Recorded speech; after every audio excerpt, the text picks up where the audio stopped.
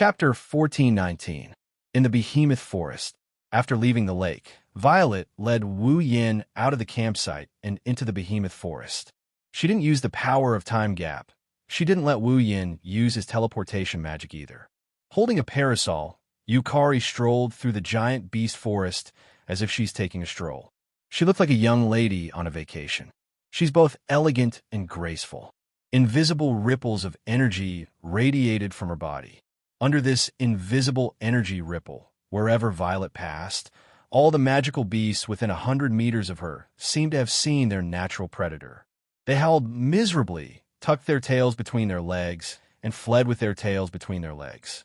Wu Yin, who was following behind Yukari, couldn't help but gasp in amazement at this scene. As expected of the demon sage from the land of fantasy, his methods were brilliant. He was not someone an ordinary demigod realm expert could compare with.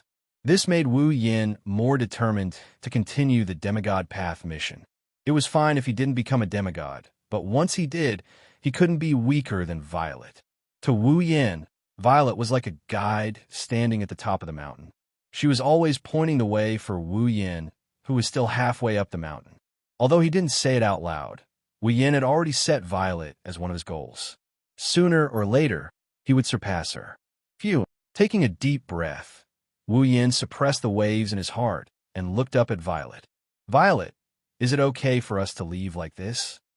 Are you worried about your little girlfriends? Purple continued to walk forward without looking back. Don't worry, I've set up a barrier. Unless the 5 demigods from the Spalier world come, no one will be able to enter. I'm not worried about that. Hearing Violet's confident words, Wu Yin calmed down, but he still shook his head. Didn't you say 2 people would come out today? What if they don't find us? Kotori, Kurumi, and the others had already entered the lake. They were absorbing the magical pond water and transforming themselves.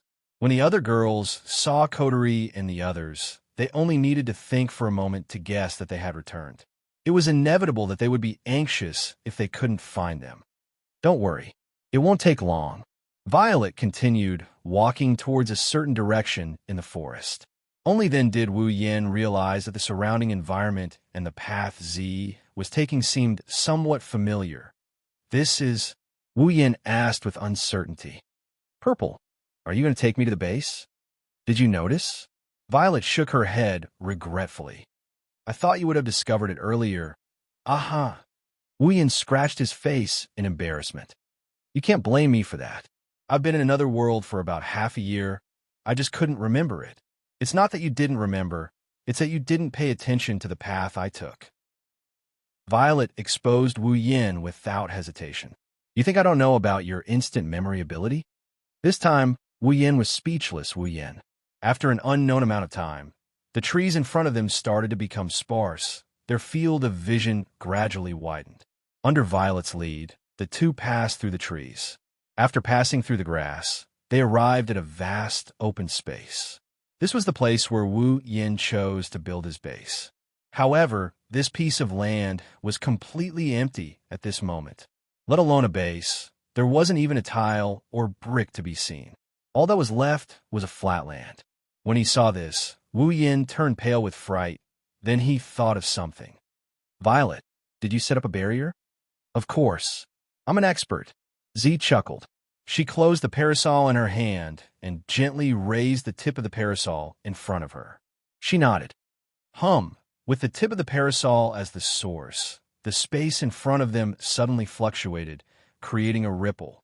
Amidst the ripples, a small hole silently appeared and slowly expanded until it was the size of a person.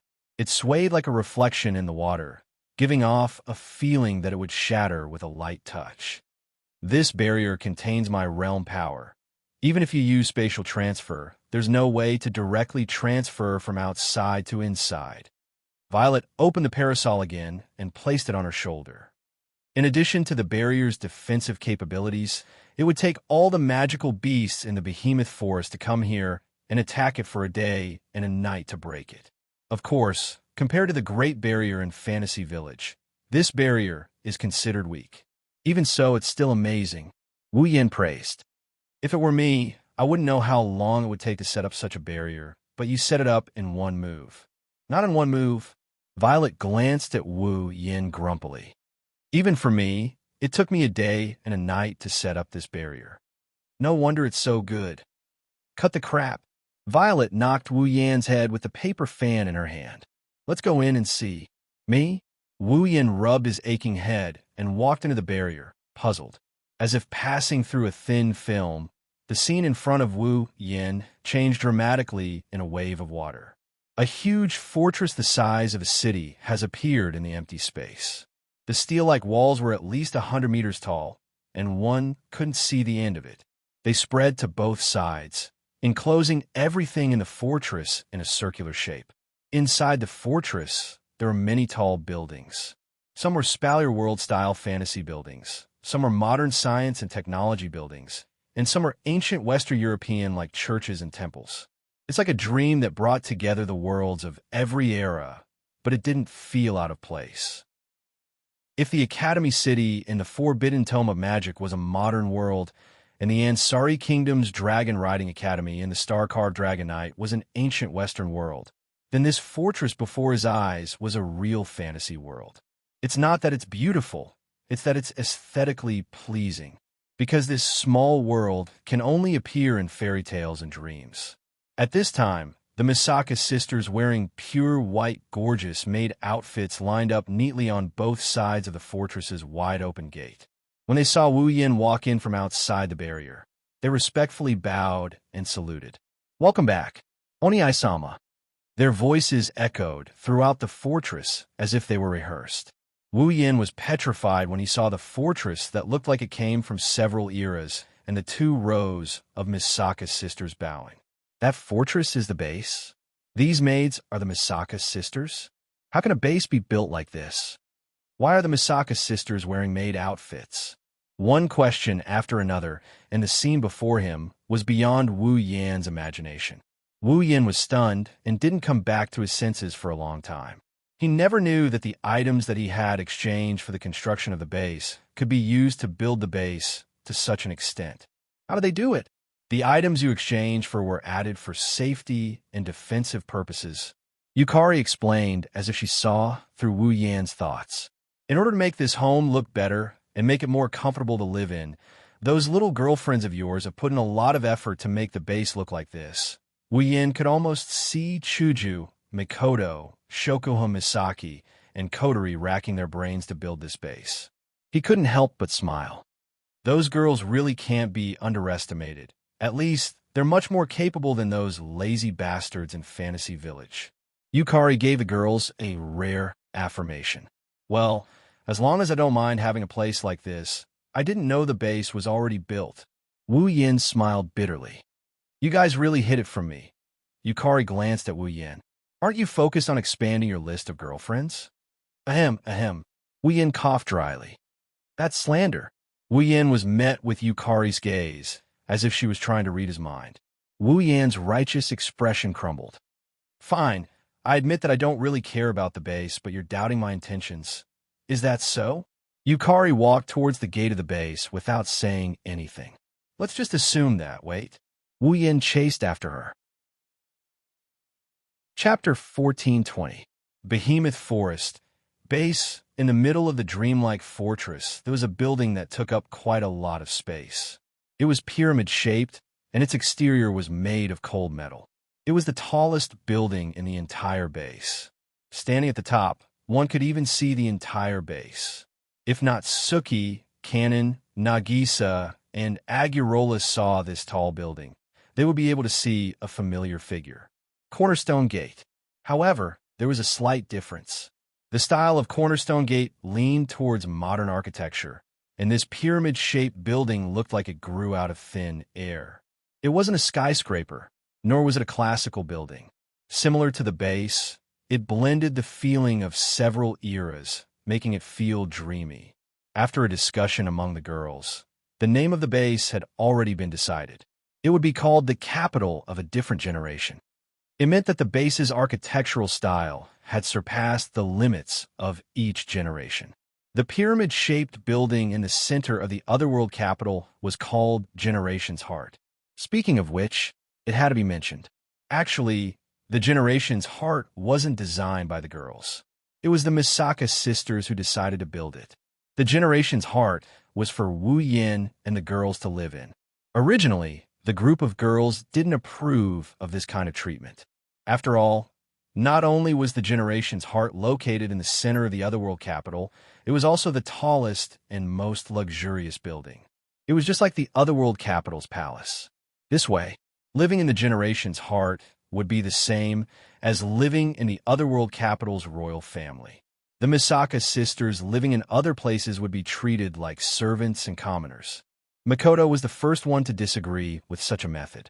The other girls' opinions were secondary. She was the older sister. The older sister lived in the center of a luxurious area and treated the younger sisters like her subordinates. Makoto couldn't agree. But on this point, his younger sister's persistence was also surprising. To the Misaka sisters, Wu Yin and the other girls had a high status. In the past, it was the girls who gave the orders to the Misaka sisters. He told them what they should do. Therefore, Wu Yin and the girls' positions in the hearts of the Misaka sisters were deeply ingrained and could not be changed. Be it now or in the future, the Misaka sisters would still follow Wu Yin and the other girls' orders and do all sorts of things. Therefore, in the end, the Misaka sisters prepared the heart of generations for Wu Yan's group, who were like brothers, sisters, and leaders. She meant that without Wu Yan's group, they would lose their hearts and would not be able to live on. There was no need for the capital of alternate generations to exist. Under such perseverance, left with no choice, the girls could only compromise on the top floor of generation's heart. Wu Yin, who was sitting on the sofa, did not know whether to laugh or cry when he heard Yukari's explanation. That sounds like something Makoto and the Misaka sisters would do. Later, I'll use the Gap's ability to move the lake in the campsite, and your little girlfriend's here. Yukari asked casually as she sipped on the black tea that Misaka's sister had brewed for her. So, you don't have to worry about them not being able to find us. Can you tell me what you want to discuss with me? Wu Yin did not waste any more time and pulled up the system list. He clicked on the Demigod Path interface and explained the mission to Yukari. This is really against the rules. Yukari's first reaction after listening to Wu Yan's explanation was to sigh. When your little girlfriends reach the pinnacle of Tier 9, this demigod path will be open to them, right? That's what the system said. Wu Yin shrugged. So, I want to know what you think. If it were me, I would make the same choice as you. Yukari answered without hesitation. Rather than becoming a demigod now, why don't you continue with the demigod path mission? When you reach the pinnacle of demigod in one go, you don't have to overcome it step by step like me. At my level, it's hard to even level up. Amethyst became solemn and warned him earnestly. You have to grasp this opportunity. It's not easy to reach the pinnacle in one go. You have the ruby mode anyway. You don't have to worry even if you meet a demigod opponent. It's best if you accumulate the effects of your items. It'll be faster than you crawling on the demigod path like a tortoise. I think so too. Wu Yin nodded. So, you agree that I should continue with the demigod path mission, right? Yukari rolled her eyes and said bitterly, at the very least, I won't let go of such an opportunity. Well, you're not that weak yourself. Wu Yin grinned as he changed the topic and made a decision. Then, without further ado, let's start the demigod path mission now. Wait. Yukari pressed the paper fan against Wu Yan's forehead and pushed him back onto the sofa. Who told you that I'm going with you? Wu Yan was stunned. Although there's a barrier, it doesn't mean that there's no need for anyone to take care of this place. Yukari tapped Wu Yan's forehead with a paper fan. So, I think I should stay here. I see. Wu Yan shrugged helplessly. If that's the case, I'll have to go by myself. I didn't say that you should go by yourself. Yukari smiled. There are 2 people coming out of the lake today. Didn't the mission say that I can only bring 2 summoners with me? You mean, just bring the 2 of them along? Yukari made her final decision. Nighttime, Wu Yin yawned and rubbed his eyes as he walked down the hallway leading to the main hall. He looked exhausted from lack of sleep. Wu Yin was already asleep when Yukari came to his room and woke him up with a knock on his head. She told him that the 2 summoners who finished their transformation were waiting for him in the main hall. They asked him to go over and start the Demigod Path mission. Seriously, since it's already so late, can't I just wait until tomorrow to start the mission? Wu Yin muttered in dissatisfaction as he walked down the hallway and into the main hall. The main hall took up a lot of space. Because of this, the main hall was very quiet at night, and it gave off a creepy vibe. Just as Yukari said, there were already 2 people in the main hall. One of them had long pink hair and was wearing a pale yellow dress and a white short-sleeved jacket. The other had short brown hair, wearing a black short-sleeved shirt and shorts. They were Chuju and Mikoto. Wu Yan's mind jolted. The drowsiness in his head disappeared in an instant. Light flashed through his eyes. Misaka Mikoto, level 82, Geichu, level 80. Wu Yan smirked when he saw the 2 girls who didn't notice his arrival. He appeared behind them in a flash. Who's there? Both Hinajiku and Mikoto's expressions froze as they turned around. One of them pulled out a crystal-like longsword, while the other's hand flashed with blue and white lightning. Both of them pointed behind them. When they saw who it was, the frosty expression on their faces froze for a moment before turning into joy. Yan, Chuju, Mikoto. Wu Yin laughed out loud. You've grown quite fast. Hinajiku's eyes flashed with the light of the system's perception, followed by an annoyed expression. How can we compare to you? You're already at the peak of Tier 9. We've heard the details from Yukari. Mikoto put one hand on her waist and brushed her bangs with the other. How is it? Are we starting the quest now? With Yukari here, there shouldn't be any problems. If we can start the quest faster, I won't object. Wu Yin looked at Chuju and Mikoto. Do you want to come with me to this dungeon? You said it yourself. With Yukari here, there shouldn't be any problems. The base is already complete. We can rest assured of our sister's safety. Mikoto smiled. It's been a long time since we've entered a dungeon. It's not a bad idea to go. Me too. Chuju ran her fingers through her pink hair. It's been a long time since we've fought. I'm itching to give it a try. Seeing the smiles on Chuju and Mikoto's faces, Wu Yin couldn't help but smile as well. Chapter 1421. Crisscrossing streets. Buildings were everywhere, pedestrians coming and going. The trees were scattered all over the place. This is a small city, a quiet and beautiful small city.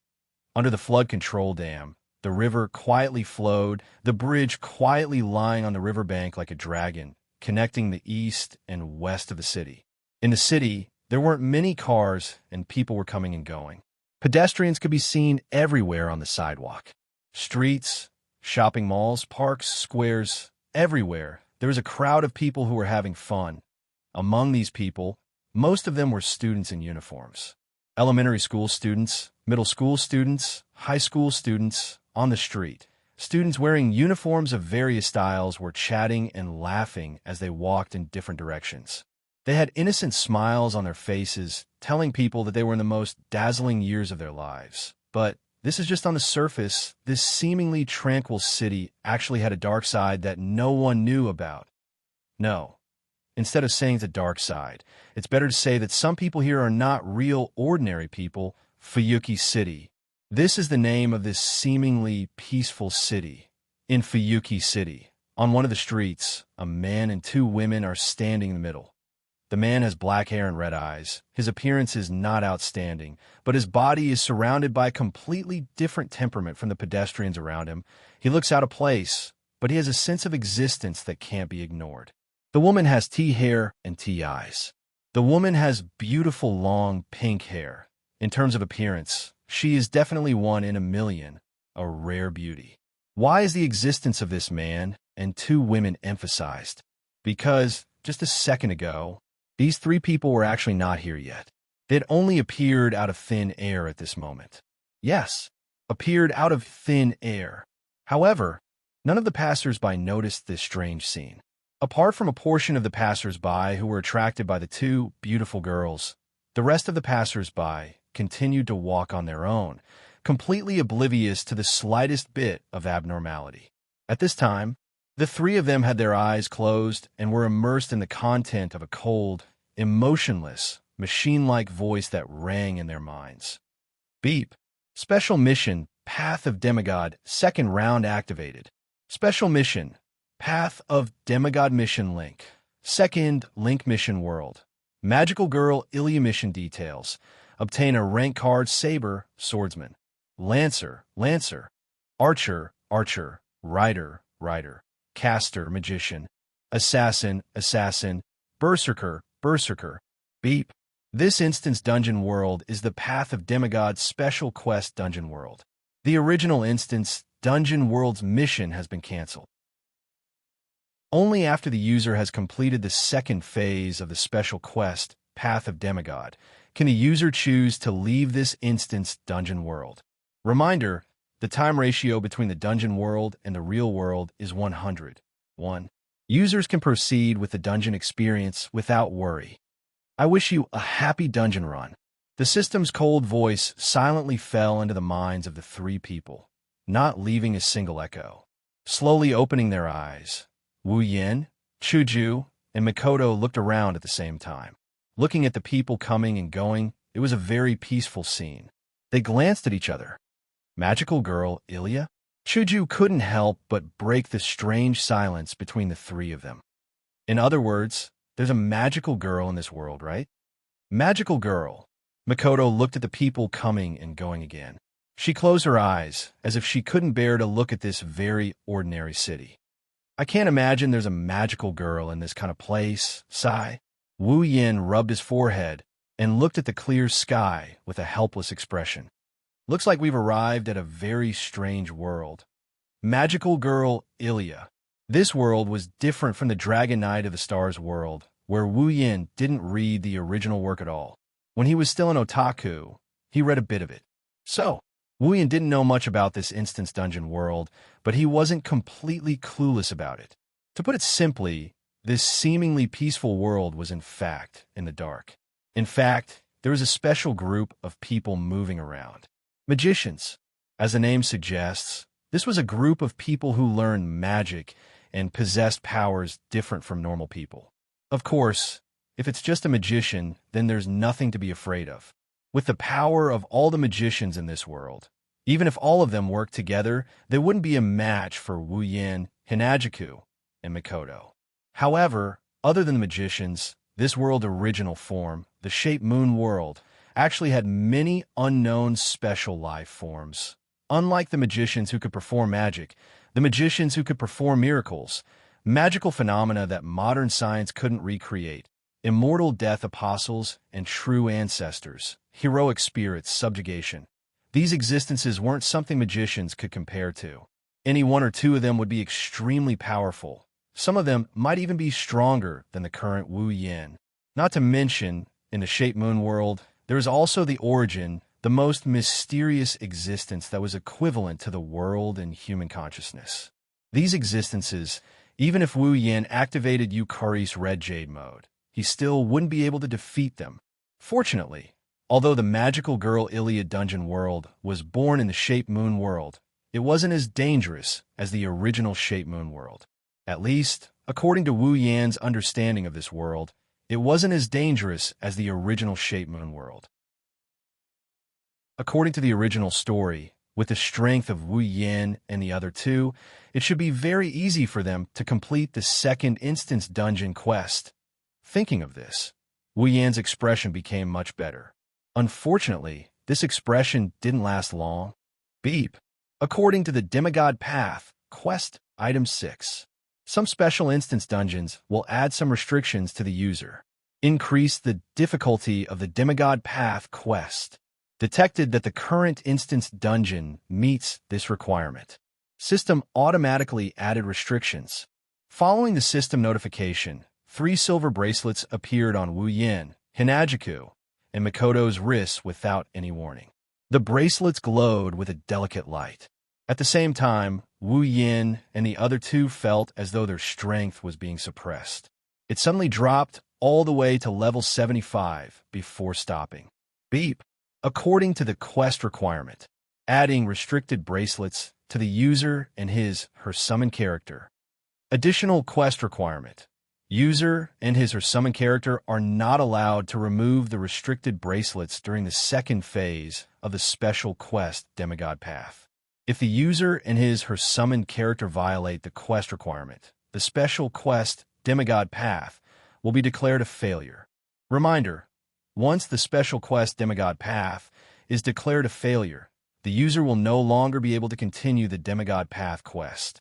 The system will automatically generate a quest reward item based on the number of Demigod Path quest items completed. The user's progress on the Demigod Path quest will be terminated. This is troublesome. That was the first thought that came out of Wu Yin, Chuju, and Mikoto's mouths at the same time.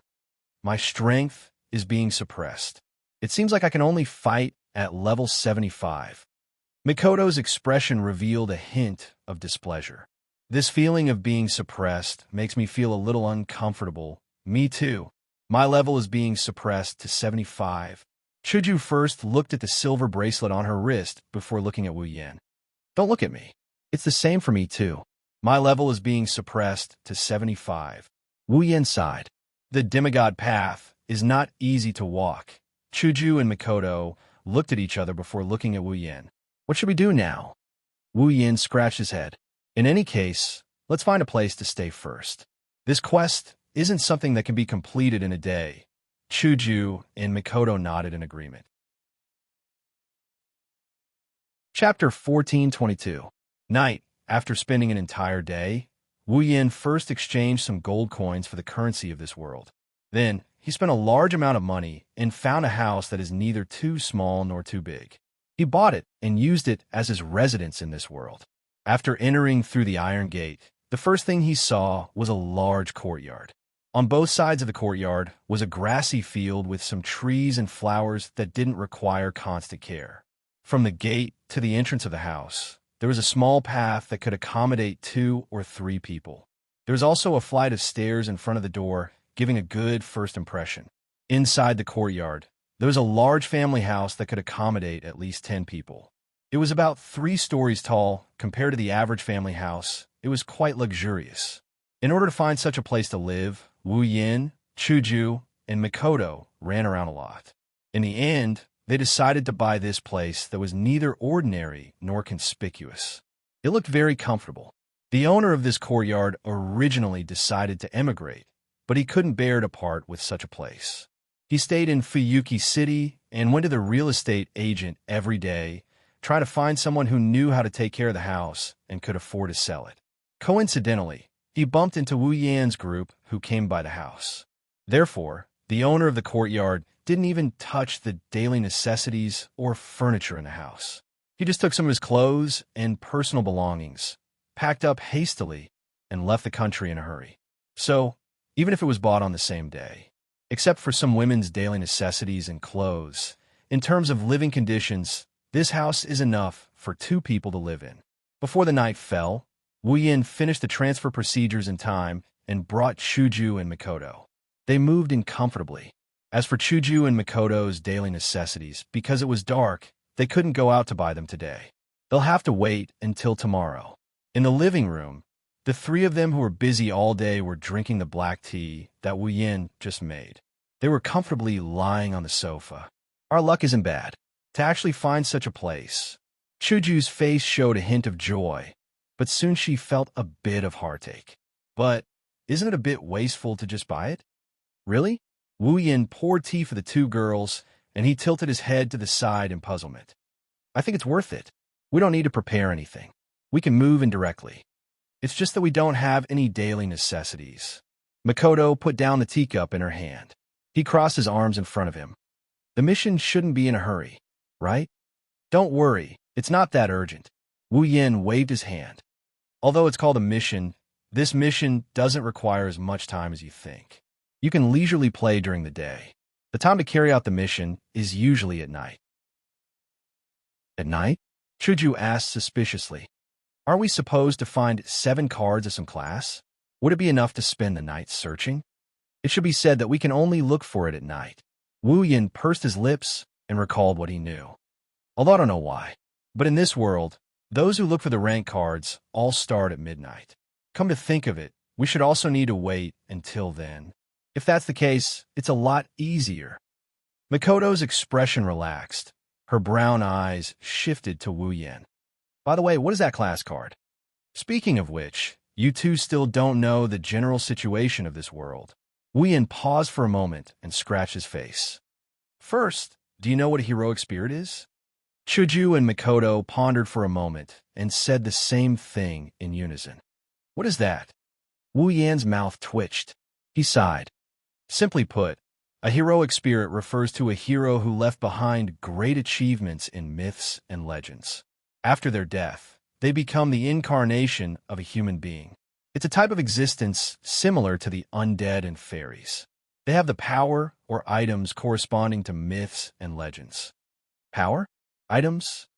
Both Hinajiku and Mikoto nodded in confusion. Do you know about my noble phantoms? Wu Yin reminded them. The so-called powerful item. It's referring to these noble phantoms. I see. Chuju was a little surprised. So, what does this heroic spirit have to do with the class cards we need to collect? The class card is a card made from advanced magic theory. Wu Yin narrowed his eyes. It can be used as a medium to manifest the power and noble phantoms of the legendary heroic spirit. It can be used as a weapon for the user to fight. Borrowing the power of the heroic spirit, the two girls looked at each other with a serious expression. This kind of card with special power, it's not as simple as just finding it, right? Actually, it's pretty easy to find it. Wu Yin stood up and went to the balcony. He looked at the night view of Fuyuki City. Since I came to this world, I've been vaguely feeling some distorted magical energy. I think the class card should be in that place, right? Chuju and Mikoto frowned. They stood up and went to the balcony.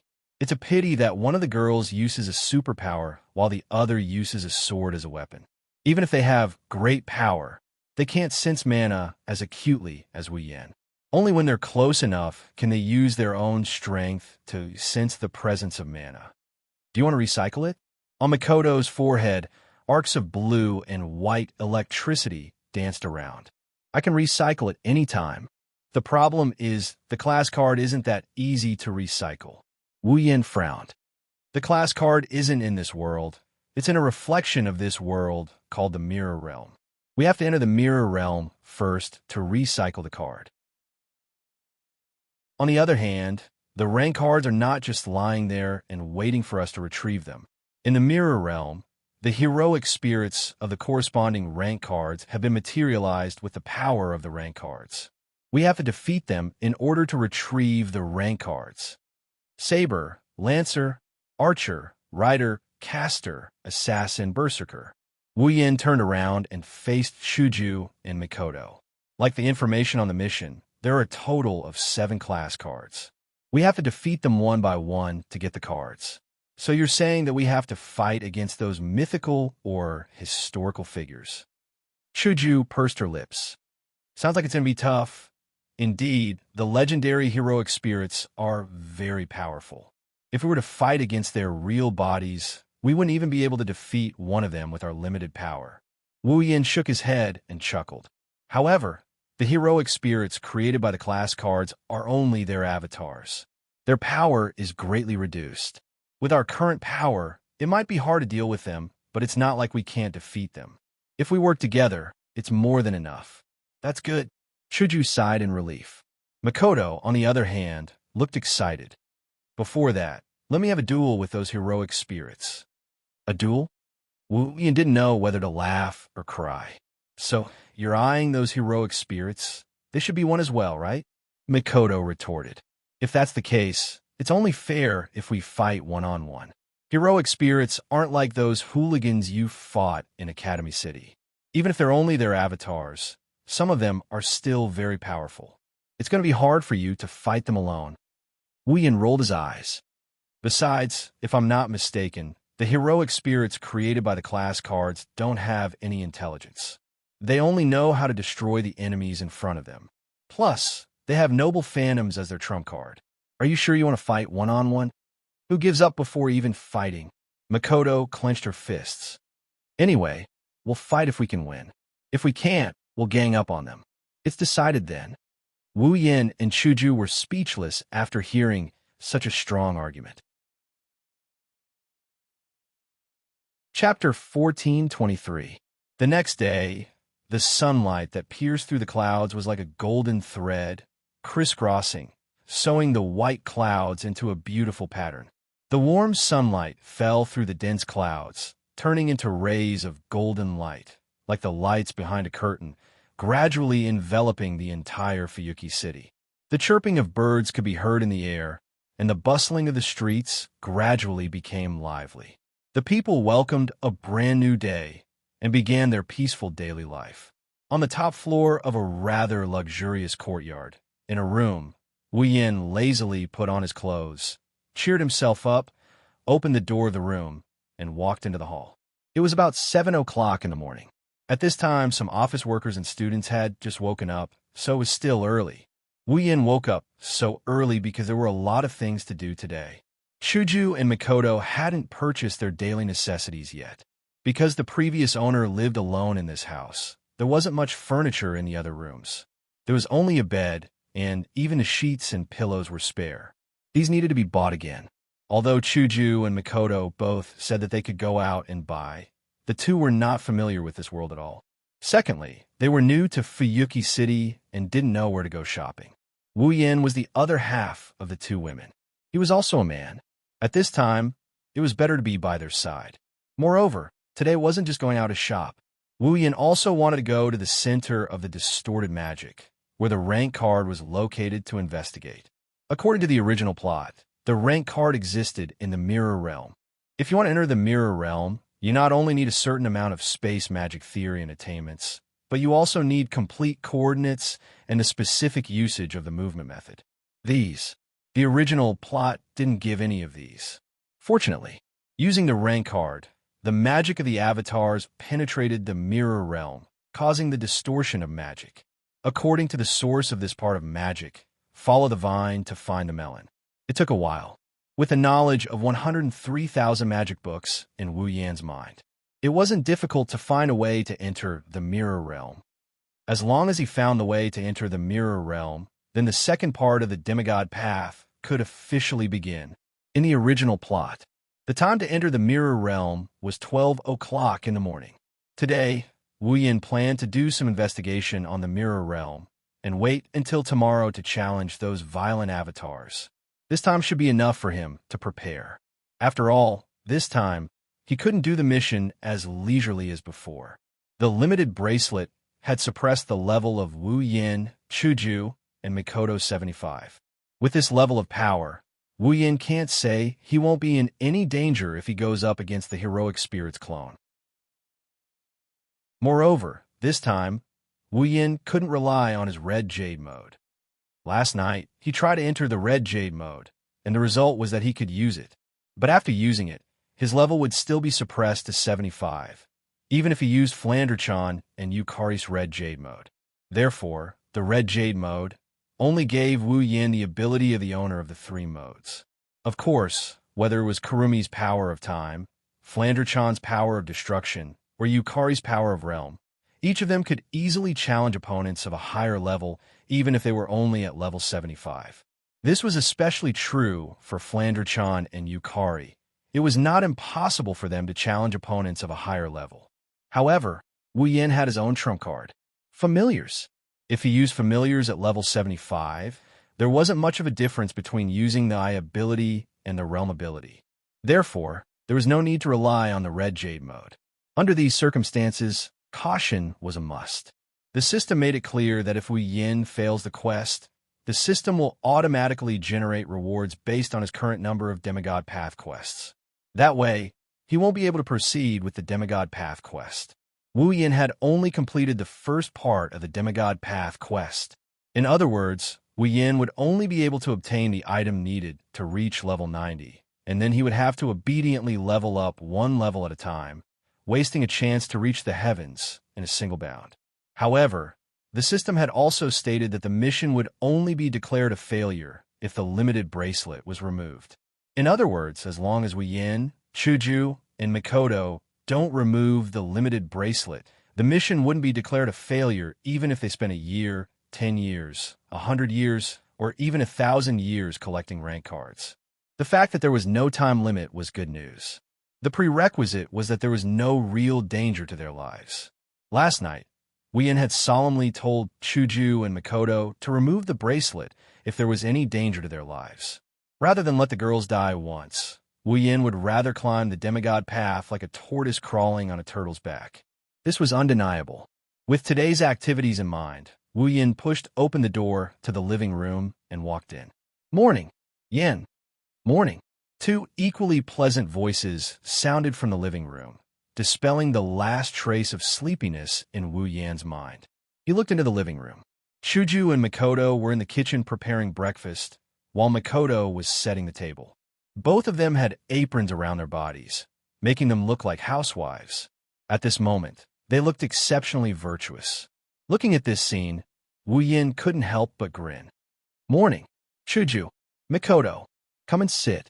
Makoto greeted without turning her head. "Breakfast is almost ready. Come and have a glass of milk." "Are you two cooking together today?" Wu Yin sat at the head of the table, looking at the two girls with a strange expression. "That's really strange. How is it strange?" Chuju rolled her eyes at Wu Yin. "You're talking like we don't know how to make breakfast." "It's not like that," Wu Yin hurriedly explained. "It's just that I rarely see you two cooking, so it's a bit strange. That's because your cooking is too good. We only want to eat your food. When you're not around, Ikaros is the one who prepares the food, so we don't have a chance to cook." Makoto pursed her lips in dissatisfaction. "Even though I don't cook often, I've done well in Tokawadai. Don't think of me as a girl who only knows how to fight." "Ah!" Wu Yin chuckled bitterly. Indeed, in Wu Yan's impression, Makoto is a girl who only knows how to fight. If we were to use a scale of 100, Makoto's girly rating would be 10, her manly rating would be 40, and the remaining 50 would be her tsundere rating. As for Hinajuku, before she became his summon, she used to cook a lot at home. Wu Yin is aware of that. By the time Chuju and Makoto finished preparing breakfast, Wu Yin had already finished his fourth glass of milk. "I'm going to dig in." After performing a Japanese etiquette, the three of them began to enjoy a warm and blissful breakfast. Seeing the two girls chatting happily while eating, Wu Yin couldn't help but open his mouth. "It feels like it's been a long time." Both Hinajuku and Makoto looked at him questioningly. "I remember the time when there were only the three of us." Wu Yin smiled gently.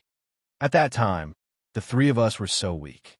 Even the strongest Makoto was weaker than me with my limited power. It feels like we've returned to that time. It's quite nostalgic." Hearing this, Hinajuku and Makoto couldn't help but smile, their eyes revealing traces of nostalgia. But soon, their faces darkened. "I say, do you know who's the one who caused this?" Chuju's voice turned cold. "Indeed, at first there were only the three of us." Makoto raised the knife on the table and pointed it at Wu Yin. "But later, as a certain someone became more and more fickle, there were more and more people." "Ha ha!" Wu Yin laughed out loud. His forehead was covered in cold sweat. "I suddenly feel hungry. Let's eat." "Is that so?" The two girls smiled evilly. They picked up a piece of bread and stuffed it into Wu Yan's mouth without hesitation. "Then let us feed you." "Ugh!" In a moment of carelessness, Wu Yan's mouth was stuffed to the brim. He fell on the ground face up and played around with the two girls. In the living room, everyone's laughter and begging for mercy echoed. It was unusually warm. Chapter 1424. Fuyuki City was not very big, and it was not very prosperous. It could only be regarded as a rather ordinary small city. At least, that's what it looks like on the surface. Wu Yin took out a new map and started shopping with Chuju and Makoto. He didn't just buy daily necessities for the two girls, clothes, bed sheets, pillows, and so on. He also bought a lot of food, books, DVDs, and so on to pass the time. He even bought a lot of decorative items like dolls and dolls for his collection. Wu Yin didn't plan to limit the amount of gold he has in the Ring of Gold. He only exchanged a dozen or so gold coins yesterday. With the value of gold in this world, it's enough for the three of them to live a luxurious life for a long time. As it turns out, when the three of them finish their shopping trip, they still have a lot of gold coins left. Even if they spend it luxuriously, it's enough to last them for about a month. Due to the sheer amount of things he bought, He had no choice but to ask the shopkeeper to deliver the goods to his house every time he went to a place to buy something. Of course, it's not like Wu Yin can't use the Gate of Babylon. It's just that using the Gate of Babylon in public will attract all kinds of trouble. After all, even though there were magicians in this world, they all firmly adhered to the most basic and common rules that had not been coordinated. They can't let ordinary people know about the existence of magicians. Therefore, magicians were still in existence that could only appear on TV or in comics to most people who didn't know about magicians. The only magicians that were truly recognized by humans were those magicians who played tricks like poker cards. As the saying goes, birds of a feather flock together. Once Wu Yin uses some kind of supernatural power, those magicians in Fuyuki City or other places will be like sharks that smell blood. They will gather one after another. That's not an ordinary kind of trouble. Besides, even if there's no such trouble, Wu Yin didn't intend to use Gate of Babylon or any other inhuman powers at this moment. After coming out of the house, Hinajiku and Mikoto's smiles never stopped, and their mood was unprecedentedly high.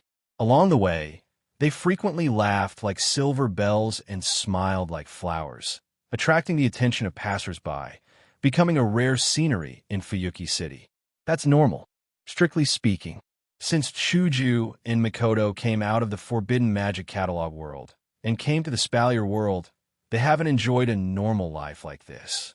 At first, they were students in the Spalier World Academy, competing with others for ranking. After they came out of the Spalier World Academy, they went to the Behemoth Forest because of their sisters. As a result, since they came to the Behemoth Forest, they haven't left the Behemoth Forest camp. Now that their sisters finally have a place to stay, they don't have to worry about their safety, and they have more companions. They can entrust their sisters and the Spalier world to others and follow Wu Yin into the dungeon world. At least on the surface, it's a normal world. How can the two girls not be happy? In the end, in the beginning, Hinajiku was just a normal high school student. Mikoto's identity wasn't normal, but she wasn't as busy as she was now. She didn't have a normal girl's life at all. Chuju and Mikoto didn't regret becoming Wu Yan summons. However, the two girls were also looking forward to having the time to shop like ordinary girls. Under such circumstances, Wu Yin won't be so insensible as to break this normalcy. He can just send the items back.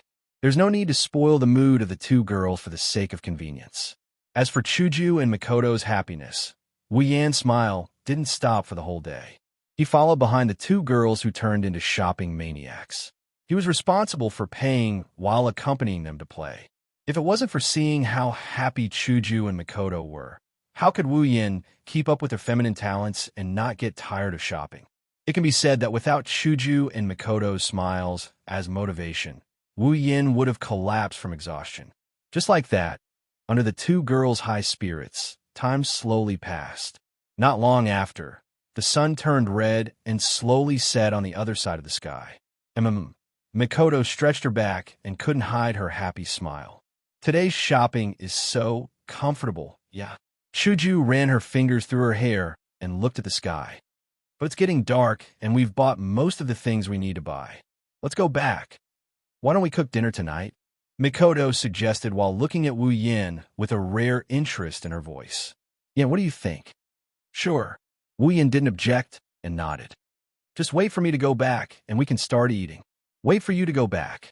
Chuju and Mikoto both stopped what they were doing. They almost forgot that today, Wu Yin still has to go to those places where the mana is distorted to find a way to enter the mirror world. Thinking up to this point, the two girls stopped smiling and looked straight at Wu Yin. Do you need us to go with you? No need. It's not like we're going to fight. Wu Yin stretched out his hand and smoothed the messy hair on their forehead. Don't worry. It's not like we're going to flirt. Who's worried about that? Chuju and Mikoto's face blushed, and they looked annoyed. Then go quickly and come back quickly. Got it. With that, the three of them went their separate ways and headed to their respective destinations. The curtain of night fell. There's a river in Fuyuki City, and above it, there's a bright red bridge. Wu Yin came out from the other side of the city and walked on the edge of the bridge. He looked at the river below with a serious expression. There's a total of 4 to 5 distorted mana sources in Fuyuki City. One of them was in the vicinity of this river. In order to find out the exact location of the source, Wu Yin came to the bridge and carefully observed the movement around the river. It should be around here. Furrowing his eyebrows, Wu Yin stopped at a spot near the center of the bridge with the help of the surrounding lights. Looking at the clear river below, Wu Yin slowly closed his eyes. In his perception, there's an extremely unnatural and sticky mana fluctuating around him. It feels like smoke on the battlefield. It's very uncomfortable. Under such mana fluctuations, even a normal person would subconsciously avoid this place and not approach the source of the distorted mana. Those who have a keen sense of mana would feel uncomfortable. But because of this uncomfortable feeling, the source of the distorted mana is too obvious to Wu Yin. At a certain moment, Wu Yin opened his eyes and looked at the river below. The source of the distorted mana is somewhere on the riverbank. Wu Yin turned his body slightly and disappeared from the spot. When he reappeared, he was already in front of the location he sensed. Because of the limited bracelet, Wu Yin's power is suppressed to level 75, but the amount of mana is still at the same level. Originally, the amount of mana and the strength of one's strength were not directly related. Powerful mana only meant that one could use more magic and spells in battle. Some powerful magic and spells could also be used by relying on a large amount of mana. It could be said that it was related to explosive power and endurance. Teleporting from the bridge to the river bank below is a piece of cake. Wu Yin squatted down and looked at the red brick floor. He touched it twice. This is the source of the distorted mana that Wu Yin sensed. If one were to visualize the distorted mana in this place, one could see a black and purple smoke-like gas rising from the ground and spreading into the sky. This thick smoke was all distorted magic power. Wu Yin directly covered his hand with the distorted mana on the ground and closed his eyes again. An intricate geometric magic array suddenly appeared, as if summoned. With Wu Yin's hand as the center, it fiercely expanded and rotated. At the same time, a tidal wave of mana surged out from Wu Yin, who was half kneeling on the ground. It looked like a torrent of light that soared into the sky. It connected with the sky above. Chapter 1425. Under the night sky, cars with headlights came and went by the bright red bridge. They passed by at a moderate speed and drove to both sides of the bridge. There are 2 main traffic roads on this bright red bridge, providing different directions for the vehicles in Fuyuki City to go to the other side of the city. Although there is a sidewalk on both sides of the 2 traffic roads, few people will walk to the other side of the bridge. There is no other reason. The distance is too far. However, tonight, there are 2 people on the sidewalk on both sides of the bright red bridge. They were 2 beautiful girls with extraordinary looks. One of the girls was about 17 or 18 years old. She had a delicate and beautiful face, and her black hair was tied into 2 ponytails on both sides of her head. As the girl walked, her hair fluttered behind her head. The girl was wearing a dark red woolen sweater. The color was darker than the surface of the bridge, but didn't give people a feeling of passion. Instead, it gave people a feeling of coldness. There was a white cross printed on the collar of the sweater, and the girl's lower body was a black pleated skirt with a pair of long black stockings. She looked abnormally flirtatious. The other girl was also around 17 or 18 years old. Her appearance was not inferior to the girl with the black twin ponytails. However, her hair was golden and was tied into bundles. The ends of each bundle of hair were like tornadoes, full of exotic flavor. She is wearing a blue dress with white complements. Her lower body is a dark blue pleated skirt. She was wearing a pair of white boots. Judging from her attire and the temperament that surrounded her, she gave people the impression that she came from a prestigious family, like a rich young lady. The 2 of them walked on the sidewalk of the bright red bridge at the same pace. They were also heading in the same direction. It was obvious that they were traveling together. However, there was a distance between the 2 of them that normal friends would never have. Combined with their actions, it made people feel that they were deliberately distancing themselves from each other. In fact, it is not just a feeling, they are indeed alienating each other, This design lacks beauty and temperament. The blonde girl looked at the bridge. At the same time, he closed his eyes and shook his head regretfully, as if he couldn't bear to watch. Although I knew that there's nothing to look forward to in Japan, I didn't expect it to be worse than I thought. Oh, the girl with two ponytails frowned and said to herself with a fake smile, "There is nothing to look forward to from a prestigious family. After all, lacking beauty is better than lacking manners." Roar, roar, roar, roar. The blonde girl immediately covered her mouth with one hand. She laughed like a queen, as if she did not hear the other party's words. Unfortunately, the throbbing veins on her forehead exposed her inner thoughts. I remember a certain rude monkey is also a prestigious family's young lady, although it is a declining family. What did you say? The girl with two ponytails glared at the blonde girl, as if someone stepped on her sore spot. Our house of Yuanzaka is only in a temporary decline. It's not that we've declined. The way I see it, it's only a matter of time before your Edfeld family declines if you become the head. What? The blonde girl's face darkened. You finally said something you shouldn't have said. Rin Inbun. Luvia Salinta? Eider felt.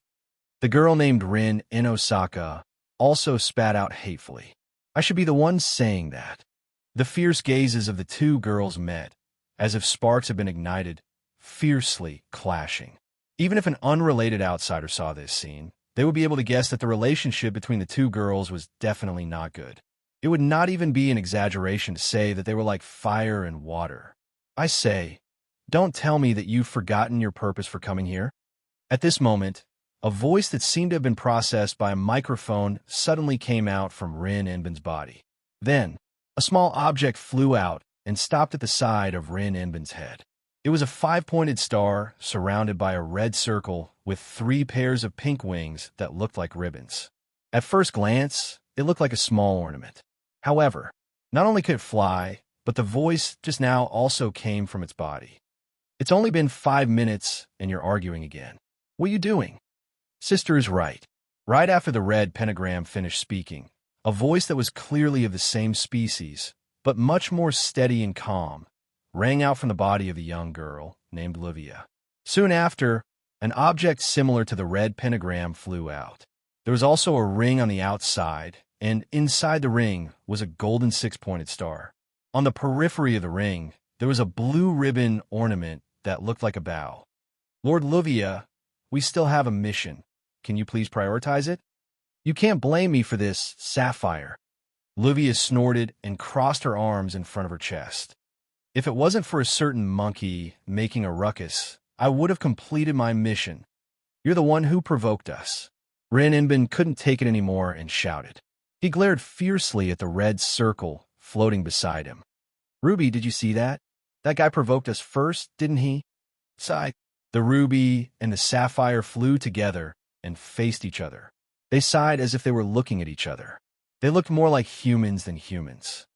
No matter what grudges you have, look at this done first, okay? Ruby said in a frivolous and serious tone. One of the sources of distorted mana is around here. Can't you take back the rank card first before you come back to argue? It's just like Sister said, Lord Livia. Sapphire tried to persuade her. The Magic Association's Time Tower asked the two of you to come to Fuyuki City to investigate the source of the distorted magic power and retrieve the rank cards that are causing chaos. It's because of this that the master who created us handed us over to the two of you. If the two of you continue to mess around like this, the master will be angry and the two of you will fail. Rin Inbin and Livia were speechless, Wu Yan. Just like what Sapphire said, Rin Inbin and Livia came to Fuyuki City to retrieve their rank cards. Rin Inbin and Livia were members of the Magic Association's Chronometer Tower. The so-called Magic Association referred to an organization established by a group of magicians who studied magic. It managed the order of this world's magic world. It was equivalent to a police station in the magic world.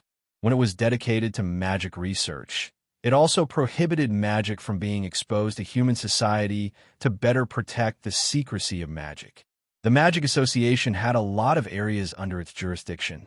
For example, granting high-rank magicians the title of magician, managing and controlling the summoning of heroic spirits, magic books, and the situation of various land veins.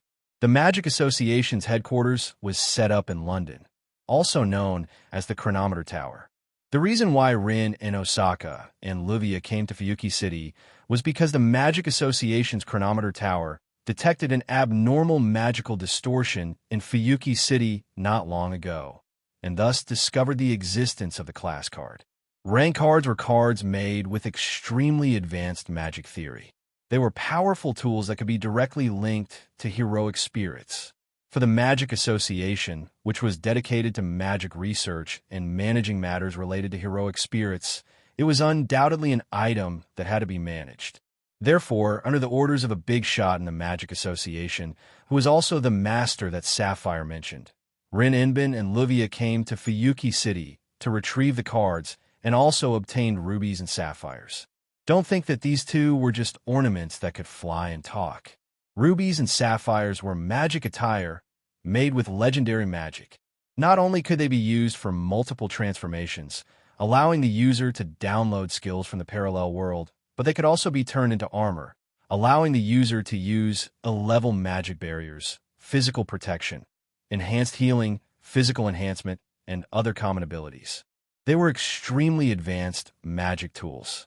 Once the rubies and sapphires were used to transform, even the most ordinary child would instantly have the combat ability of a high-rank magician.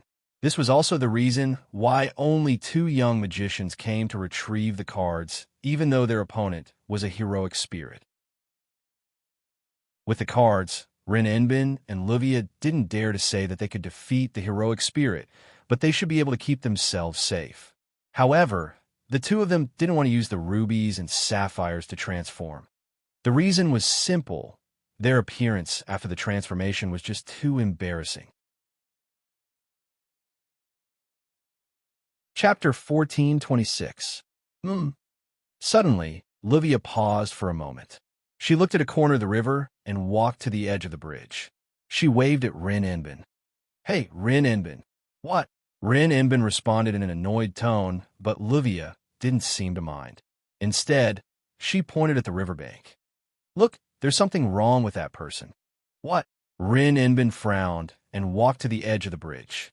She unwillingly looked in the direction Luvia was pointing at and was stunned by what she saw.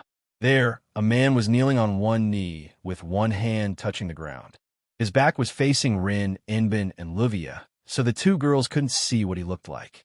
However, the terrifying magical power that surged from his body and the intricate magical circle that expanded with his hand as the center were clearly seen by the two girls.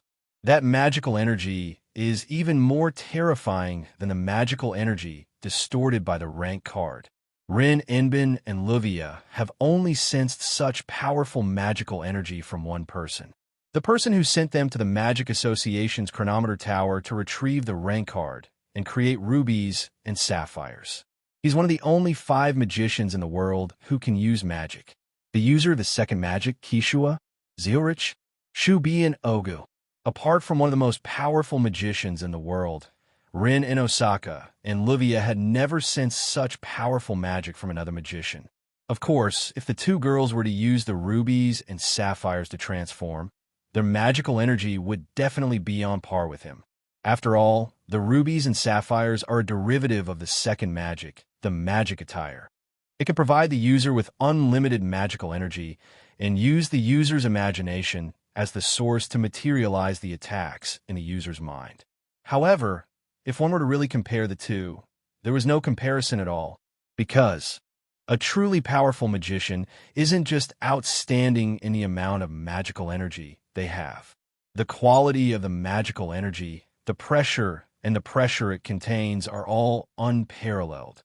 Now, Rin in Osaka and Luvia could feel the magical power coming from the man kneeling on one knee on the riverbank. It's the kind of pressure that only the strong can have. But that wasn't the most important part. Most importantly, the location of the other party was exactly where Rin, Enbin, and Luvia were about to retrieve their cards. In other words, it was very likely that the other party had the same goal as them. Rin and Osaka and Livia's expressions turned serious. They looked at each other. Master, Ruby seemed to have the same thought. She lowered her frivolous tone and flew to the two girls with Sapphire. It seems to have turned into a very troublesome situation. Don't jump to conclusions so quickly, Rin Inbin calmly analyzed. Maybe the other party is just a magician who happened to live in Fuyuki City. He sensed the distorted magic source and came to investigate. But we can't rule out the possibility that the other party is like us. They're all trying to recover the rank cards. Livia clenched her teeth slightly. If that's the case, Rin Inbin's eyes narrowed. The other party is the enemy. Ruby and Sapphire were silent. Things seemed to have developed in a way that they didn't expect. What should we do? Livia asked a question that was neither painful nor itchy. Do you even need to ask? Rin and Osaka chuckled. No matter what, let's make contact first. What if it's the enemy? Livia looked at Rin and Osaka. Judging from the mana, the other party isn't easy to deal with. If it's the enemy, then we need to make contact first. Rin Inbin shook his head. It's better than meeting them while we're retrieving the rank cards, right? It's not unreasonable. If the other party's goal is to retrieve the rank cards and sneak in while Rin Inbin and Livia are retrieving the cards, then the two girls don't think they'll be able to escape unscathed. The Magic Association's report on the rank cards also stated that the Spirit Hero's soul is the same as the Spirit Hero's soul. The heroic spirit of the corresponding class card had already materialized in the Mirror Realm with the help of the card's power.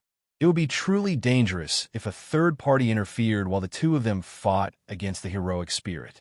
Rather than that, it's better to make contact and confirm if the other party is a friend or foe. Once they confirm that the other party is an enemy, even if we can't eliminate the other party, do we still need to know the other party's background? It's rare that Livia didn't refute Rin Inbin's words. Instead, she nodded. Understood. Let's make contact. Get ready, Ruby. Ruby. Rin and Osaka stared at the figure below. Something troublesome might happen. You must be prepared to transform at all times. Got it? Understood. Ruby and Sapphire twisted their round bodies and nodded. On the other hand, Wu Yan's investigation has reached its final stage. Wu Yan followed the distorted mana coming from the Mirror Realm and found the coordinates of the Mirror Realm as well as the method of its existence. Now, all he needs to do is figure out how to move into the Mirror Realm based on the coordinates and its existence. Then, Wu Yan will be able to enter the Mirror Realm and collect the tier cards. The mana that entered the Mirror Realm slowly returned to Wu Yan's body. The geometric pattern below Wu Yan slowly shrunk until it disappeared. The surging mana slowly calmed down and the space returned to its original state. Wu Yan retracted his hand and opened his eyes. He let out a long sigh. That's it. Wu Yan stood up and clapped his hands. He looked up at the dark sky. Let's go back. Unfortunately, Wu Yan didn't know if it's because of his luck with women or because of his misfortune, but someone stopped him from leaving. Can we talk for a bit? Just as Wu Yan was about to teleport back home, a voice echoed in the room. The mana in his body paused and returned to its dormant state. Wu Yan frowned and turned to the source of the voice. The three pairs of eyes instantly met in midair and landed on each other. At this moment, it was as if there were only 3 people left in the entire world. The surrounding atmosphere began to become strange. Looking at Wu Yan in front of them, Rin and Livia searched their memories out of reflex. They wanted to find out if they know this magician. Obviously, they couldn't find him. As for Wu Yan, he was startled when he saw Rin and Livia. His frown deepened. How could he not recognize the 2 girls in front of him? Especially Rin. He even knew Wu Yan's measurements. Therefore, he only needed to think about it a little and combine it with the original plot to figure out why the other party would appear here and why he would appear in front of him. It was easy to guess the reason. Wu Yan couldn't help but sigh inwardly at how troublesome this is. He retracted his gaze. What's the matter? Let's get straight to the point. Rin had no intention of hiding anything and asked directly. Your goal is the rank card, right? Even though this might reveal his identity, Rin knew that even if he didn't say anything, His appearance here was enough to make Rin suspicious of his identity and his goal. Therefore, Rin's straightforward words gave off a feeling of arrogance. Wu Yin didn't know whether to laugh or cry. However, Wu Yin didn't have any intention of hiding anything. That's right. A smile slowly appeared on his face. Wu Yin also made his intentions clear. My goal is the rank card. Rin and Osaka and Luvia's hearts sank, and their gazes became vigilant. Where are you a magician from? You're not from the Magic Association, right? Wu Yin raised an eyebrow and smiled. Indeed, I'm considered a magician, but you don't have to worry about my background. I'm just a wild magician. Is that so? Rin and Osaka nodded. Then, can I ask this wild magician to give up his rank card? I'm sorry. Wu Yin shrugged. I have my own position. Can you please not make things difficult for me? Following this sentence, the atmosphere in the air suddenly became tense. Chapter 14:27. After a short 1-minute conversation, Rin and Osaka and Luvia were led to a situation that they didn't want to see the most. Now, not only did the task of retrieving the class cards become more difficult, but a seemingly powerful enemy had also appeared. On top of that, they have to defeat the materialized avatars of the heroic spirits. There's nothing worse than that. Thinking of this, Luvia could not help but feel angry. She broke her elegant and dignified aura as she cursed at Rin Tobasaka. That's why I hate barbarians like you. Huh. After being scolded for no reason, Rin and Osaka was furious. What do you have to say that? Look at yourself. What kind of communication method is that? Luvia put one hand on her waist and pointed at Rin's nose with the other. What do you mean by just say it out loud? You think you're so great? If it were me, I would be your enemy too. What did you say? Rin was so angry that he laughed and pointed at Wu Yin. Then go say to him, please give up your rank card. See if he'll give up. That's why I call you a barbarian. Can't you use a more elegant method of communication? Then go ahead and try your so-called elegant method of communication. Maybe he'll be disgusted by you and spit out the rank card, even if he doesn't give it up. Yeah, I'm that disgusting. Monkey, hurry up and spit out your rank card. Even if I spit it out, I'll spit it out. You fake boobs. My boobs are real, you stupid flat-chested girl. Who's a flat-chested girl? They argued. Rin and Osaka and Luvia actually smashed their foreheads against each other's foreheads.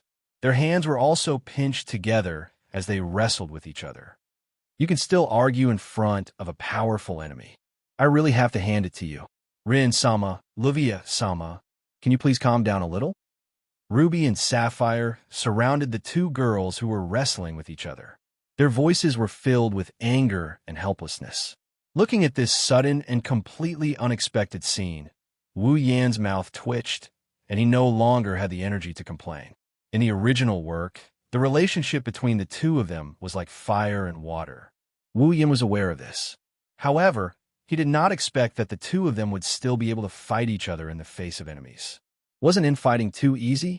Moreover, aren't you afraid of being ambushed by me? I say. At that moment, Wu Yan covered his forehead. He spoke as if he had a headache. If you guys are here to look for trouble, please be more professional. Hurry up and fight with me, then go home, wash up, and sleep. I haven't had dinner yet. Hearing this, Rin Tozaka and Luvia finally reacted and glared at each other. He snorted coldly and turned his head away. You two, even I can't stand it if you continue like this. Ruby's tone was seriously dissatisfied. If it wasn't for the fact that the other party was a gentleman and didn't sneak up on you when you were quarreling, you would have died long ago, you know? Shut up, Ruby. Rin glared at Wu Yan angrily. Ruby is right. Since you didn't sneak up on us, you don't seem like a bad person. If possible, we don't want to be enemies with you. Mr. Gentleman, please give up on the rank card. I already said. I have my own position. Wu Yan retorted. Also, don't call me a gentleman. When I'm evil, even I'm afraid of myself. This is troublesome. Rin rubbed his forehead. His gaze became serious. Then, in other words, we can only be enemies? Wu Yan didn't admit nor deny it. He just threw out this sentence. If your goal is also the rank card, is that so? Rin and Osaka and Livia's bodies tensed up. Then, there's no other way. In order to not make the mission difficult, Livia's expression was serious. Just like you said, let's hurry up and fight. After saying that, Rin, Enbin, and Livia both reached for the ruby and the sapphire. Ruby, sapphire, yes. Ruby and sapphire spun in the air and arrived above Rin, Enbin, and Livia's outstretched hands.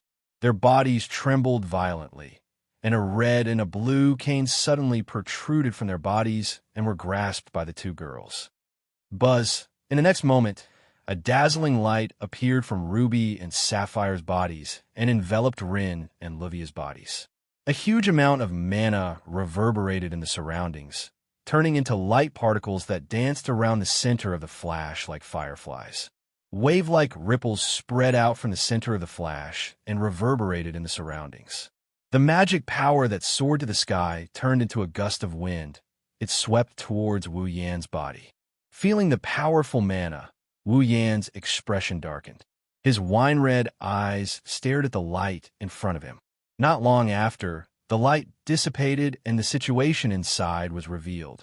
In the gradually dissipating light, the two girls had completely changed. The red woolen sweater and dress had all disappeared and were replaced by two strange outfits.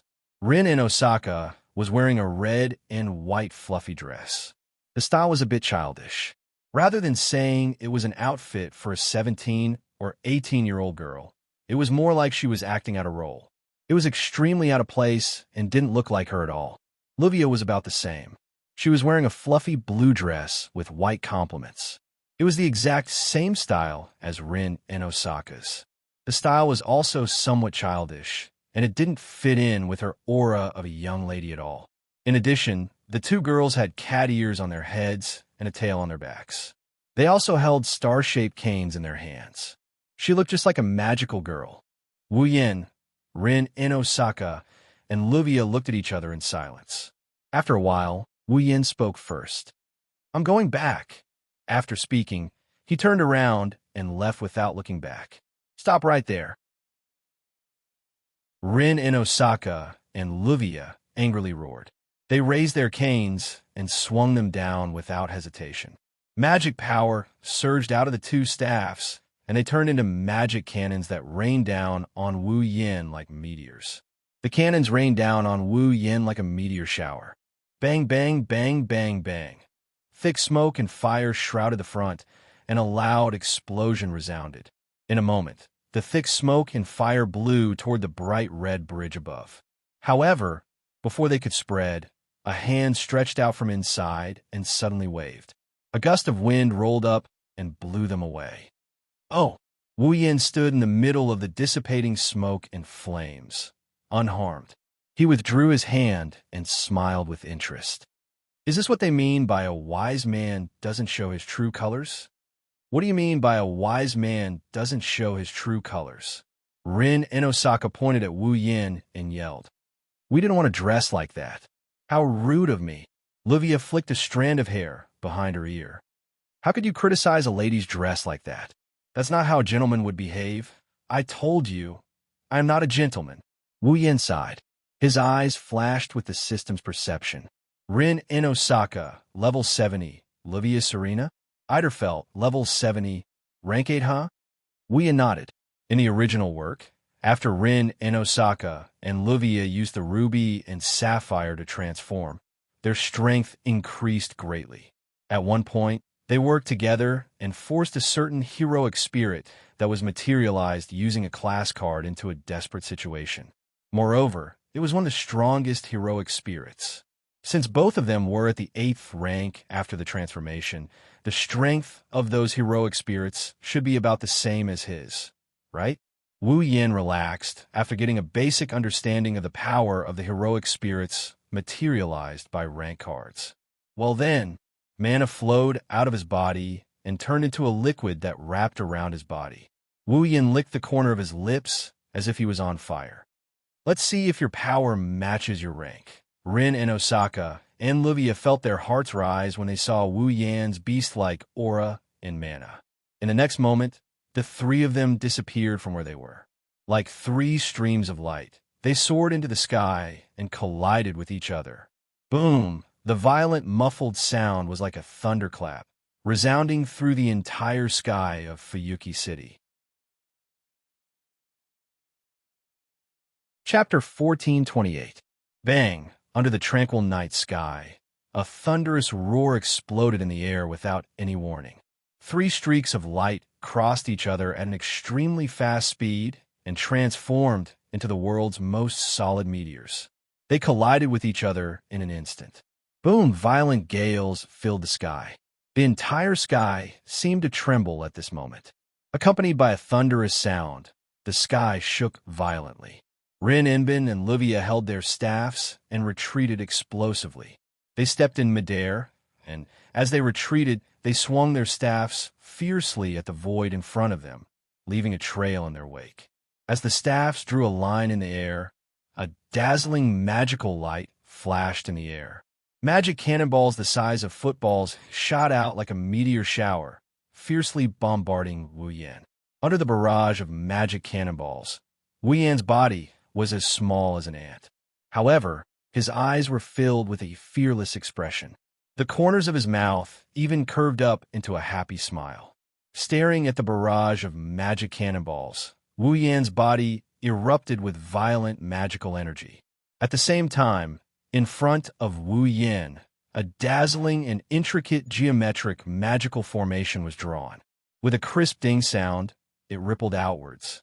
Within the geometric magical formation, a crimson curtain of fire burst out like an erupting volcano and transformed into a natural flame barrier. Like raindrops, the magic cannonballs landed heavily on the curtain of fire. Bang, bang, bang, bang, bang. In the air, the space around the curtain of fire began to tremble. Magic cannonballs rained down from the sky like a torrential rain. All of the magic cannonballs rained down on the curtain of fire and violently collided with the curtain of fire, causing the sky to explode like firecrackers. It's useless? Rin and Osaka and Livia gritted their teeth and raised their staffs at the same time. They pointed forward. Then, how about this? As the two girls pointed their staffs forward, two overlapping magical formations, one red and one blue, sprung out and spun around. In the next instant, the two overlapping magical formations suddenly expanded to the size of a person. The dazzling beam of light was like a falling meteor. It pierced through the air and whistled through the air as it fell towards Wu Yan. Not bad. Wu Yan opened his eyes slightly. His body erupted with even more frightening magical flames. Unfortunately, it's not enough. Magical flames burned like raging waves and surged towards the top of Wu Yan's head. It spiraled and turned into a fiery red vortex like the mouth of a volcano. The fiery red vortex spun and trembled all over. A muffled sound like an earthquake resounded from it and reverberated under the night sky. Then, scarlet flames flashed in the red vortex, and a ball of light burst out. Within the light, a fiery red arm that was over 10 meters long stretched out. It looked like a giant's arm was stretched out. Rin, Inbin, and Livia felt their scalps go numb when they saw the giant fiery red arm. Roar! It was as if a giant was roaring. A muffled roar turned into a sound wave from the volcanic vortex. Within the sound wave, an extremely subtle but exceptionally clear chanting sound was suddenly heard. Resurrected Titan's hand. The giant arm stretched out and clenched into a fist. With a shrill sound that could even make space howl, it carried with it a turbulent air current. It fiercely swung out and collided with the beam of light at close range. Boom! In the sky, the beam of light and the giant arm collided. Like a meteor crashing into Earth, a blinding light flashed. Then a deafening sound of collision and a storm-like shockwave exploded in all directions. Rin and Osaka and Livia hurriedly raised their staffs once more, erecting a magic barrier to block off the incoming shockwaves. Cold sweat dripped down their foreheads as they watched the blinding aurora and the fiery red giant arm dissipate into thin air. The two of them had joined forces and unleashed a magic light pillar with all their might. What kind of magic is that? Isn't it too destructive? Livia couldn't help but exclaim. We already transformed and worked together. Our most powerful magic cannons were blocked just like that. Where did that man come from? Magic? I've never seen magic before. Rin Enbin bit his nails. Which system's magic is that?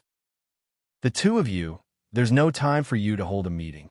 At this time, a hand was placed on Rin Enbin and Livia's shoulders. If you don't show me what you're capable of, I can't guarantee that you won't lose an arm or a leg. Hearing the voice behind them and feeling the hand on their shoulders, the two girls' hearts skipped a beat. Their expressions hardened, and they forcefully swung their staffs behind them. Unfortunately, the two staffs brushed past Wu Yan's nose as he leaned back. When the two girls wanted to follow up with another attack, the figure in front of them suddenly disappeared and reappeared 10 meters away. He crossed his arms in front of his chest and looked at them mockingly. No way. Livia couldn't believe her eyes. Teleportation magic? Is there a magician who can use such a high-level magic trick in an instant? Huh. Rin Enbin chuckled as a drop of sweat rolled down his cheek. He already went easy on you. What else do you want? If Wu Yin, who appeared behind Rin Enbin and Livia, didn't place his hand on their shoulders, but their necks, they would have lost by now. Even if he didn't place his hand on their necks, Wu Yin didn't use teleportation magic to increase the distance between them. Instead, he reappeared behind them, and they would have lost anyway. That's why Rin Enbin said that he went easy on them, and Livia had nothing to say. Seriously, we haven't even started the mission, and we already met such a troublesome opponent. Livia took a deep breath. Her expression suddenly turned extremely serious. If that's the case, it's not time for me to go easy on them. After saying that, Livia stretched out her hand and pulled out a card from her body. It was a palm-sized rectangular card with a noble dressed in luxurious clothes and holding a spear engraved on the front. On the card, there were no other images other than a noble holding a spear. There was only a line of letters at the bottom of the card that was stepped on by the noble holding a spear. Lancer, Lancer. That's a rank card. Rank card. Wu Yan's eyes flashed with a glint. Hey! Rin Enbin was shocked when he saw Livia take out the Lancer rank card. Are you going to kill him? Don't worry. Livia narrowed her eyes.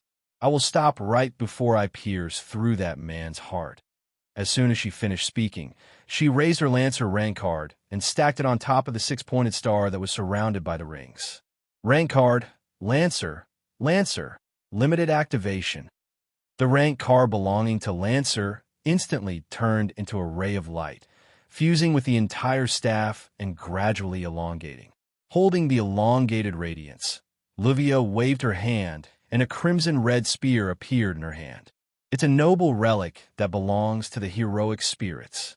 The rank card can connect to the heroic spirit's throne of heroes and borrow the power of the heroic spirit that corresponds to the rank card. Now, Livia was using the sapphire as a medium to connect the Lancer class card to the seat of heroic spirits, materializing the noble relic of a Lancer class heroic spirit she had designated. At first glance, Wu Yin recognized the origin of the noble phantasm. Wu Yin only knew 2 crimson spears among all the noble relic that he knew. One of them is a noble relic that can nullify magic and magic nullifying Wild Rose. The other one is a noble relic that can reverse cause and effect. Once the spear is swung, it will definitely pierce the target's heart. Spear of Dead Thorn. Wu Yin has a noble relic that can nullify all supernatural abilities. Fantasy Killer. It's a noble relic that was modified by the system using the magic nullifying Wild Rose as its raw material. Wu Yin could tell that the noble relic in Livia's hand is not the magic nullifying Wild Rose. That explains the origin of the spear. Spear piercing death. Chapter 1429. The Spear of Reverse Karma. Spear of Death. Its ability was to reverse karma. With the premise of having the heart in the heart, it first decided on the effect of having the heart in the heart. Then, it used the spear to attack as the cause to launch an attack. This was because the result of the attack was destined to happen. Therefore, once the spear of death piercing was swung towards the enemy, normal defense and evasion would be meaningless. No matter what, the spear of death piercing would definitely hit the enemy's heart. This effect was already a type of curse. Therefore, it wasn't an exaggeration to say that the spear of death piercing spear was a spear of absolute destruction. The moment he swung the spear, he already knew that he would definitely hit his opponent's heart. Even if he managed to defeat the user of the spear of death, there was no way he could change the outcome. His heart would definitely be hit. In order to nullify the spear of death when it was swung towards him, unless he was lucky enough to change his fate and prevent the spear of karma from causing the karma spear to fail, otherwise he would never be able to escape the curse of having his heart targeted. Wu Yin did not think that he had enough luck to change this treasure that determined karma beforehand. However, to him, the spear of death was not much of a threat. The reason was simple. Even if his heart was pierced as a true ancestor, nothing would happen to him. Most likely, the moment the enemy pulled out the spear of death, Wu Yan's heart recovered. Of course, because the spear of death had already determined the effect of having the heart in the heart. It was a spear of death. Normally, the damage caused by this spear could not be recovered, but Wu Yin still had the purification power of the holy angel. The spear of death's ability was a type of curse. To deal with this curse, with Canon's purification power, it could be removed in a matter of minutes. Therefore, that's what the thorn spear can do for Wu Yin. It was just the pain of having his heart pierced. Wu Yin wasn't afraid of the spear that pierced through the dead thorn. Moreover, it wouldn't be that troublesome to deal with the spear of death. However, obviously, the other party didn't think so. Mr. Gentleman, let's stop here. Holding the spear of death in his hand, Livia's confidence seemed to have increased to the limit as she spoke with confidence. Since you're here for the class card, you should know what it is, right? A noble relic. Without waiting for Wu Yin to answer, Long Fei exclaimed. Rin Inosaka, who was at the side, spoke first. This is a noble artifact that can definitely hit the heart. Spear of death piercing. So it's not too late to stop now. Livia stared at Wu Yin.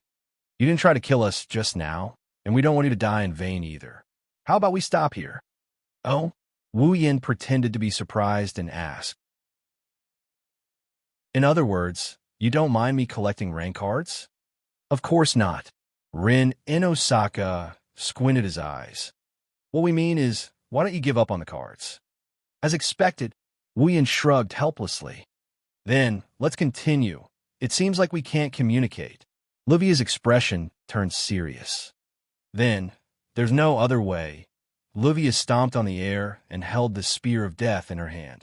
She turned into a shadow and appeared in front of Wu Yin. Pierce. She looked up and stared at Wu Yin, who was still smiling. She gritted her teeth and stabbed the spear in her hand without hesitation. Spear of death. The crimson spear was like a crimson snake as it shot out at lightning speed. She didn't decide on the direction, nor did she aim at anything. The spear flashed through the air on its own. Slash! With a tearing sound, the death-piercing spear pierced through Wu Yan's heart without mercy. Fresh blood splattered in the air. However, the first to react wasn't Wu Yin, whose heart was pierced, but Livia, who stabbed with her spear. You.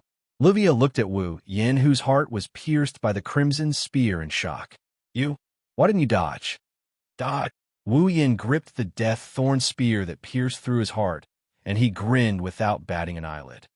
I thought the spear of death couldn't be dodged, but if you dodge, I'll stop. Before Livia could finish her sentence, Wu Yin coldly interrupted her.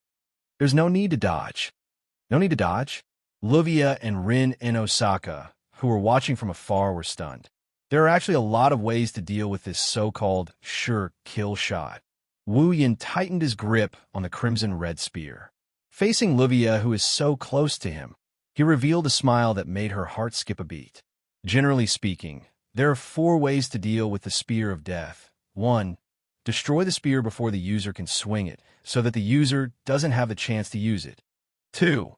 Possess the ability to not die even if the heart is pierced through or resurrect after death. 3. Possess a defensive barrier stronger than the magic of the spear itself. 4. Possess a strong luck that can reverse a predetermined fate. And the countermeasure I used is the 5th method. While Luvia is still in shock, Wu Yin, who had his heart pierced by the death thorn spear, turned into specks of light and dissipated into the air at a speed visible to the naked eye. The spear of death pierces through the heart of the target determined by the user when the spear is swung. It was still the same voice. However, this time, the voice came from behind Luvia. A hand reached out from behind Luvia and tightly grasped the spear of death piercing in her hand. Then, what would happen if the target of the spear you were waving wasn't me? What? Rin Inosaka narrowed his eyes. Luvia's expression also changed abruptly. She quickly turned around and looked behind her. There, Wu Yin had a calm smile on his face as he tightly grasped the spear of death in his hand. The person whose heart you pierce through is just a clone created by magic, Ms. Magical Girl. Following that sentence, a wave of magic energy violently surged out from Wu Yan's body and landed on Luvia. Pumph! A moderate impact smashed into Luvia's body like an iron hammer. Luvia immediately let out a muffled groan and her body flew backwards. Luvia! Rin Imbin spun around and arrived behind Luvia. He caught her in his arms as she was sent flying. Hey! Rin Inosaka lowered his head to look at Luvia in his arms. Are you all right? I'm fine. Luvia clutched her chest and broke free from Rin Inosaka's embrace. She bitterly smiled. He went easy on me again. The two of them looked at Wu Yin at the same time. Their expressions turned ugly when they saw Wu Yin. That's because Wu Yin is floating in midair, looking at them with a smile that doesn't look like a smile. In one hand, he held the struggling Sapphire, and in the other, he held a card. It's the Lancer card. So this is the Lancer card? Weighing the card in his hand, Wu Yin glanced at Sapphire, who was struggling in his other hand. I didn't know that there's a time limit to the relic that can summon a hero spirit using a class card.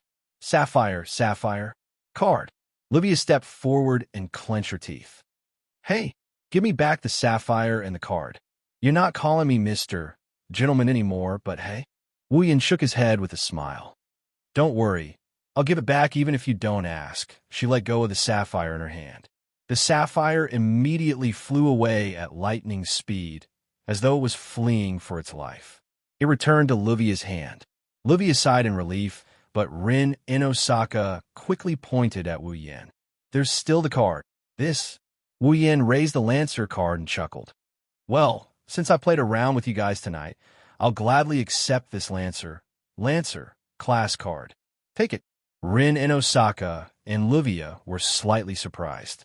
Wu Yin kept the card and waved at the two of them. Well then, I'll be leaving now. See you next time. Wu Yin turned around and disappeared from where he stood. Chapter 1430. Wait! Rin and Luvia yelled in surprise, trying to stop Wu Yin from leaving. Alas, by the time they reacted, Wu Yin was already nowhere to be seen. He left. Rin Inosaka stared at Wu Yan's original spot. He didn't recover from his stupor. Luvia was like a goldfish. Her mouth kept opening and closing as if she was on the verge of death. Her face was also filled with a lifeless expression. Not long after, an earth-shattering scream resounded throughout the sky of Fuyuki City. My rank card, what should I do? What should I do? What should I do? Luvia panicked. Like a corner dog, she grabbed Rin Inbin's shoulder and screamed hysterically. Rank card, rank card, rank card, rank card, rank card. You're so annoying. Rin Hasaka waved his hand in annoyance after hearing Luvia's words. Even if you whisper in my ear, I can't help you get your rank card back. It's over this time. As if facing the end of the world, Luvia hugged her head and squatted down in despair. In the end, not only did I fail to retrieve the class card tonight, I even lost the Lancer's class card. If Master finds out about this, Luvia's delicate body trembled. She couldn't say the rest of her words. After all, on the surface, Rin and Luvia were sent by the Magic Association's Chronometer Tower to retrieve the rank card. But secretly, The two girls agreed to come to Fuyuki City to retrieve the rank card with their own motives. The master they were talking about was Kijuya, Enrich, Shubi, and Ogu. Not only was he one of the top 5 magic users in the world, but he was also known as the Marshal of the Demon Path. Even if he didn't have a second spell, what about Keishua, Enrich? Shubi and Ogu was also a magician at the peak of the world. When such an existence entrusted Rin and Osaka and Luvia to come to Fuyuki City to retrieve the rank cards, he promised that he would, as long as the two girls collect all 7 class cards: Saber, Swordsman; Lancer, Lancer; Archer, Archer; Rider, Rider; Caster, Magician; Assassin, Assassin; and Berserker, Berserker. Then I'll accept them as my disciples. This was an opportunity that any magician could only dream of. Once Kijuya, Enrich, if Shubi and Ogu became Rin and Luvia's teacher, then not only would the two girls have the opportunity to learn one of the top 5 magic in the world, the second magic, it would also mean that the two girls would have a good teacher in their magic practice. Which magician wouldn't be tempted by such a condition? If it weren't for this condition, Rin and Osaka and Luvia, this pair of sworn enemies, would never have gotten together and carried out this mission together. Now, once he arrived at Fuyuki City, he hadn't retrieved his rank card yet. However, he had already lost one of his rank cards. This was no joke. Before they arrived at Fuyuki City, the Magic Association had already detected the source of the distorted magic and sent someone to investigate. Then, at that time, the person who executed the mission retrieved 2 rank cards: an Archer, a Lancer, Lancer card. It was also because of these 2 class cards that the Magic Association was able to analyze class cards and obtain part of the usage of class cards. With the use of rubies and sapphires as mediums, they could temporarily instantiate the heroic spirit relic. But other than that, the Magic Association couldn't get any more information. They didn't know the creator, the structure, and the usage. The only thing they knew was that the rank card could draw out the power of a heroic spirit of the corresponding rank. Since there was no way to carry out the research smoothly, the Magic Association chose to recycle all the cards first, and then continue the analysis work after the recycling. However, even the Magic Association, or rather, Rin and Luvia, didn't expect that other than the Magic Association, there was someone else who had their eyes on the rank cards. Even a Lancer card was stolen. Thinking of this, Rin Inbin had a happy expression and took out a card from his body. Just like the Lancer card, the card in Rin and Osaka's hand was rectangular in shape and had a similar design. The difference was that the Lancer card depicted a nobleman holding a gun, and the words Lancer were written at the bottom of the card. The card in Rin Inbin's hand depicted an archer holding a bow, and the words Archer were stamped under his feet. Obviously, this was the rank card of the Archer. Luckily, Rin let out a sigh of relief and touched the Archer card. Luckily, my Archer card wasn't stolen. Rin, Rin, Rin. Luvia abruptly raised her head and roared at Rin Inbin like a demon. Are you mocking me? I don't have the time to mock you. Rin pursed his lips in disdain. I'm just glad that I have 1 card left. It's better than losing both, right? Then why was my Lancer taken away and not your Archer? Luvia yelled out in dissatisfaction. If you had been willing to use your rank card to face the enemy, my Lancer wouldn't have been stolen.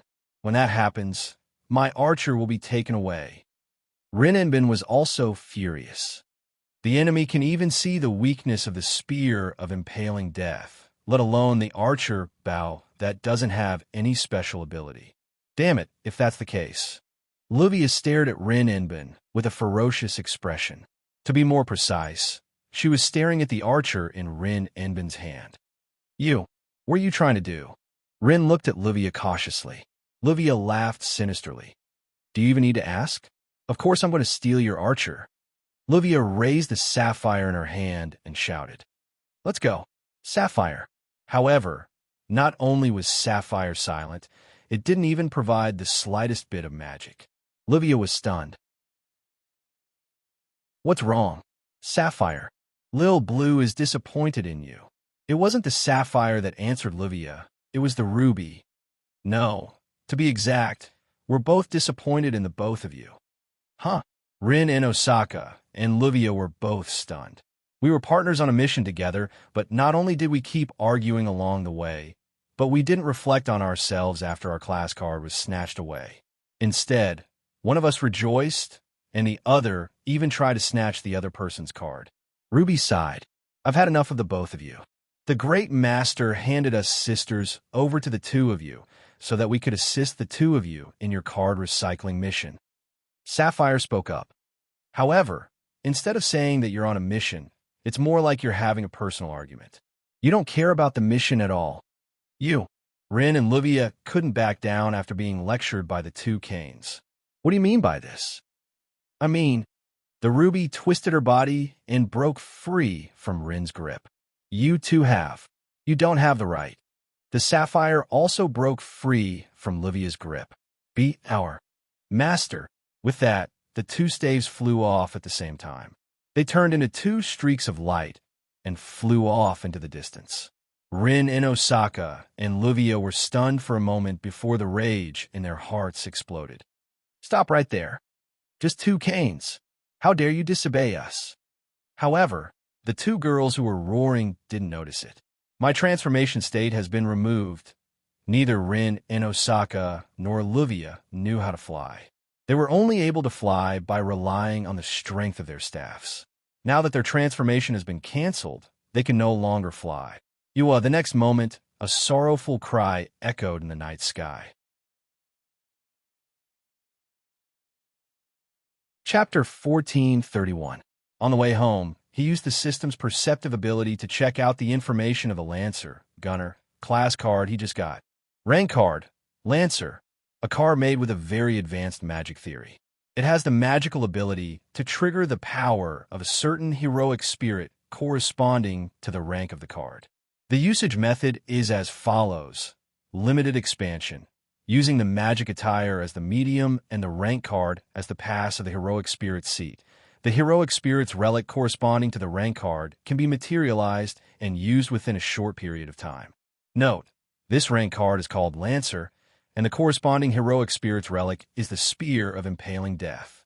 Parallel limited expansion. With multiple magic attire as the medium and the class card as the pass to the seed of heroes, multiple heroic spirits relic corresponding to the class card can be materialized. The same relic can be materialized repeatedly. This is the overlapping expansion mode of limited expansion. Note, this rank card is called Lancer, and the corresponding heroic spirit's relic is the Spear of Impaling Death. Dream summoning, with the user as the medium and the class card as the pass to the seat of heroic spirits. The user can summon the power of the heroic spirit corresponding to the class card and materialize it on the user. The user can turn into a heroic spirit and obtain the power of the heroic spirit corresponding to the class card. Note, this rank card is called Lancer, and the corresponding heroic spirit is the half-human, half-god mythical hero, Cuculin. Spear of Impaling Death. A magical spear that reverses cause and effect. The moment the user swings the spear, the user will determine the result of the heart attack. It will definitely pierce through the enemy's heart. The information of the rank card Lancer, Gunner, entered Wu Yan's mind in a direct manner, allowing him to obtain it.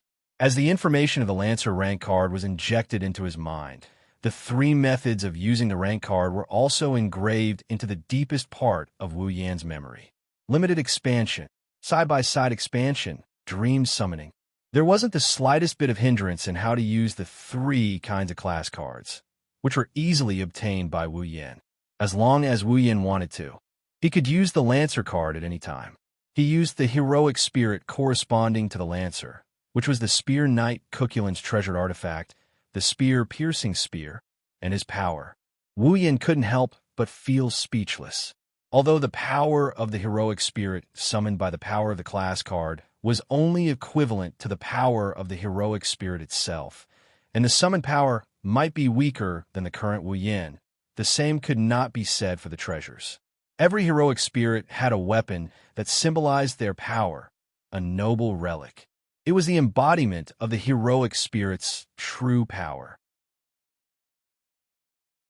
It was the final equipment of every heroic spirit. It was known as the materialized miracle or the noble fantasy.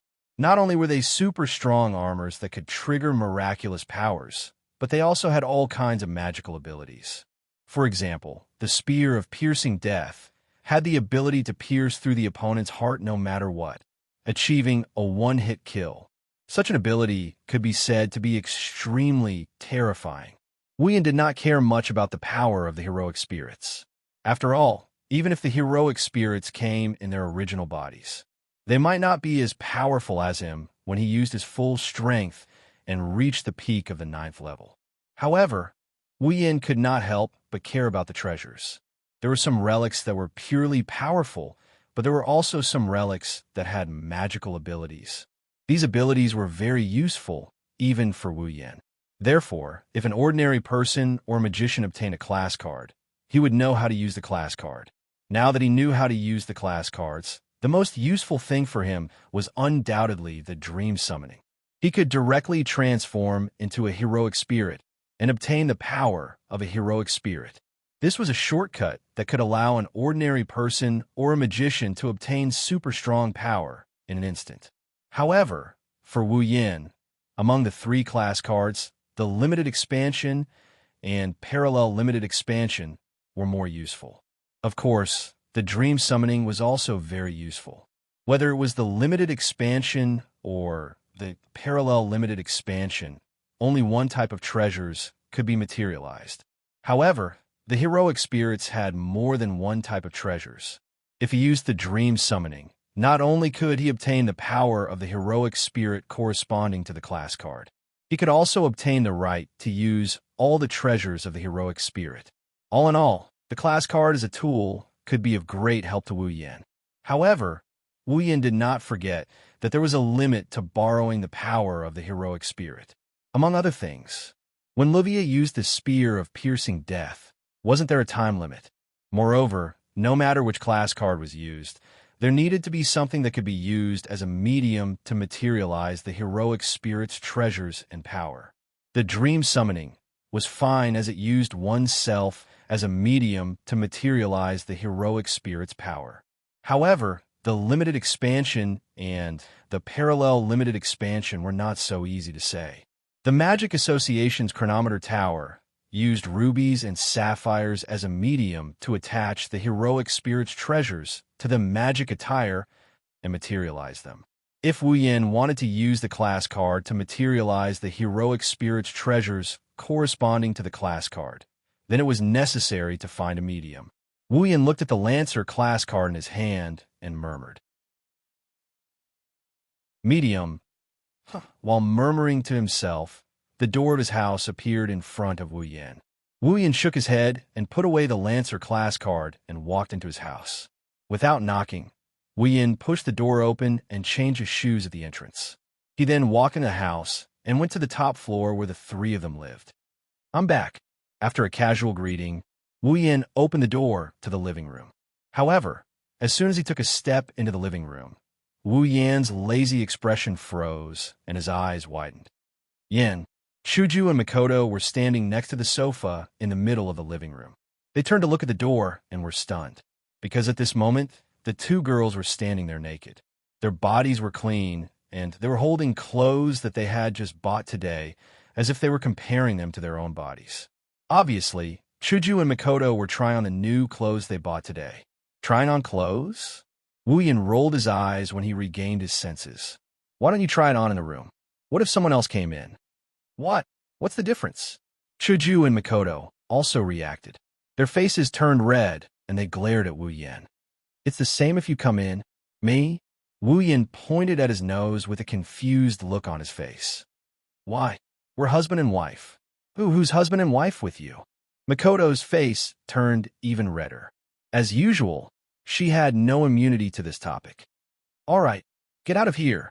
Chuju picked up a piece of clothing and used it to cover her body. She walked in front of Wu Yin and pushed him out. Wu Yin was dissatisfied. "Aren't you treating me like an outsider? Haven't I seen it before?" "So noisy." Makoto's ears turned red. She followed Chuju and used a piece of clothing to cover her body. She walked to Chuju's side, and together with Chuju, they pushed Wu Yan's back. Get out! Get out! Wu Yin didn't know what to say. These two arrogant girls were the first to have intimate contact with him. Even if they didn't see it 1,000 times, they've seen it at least 100 times. Up until now, whenever he saw the two girls' naked bodies, even if they didn't directly give him a slash or electroshock like before, they would still blush and have a bashful look on their faces. Can't they get used to it? Don't you know that the way you're acting is more likely to ignite the fire in my heart? Licking his lips, Wu Yin suddenly turned around and carried Chuju and Mikoto to the sofa in the living room. What are you doing? Despicable bastard, don't touch. I feel like your bodies have become more voluptuous. Really? Don't doubt my touch. You'll know once you touch. Is that so? Where are you touching? Don't touch there.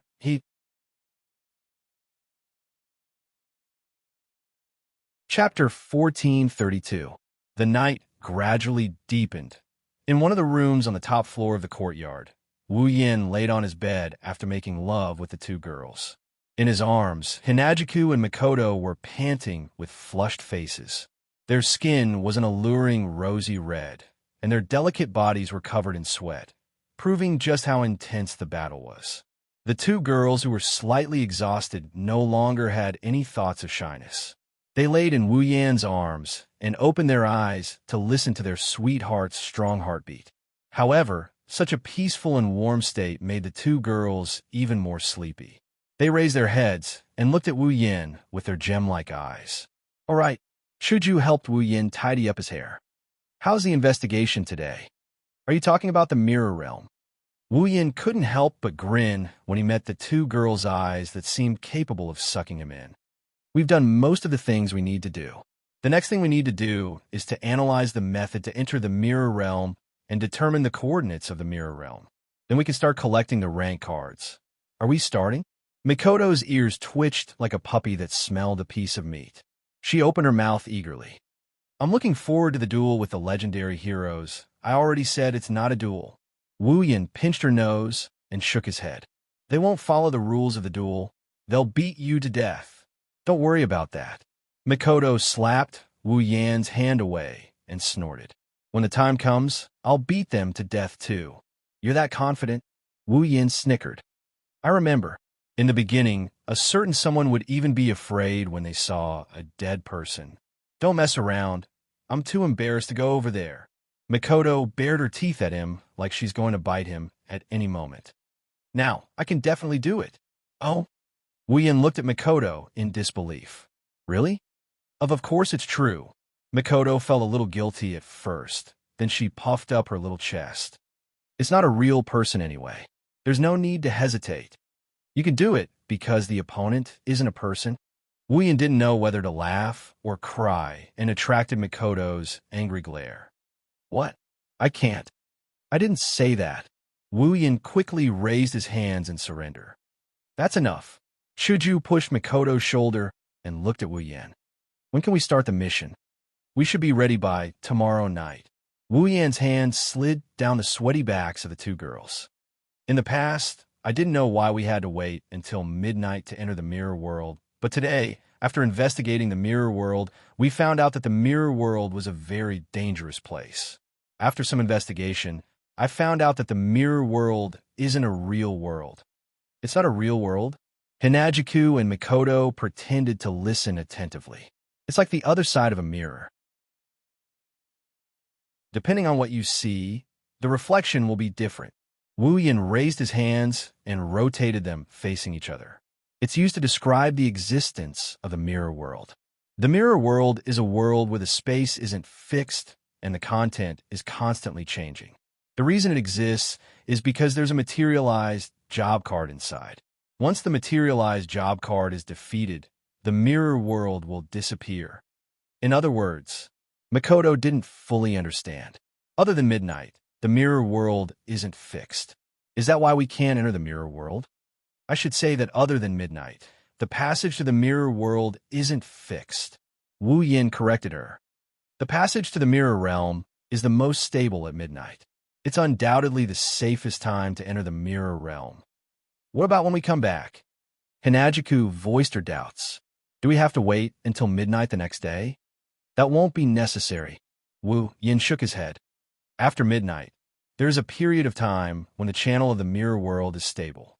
This period of time is enough for us to end a long battle. That's good. Maybe it's not as good as you think. Wu Yin stroked the two girls' smooth backs again. Let me tell you first, except for us. Apart from us, there's another group of people who have their eyes on the rank card. Chuju and Mikoto exchanged glances before looking at Wu Yin. Enemies? Well, Wu Yin couldn't help but recall Rin, Inbin, and Livia's expressions. If we judge them purely based on their goals, they should be our enemies. But they're not bad people. Rather than enemies, it's more like competition. Competition? Mikoto smiled. Sounds interesting.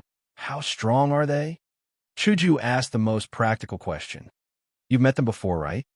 If they go all out, they're at least tier 8. Wu Yin nodded. But they don't pose much of a threat to us. I even managed to steal a rank card from them. Hearing this, the two girls' spirits were lifted. They have a rank card? Mikoto asked doubtfully. In other words, they've already started collecting rank cards. In this world, there is a magic organization called the Magic Association, created by magicians for the purpose of developing and managing magic. Wu Yin explained. The magic distortion caused by the 7 rank cards in Fuyuki City won't escape the Magic Association's eyes. So it's not hard to guess that they'll send someone to retrieve the rank cards. Wu Yin extended his hand, and the gate of Babylon's crimson spatial ripples appeared on his palm. It spat out a card and landed on his palm. Before we came, the Magic Association had already retrieved 2 rank cards. Wu Yin smiled as he raised the card in his hand in front of Chuju and Mikoto. Today, I happened to meet the people sent by the Magic Association to retrieve the class card and fought with them. Luckily, I managed to snatch this Lancer class card from them. Looks like I didn't have to put in any effort at all. Snatch. Chuju and Mikoto were speechless. Didn't you say they're not bad people? Is it okay for you to just snatch their things? That's why I only managed to snatch one. Wu Yin smiled awkwardly. They have rank cards, and we need to get our hands on them. We'll have to fight them sooner or later. Snatching it now is just a matter of time. Then why don't you just do it? Mikoto rolled her eyes at Wu Yin. Wouldn't it be over if we just snatched both rank cards? By that time, we'll have a huge grudge. We'll have a grudge sooner or later, right? Hinajiku furrowed her brows and suddenly said, They're not all girls, right? Wu Yin looked down at Chuju in surprise. How did you know? As soon as he said that, Hinajiku and Mikoto's eyes turned cold. I see. Girls? No wonder you're so merciful. Hey. Do you think I didn't hear that? Wu Yin was speechless. Why do you think I'm merciful because they're girls? It's nothing. Hinajiku and Mikoto replied coldly and lay down. We're going to sleep? Don't disturb us. She didn't wait for Wu Yan's reply and went back to sleep. Looking at the two girls sleeping soundly in his arms, Wu Yin couldn't help but laugh. These two people are really not frank at all. Good night. Wu Yin kissed the two girls on their forehead and picked up the Lancer rank card. Wu Yin, Chuju, and Mikoto's level are suppressed to 75. They don't have overwhelming power anymore. The power of the heroic spirit is still unknown. A rank card can trigger the power of the corresponding heroic spirit. If used well, it's a good item that can reverse the situation at a critical moment. If I study it carefully, it might be useful in tomorrow's battle. Chapter 1433. The next day, at night, standing in front of his house, Wu Yin looked up at the starry sky and the moon. He took out his Dragon Knight's certificate silver pocket watch and opened it to check the time. The Dragon Knight world's time calculation method is a bit different from Wu Yan's common time calculation method. But if it's converted to the time he can understand, the current time is about 23:40 in the middle of the night. There's about 20 minutes left before he enters the mirror world. With a slight hook of his finger, the Dragon Knight certificate cover was put back on. Wu Yin turned around and looked at the two girls behind him. Chuju, Mikoto. Perhaps it's because they know there's going to be a big battle tonight. The two girls didn't wear skirts or tight clothes. Instead, they were clothes to make it easier for them to move around. Their upper body is the same short-sleeved shirt. Chuju's is the same pink color as her hair, while Makoto's is white. Their lower body is the same pair of denim shorts. Their two white and alluring thighs are exposed to the air. On their feet is a pair of thick boots. Such simple attire on the two girls didn't diminish their charm at all. It said that people rely on clothes and Buddha relies on gold. But whether it's Chuju or Makoto, their body condition is very good. No matter how simple their attire is, they're still prettier than the average girl. If there's a flaw, it's probably that the upper body of the two girls isn't too prominent. But that would make the battle more convenient for him. It's almost midnight. Looking at the time again, Wu Yin looked at Chuju and Makoto. Are you ready? Ready. Ready? Makoto flashed an excited smile. I should say we've been waiting for a long time. Where's the place? Hanagiku looked around. Where should we go to retrieve the cards? The Magic Association already sent people to retrieve 2 of the cards. The Lancer card is in Wu Yan's hands, and the Archer card is in Rin Enbin's hands. The rest of the cards. 5 more cards. Wu Yan sensed 4 or 5 distorted mana sources in Fuyuki City. Wu Yan closed his eyes and sensed the location of the distorted mana sources. He then opened his eyes and looked in a certain direction. There's less than 20 minutes left. Let's get closer. Okay. Chuju and Makoto nodded at the same time. Fuyuki City, Private Suichun Academy. Private Suichun Academy is a famous academy in Fuyuki City. There's more than one academy in Fuyuki City. There are several academies. Private Sahara Academy Primary School, Private Sahara Academy Middle School, Private Sahara Academy High School. In addition to kindergartens and universities, the private Suichun Gakuin in Fuyuki City included the other 3 schools. And Wu Yin, Chuju, and Makoto's target was the private Suichun Gakuin High School. One of the sources of magic that caused the distortion in Fuyuki City was in this school. As it neared the wee hours of the morning, the entire school building was shrouded in darkness. It wasn't so dark that one couldn't even see their own fingers. However, it also severely obstructed one's vision. At this time, even the security guards and night patrol personnel had returned to the duty room to rest. The entire campus was silent, without a single ray of light. Wu Yin sensed the exact location of the source of the distorted mana and brought Chuju and Makoto to the school field. However, what surprised the 3 of them was that there was someone else in the field, and it's someone Wu Yin knew. She was wearing a white coat, a black pleated skirt, tall stockings, and her shoulder-length black hair was tied into 2 ponytails. Rin Inosaka? She's here too? Wu Yin was surprised for a moment. Then he understood. That's right. Her mission was to retrieve the class card. What? Chuju, who was next to Wu Yin, asked in confusion. Do you know her? Didn't I tell you guys? Wu Yin shrugged and sighed. The Magic Association also sent someone to retrieve the class card from Fuyuki City. I snatched one from them yesterday, oh?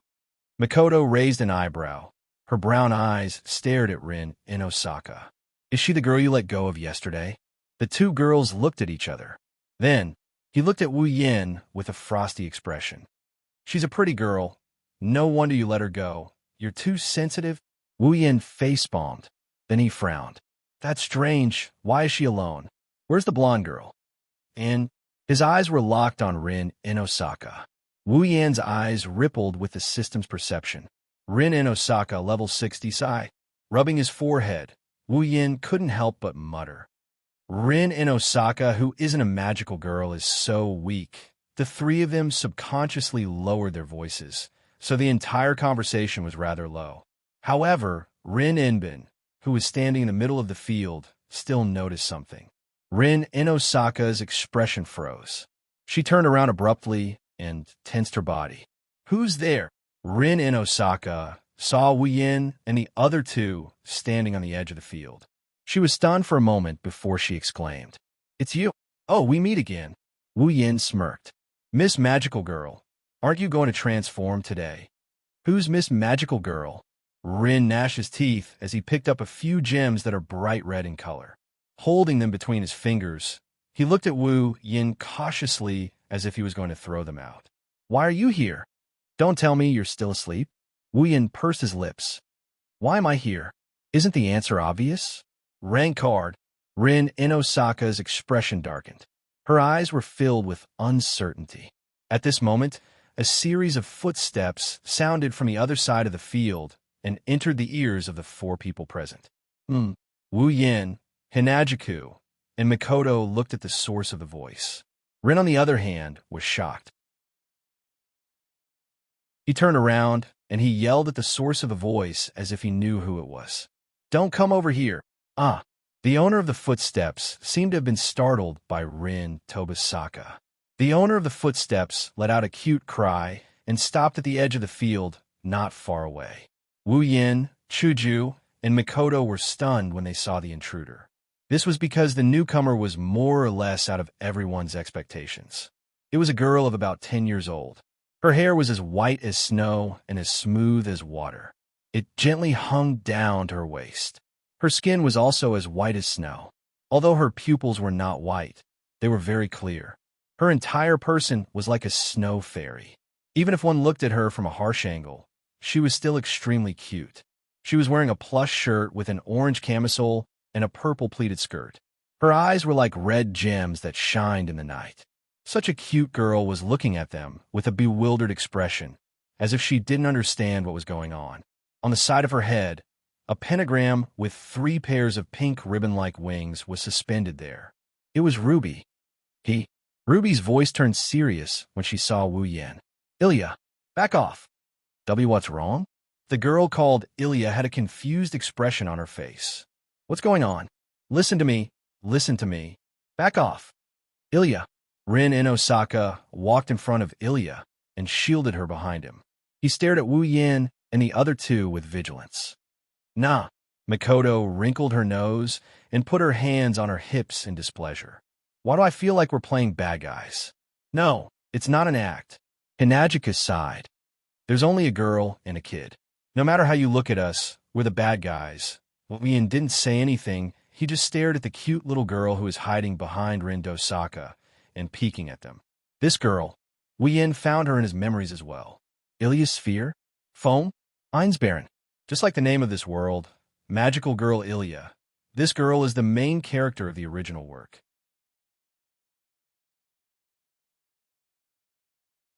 Chapter 1434.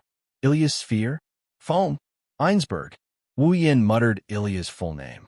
He glanced at the ruby floating beside her before turning his attention back to Rin Inbun with a mocking smile. Miss Magical Girl, why did your transformation device come with that little girl? I told you not to call me Miss Magical Girl. Rin Inosaka glared at Wu Yin. My name is Rin Inosaka. All right, Miss Rin. Wu Yin shrugged. Don't you want to transform when you're facing a big enemy like me? Why do I feel like you're making fun of me? Rin Inosaka clenched his fist so tightly that his forehead looked like it was about to explode. If I could transform, things wouldn't be so troublesome. In other words, you can't transform now, right? Wu Yin pretended to be suspicious. Miss Rin, don't tell me you've been abandoned by the flying transformation device? Rin Inosaka's face froze. Looks like I'm right. Wu Yin was amused. He looked at Ilya, who was hiding behind him. Then, is the little girl behind you the new owner of the transformation device? You're so annoying. Rin Inosaka cursed. It's all your fault that I ended up like this. It was because the Lancer rank card was taken away by Wu Yin that the Ruby and Sapphire chose to abandon Rin Inosaka and Livia. However, the 2 canes were taken away by Kishiya because they wanted to recycle the rank card. Zelrich? Shubinobu had lent the cards to Rin, Inbin, and Livia. Even if they had abandoned their original owners, they wouldn't have forgotten about the matter of recycling the cards. Therefore, the 2 canes decided to find a suitable owner for themselves. To recycle the card, Ilya was the one chosen by the Ruby. It was also because of this that Rin Inosaka, the original owner of the Ruby, had sought out Ilya. This was also the reason why Ilya had appeared here. Without the Ruby, Rin Inbin was no match for the Valiant Spirits. Even if the Valiant Spirits were only clones that were created using the original body as a reference. They even lost their minds because they used the rank card to materialize. Rin and Osaka had no choice but to let Ilya, who was just an ordinary person, recycle the rank card. Ruby was the highest level of magic attire. Even if the person using it was just an ordinary person, they would still be much stronger than the average magician. Naturally, they would be stronger than Rin Tozaka. Therefore, Rin and Osaka had no choice but to let Ilya do it. Thinking of this, Rin and Osaka felt indignant. If it wasn't for Wu Yin, this wouldn't have happened. Are you thinking if it wasn't for me, this wouldn't have happened? Wu Yin said coldly. Rin and Osaka's heart skipped a beat. I'm sorry. Wu Yin's mouth twitched. I think that even without me, with your attitude of quarreling with that blonde curly hair in front of the enemy, you'll still be abandoned in the end. That's right, that's right. Ruby agreed without hesitation. You're already an old girl, and you still want to be a magical girl. Although I don't have teeth, don't make me laugh. Bam. Before she could finish her sentence, Ruby was punched hard by a fist. She fell to the ground, and smoke rose from her body as if she was malfunctioning. Oomph! Rin Inbin hatefully retracted his fist. His violent appearance made the heroic Hinajiku and Mikoto look at each other. Aaliyah, on the other hand, didn't seem to be surprised at all. She smiled awkwardly. Suddenly, Mikoto raised her eyebrows and extended her hand to the side. A bluish-white electric current suddenly flew out amidst the sound of electricity, flashing through space and landing directly in a corner not far away. Yua!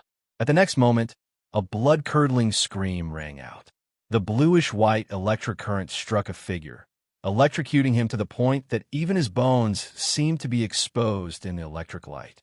Light smoke rose from his body, and he spat out circles from his mouth before falling to the ground. This sudden turn of events stunned everyone present. But this isn't the end. Fire! Along with such a shout, a dazzling magical flash suddenly burst out from the corner. Like a beam of light, it rushed towards Mikoto. Unfortunately, before Mikoto could make a move, a long sword made of crystal appeared right beside her. It pierced through the air and collided with the incoming mana flash without any delay. Bang!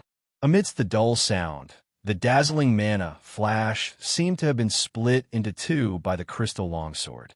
The sword light cut through the center of the mana flash and directly detonated it in midair, stirring up thick smoke and dust. Chuju held White Cherry in her hand and looked towards the corner with her yellow-green eyes. The crystal longsword in her hand shone brightly in the dark. After 2 consecutive attacks, Rin finally took Chuju and Mikoto seriously. Rin clenched his fist as he looked towards the corner. One of them had blue and white electric current, while the other had a crystal longsword. They're not simple. Wu Yin looked at the person who got electrocuted by Mikoto and is now smoking on the ground. Wu Yin exclaimed in surprise. Golden curly hair? Golden curly hair. Rin reflexively looked over as well. When he got a good look at the person's face, he was shocked as well. Livia? No, it's not just her. Chuju stared at the corner. What? You don't plan to come out? As soon as he finished speaking, the scene fell silent.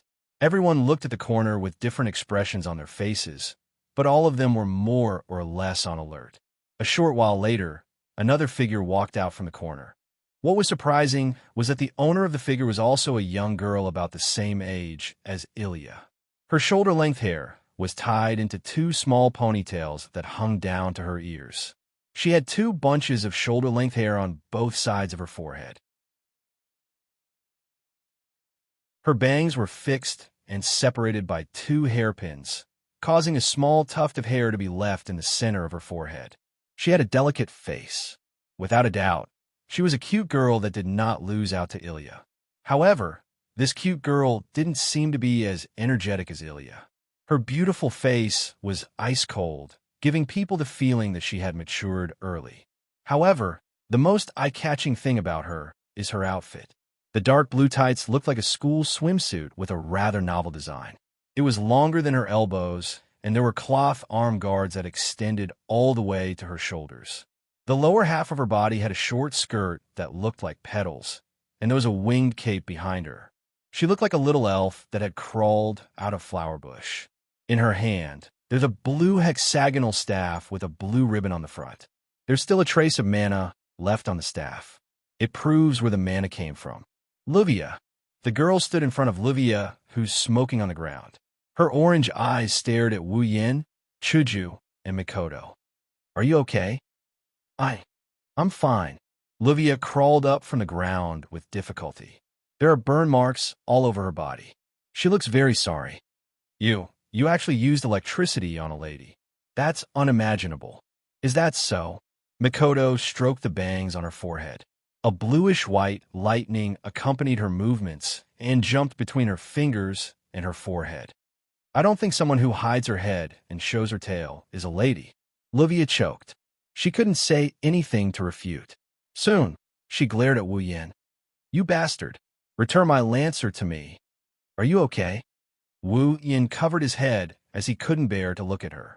If you snatched the rank card from me, would you return it to me? Luvia was once again speechless at Wu Yin. Yin. Chuju came to Wu Yan's side and reminded him. It's almost time. Wu Yin looked at the pillar at the edge of the field. On the screen, the two needles were already pointing at the number 12.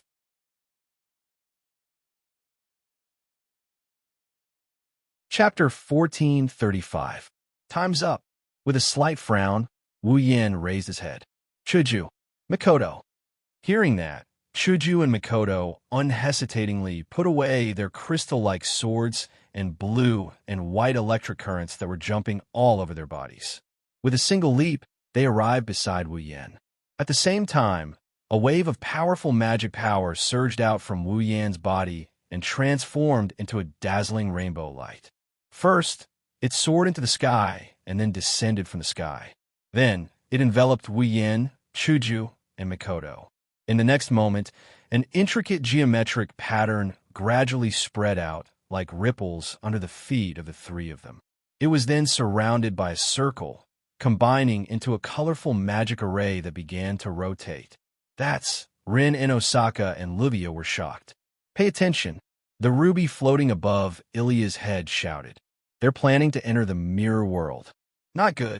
Rin and Osaka reacted and abruptly turned his head to look at Ilya. Ilya, hurry up and transform. Ilya was stunned. Now?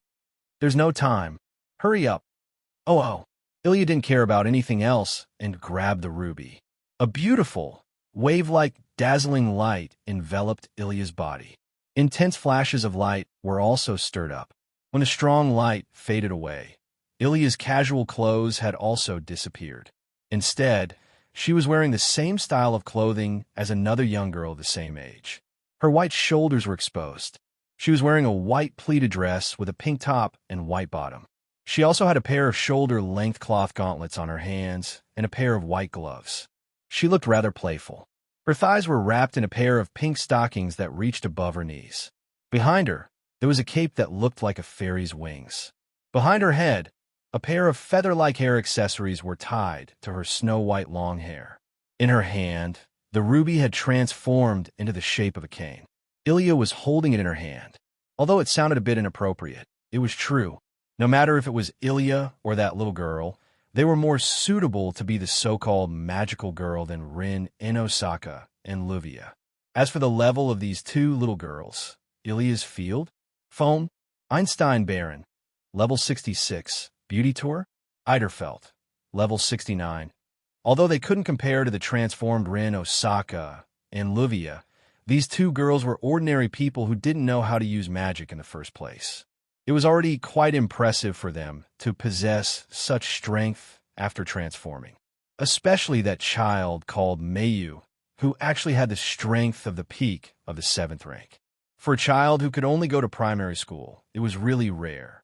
Compared to the two girls who had transformed, Rin Osaka was much weaker. He was only level 60 and had just reached tier 7. Luvia was the same. Luvia Serena. Eidfeld, level 60. From this, it could be seen that this was the most advanced magic attire made by the second mage of this world. Just how high was its performance? Ruby, Rin Inbin hurriedly called out. Stop spacing out. Hurry up and open the channel to the mirror world. Mayu. Livia's expression also turned serious as she gave the order to the little girl named Mayu. Don't let them get there first. Hurry up. Perhaps because she sensed that Rin, Inbin, and Livia's expressions were a bit abnormal, Mayu's expression turned serious. Even Ilya couldn't help but swallow her saliva. Afterward, a multicolored magic array that resembled a kaleidoscope emerged from Ilya and Mayu's bodies and enveloped Rin, Indo, and Livia. BZZ. The entire field of Suechu Academy's high school flashed with a blinding light. Dense mana currents intertwined together. They charged into the dark night. After that, all of them vanished on the spot. When everyone opened their eyes again and regained their vision, they discovered that they were in a rather mystical world. They were still in Suechu Academy's high school. They were still in that small field, however. Compared to the field from before, there were more scenes here that wouldn't appear in a normal world. The ground was filled with a faint blue substance that looked like mist and light particles. It wasn't dense. In fact, it was extremely thin. If one didn't look carefully, they wouldn't be able to see it clearly. The night sky was covered by a mirror-like barrier that flashed with arcs of light from time to time. It was like a large mirror. Where is this place? Ilya, who didn't know what was going on, was the first to call out. Rin Inbin only told them what they had to do. He didn't tell them anything else. He didn't even tell her that they had to fight. It was normal for her to be surprised. Is this the mirror world? Hinajiku scanned her surroundings and fixed her gaze on the middle of the field. I do feel an unusual presence. Where's the materialized heroic spirit? Mikoto focused her attention on the task at hand. I don't see anything, don't worry. Wu Yin stepped forward and stood in front of everyone. His wine-red eyes stared straight at the center of the field. Even if we don't look for it, it'll come out on its own. As soon as he said that, without any warning, a black fog suddenly appeared in the middle of the field. It spiraled up into the sky like a dark cloud and gathered into a circular ring. Eh. Ilya's panicked voice continued to resound. What's going on? As expected, Rin, Inbin, and Livia didn't have time to guard against Wu Yin. Their faces were heavy. Like the report said, did it materialize? Mayu didn't say anything. It wasn't clear if she was too calm or if she had already expected this situation. She stood in front of Livia, raised the staff in her hand, and entered battle mode. At the same time, the black fog hovering in the sky seemed to distort. With a turn, it condensed together and suspended in midair like a black hole. An oppressive presence slowly emerged from the black hole and reverberated in the air. What are you playing at? Mikoto looked at the black hole and raised her hand. Dazzling blue and white electric arcs leaped up. Come out. After saying that, Mikoto swung her hand forcefully. Amidst the crackling sound of electricity, the violent electric current converged into a beam of light and shot towards the black hole in the sky. Boom! The ferocious lightning struck the center of the black hole, twisting the entire black hole into a mess. Blue and white electric arcs flowed on top of the black hole. Together with the black mist, it formed a thunderstorm. However, the oppressive aura fluctuating in the air did not decrease in the slightest. Instead, it seemed to have been detonated. The black mist also contracted and expanded. That's the sign of an explosion. Danger! Rin Inbin's pupil shrunk. Ruby, defensive barrier. Convert all mana into mana barrier and physical defense. Ruby seemed to know that it's not the time to go against Rin Inbin. She started channeling her mana without Ilya's permission. Miyuki. Livia also spoke. Yes. Miyuki raised her staff. Mana also fluctuated on top of it. In the next second, two transparent barriers appeared with the two staffs as the center. It enveloped Rin Inbin, Livia, Ilya, and Miyuki. On the other side, Wu Yin and Chuju only took a step back. Mikoto, on the other hand, pinched a token with her finger. Don't even think about it. Ding! The blue-white electric currents converged toward the token amidst a series of sizzling noises, and the crisp sound of clashing echoed in this space. An orange beam of light shot up into the sky like a meteor and landed in the center of the expanding black hole. Boom! Very straightforwardly, the entire pitch-black black hole was blown away like a cloud under the shooting of the super railgun. It undulated and dispersed. Whoosh! At the center of the black hole, a figure transformed into a black ray of light. With a speed comparable to that of the railgun, the figure charged towards Mikoto and slammed into her. Boom! Amidst the deafening explosion, the black light didn't hit Mikoto. Instead, it hit a black wall in front of her. A wall made of iron sand. Everyone finally saw the black light's true form. It was a girl with long purple hair that reached her ankles. She wore a black skin-tight suit. Her eyes were covered by a shield, and she held a chain of spikes in her hand. A materialized heroic spirit.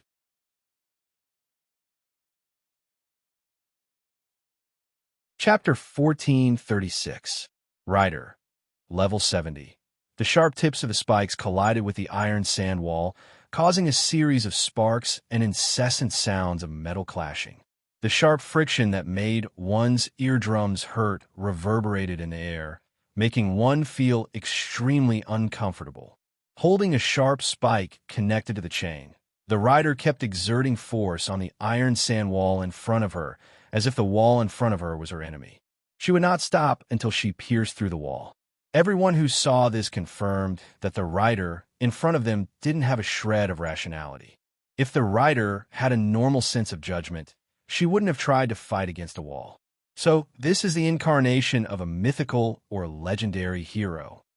Mikoto looked at the rider in front of her with blue and white electricity jumping around her body and black iron sand waves rolling around her body. She was disappointed when she saw the rider with a ferocious eyeball on her face. If a mythical hero looks like this, then it's really disappointing after saying that a ball of violent blue-white electric current was like a shock wave, shaking and exploding out. Bang! The electric current hit the riders without any hindrance, like blue and white whips. Amidst the crackling of the electric current, a series of electric roars sounded. Then, he began to crazily lash out at the skinny body of the Japanese cavalry. Instantly, a burning smell came from the rider's body, and his body was covered by the crazy flowing blue and white electric current. He screamed in agony. Before the rider could react, the iron sand wall in front of him suddenly twisted and a column protruded from the front corner. The column slammed into the rider with a heavy impact. Bang! Ha! The rider let out a strange cry like a wild beast. His body flew out and smashed into a wall far away. His body was covered by the falling rubble. What the hell? Mikoto made a dissatisfied sound. Is she at tier 8 with this level of strength? Even a peak tier 7 is barely enough. He heard Mikoto's complaints. On the side, Rin Enbin and the others, who were behind a defensive barrier, finally reacted. That big sister, Ilya exclaimed. She's so strong. Hey, Rin and Osaka. Livia also asked in surprise. Who's that woman? How would I know? Rin Enbin bit his lips. I only know that she's not on our side. That's right. Livia calmed down. Just like Rin Enbin said, Livia didn't know who the rider was. She didn't know who the rider was, but her strength was obvious. She's definitely someone who can fight a heroic spirit one-on-one.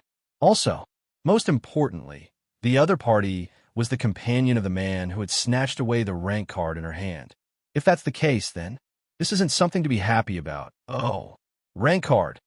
Livia snapped out of her daze and stared at the Japanese cavalry that was buried under the rubble as she spoke softly. Mio, if you have the chance, take that card back. Mayu nodded silently. She tightened her grip on the cane in her hand, and her eyes became sharp. But things aren't as they thought. Mio, don't be careless. In the distance, Wu Yin, who was standing beside Hinajiku, suddenly spoke. She's a rider, heroic spirit. Her combat power isn't based on her physical body, but on her noble phantasm and riding skills. You have to be careful of her noble phantasm and mount. Unfortunately, it's too late. Reign of the Rider.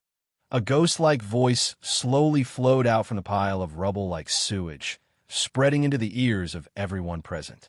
Boom! Amidst the explosion, a beam of light shot up into the sky from the pile of rubble, smashing the surrounding rubble and the ground into pieces. What happened? Ilya gripped her cane tightly in panic. Rin and Osaka and Luvia were both shocked. She used her noble phantasm? Everyone raised their heads and looked at the light beam that pierced through the sky. Their pupils gradually shrank to the size of a needle tip. Everyone on the scene saw it. In the middle of the pillar of light, the rider held a glowing rein. She was riding on a white-winged horse that was glowing with white light. She looked just like a heavenly horse from the legends. The rider didn't give anyone a chance to react. The rider rode the heavenly horse that was covered in a blue and white mist and charged down. In that instant, it was as if everyone saw a white comet falling from the sky, bringing with it a deadly tremor in the atmosphere, leaving a trail of white light behind it, and fiercely crashing into Mikoto, who was on the ground. Shuju held her white cherry tightly. Wu Yin stopped Shuju, who was about to attack. He looked at Mikoto's face. On that beautiful and heroic face, there was a smile that could make one's blood boil. If you don't, the blue and white lightning bolts surged and flowed crazily. With Mikoto as the center, the area within 10 meters around her turned into a lightning zone. Lightning bolts flashed across the sky. She picked up a coin and put on her finger. Then, she raised her hand and aimed at the white comet that was falling from the sky. On her face, a confident smile that hadn't appeared for a long time slowly appeared. Isn't this not fun anymore? The moment his voice fell, the wild thunder in the entire lightning field turned into electric current. It suddenly rushed into the small token, condensing the token into a small white dot. Ding! Then a clear knocking sound spread out like a ripple whoosh. An orange beam of light that was comparable in size to the white comet that was descending from the sky suddenly burst into the air with a trembling sound. It was like a dazzling meteor that streaked across the sky and collided head-on with the white comet that was colliding head-on. There was no room for explanation. Boom! Under the gazes of everyone present, the white comet and the orange meteor collided in the air. A moment later, a sound wave that caused the entire space to tremble spread out, hitting every corner of the space like a gale. Rin and Osaka, Luvia, Ilya, and the others all screamed and reflexively raised their hands to block the oncoming wind. Even Mio groaned and raised her staff to create a protective barrier to block the oncoming wind for everyone. Wu Yin and Chuju stood in the middle of the shock wave. They stared at the white comet and orange comet that collided in midair. Their faces turned serious, not for any other reason, but because the confrontation lasted for a period of time. The orange meteor was suppressed.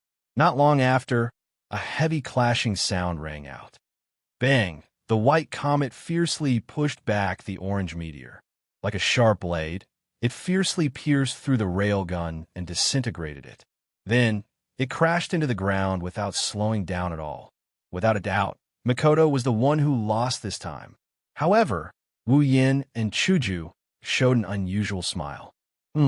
Riding on the Pegasus and turning into a white comet charging down, the rider shuddered. That was because a slender arm was placed on the shoulder of the Japanese rider. Even the super electromagnetic gun that I launched with all my strength couldn't win against your sudden advance. I take back what I said just now.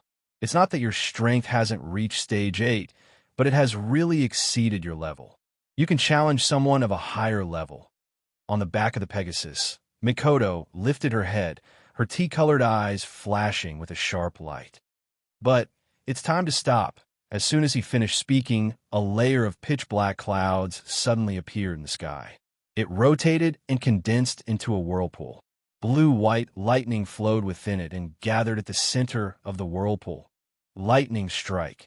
A delicate shout and a thunderous roar filled the sky. A giant lightning bolt came down from the whirlpool of dark clouds. In a thousandth of a second, it hit the rider on the Pegasus. Kaboom! Mikoto the rider, and the Pegasus were all enveloped by the blinding lightning. The sound of the explosion echoed throughout the area.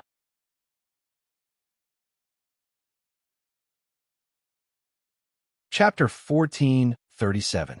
Riding on a Pegasus, a rider that shines like a comet sweeping across the land. The wind is as turbulent as a storm, a thunderous roar that reverberated across the entire battlefield.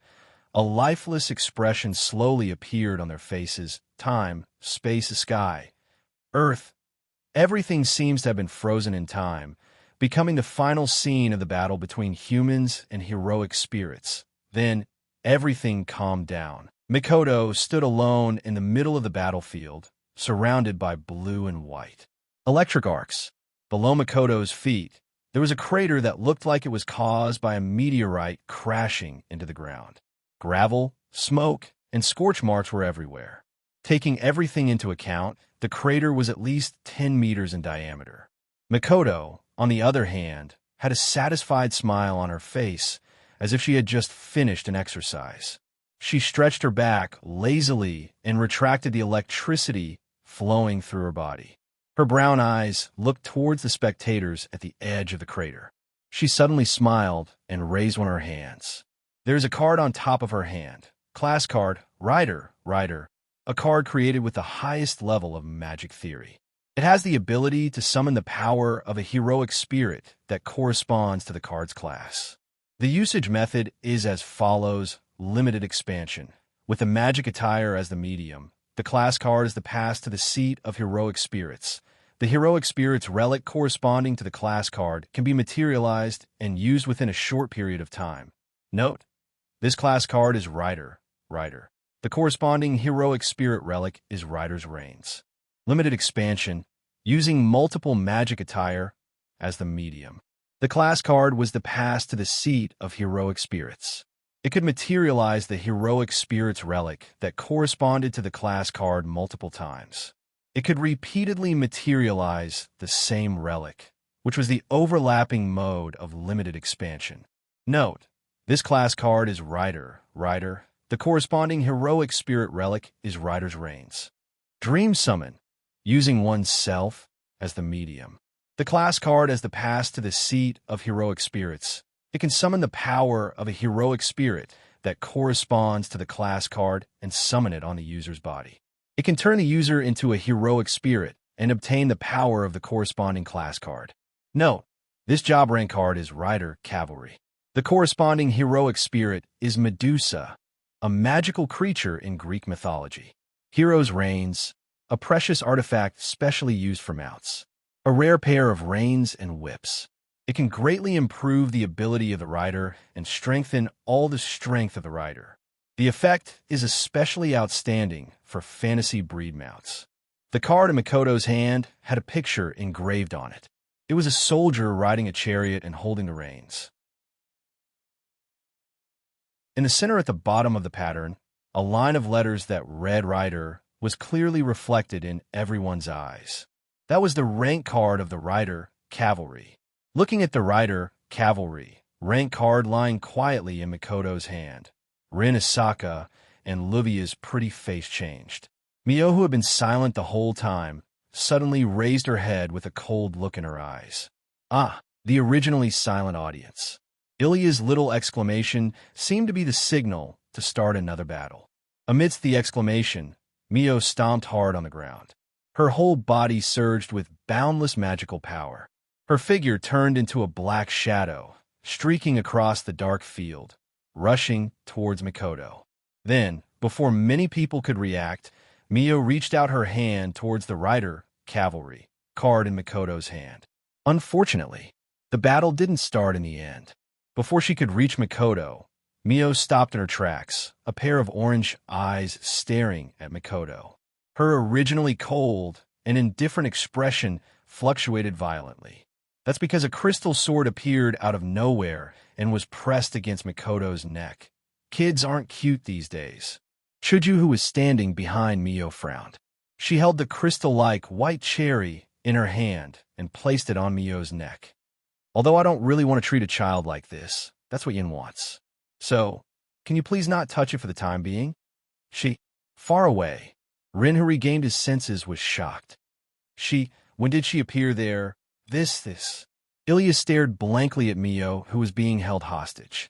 She didn't react for a long time. What's going on now? Mio. Livia's pretty face was anxious. She wanted to rush forward, but Chuju glanced at her. She didn't dare to act rashly. Don't worry. Wu Yin slowly walked to Makoto's side and took the rider, cavalry, card.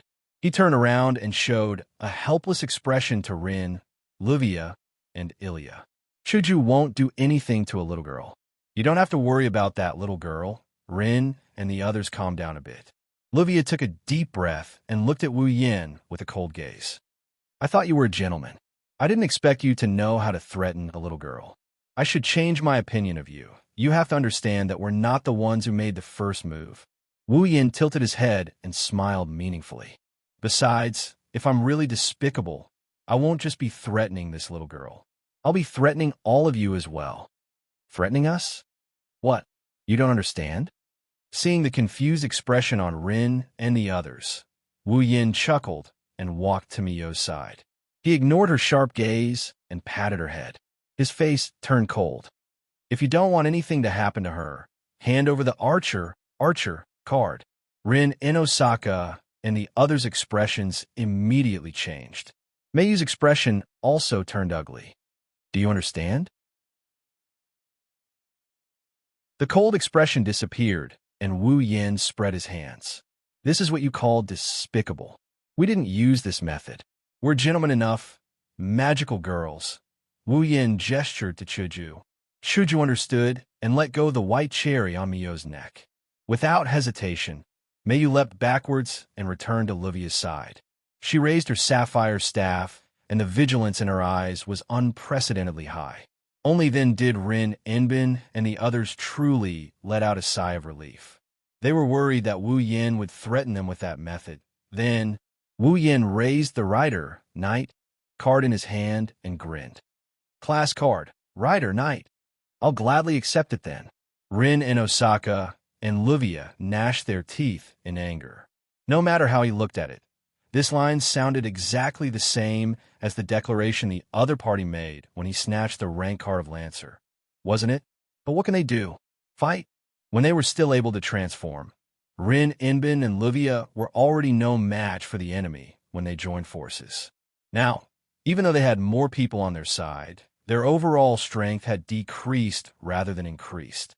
Not only did the opponent have more than one person, but he also had two more powerful companions.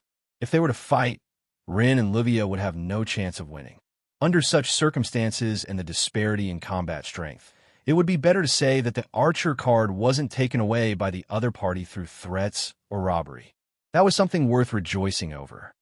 It looks like you don't want to do anything to the cards we have. Rin Enbin mocked him, unwilling to give up. Are you really a gentleman? You won't do anything to weak women and children? Wu Yan raised an eyebrow and smiled. Since we're both aiming for the class cards, we'll have to fight sooner or later. Why don't we let you guys take back the cards, and we'll have a showdown?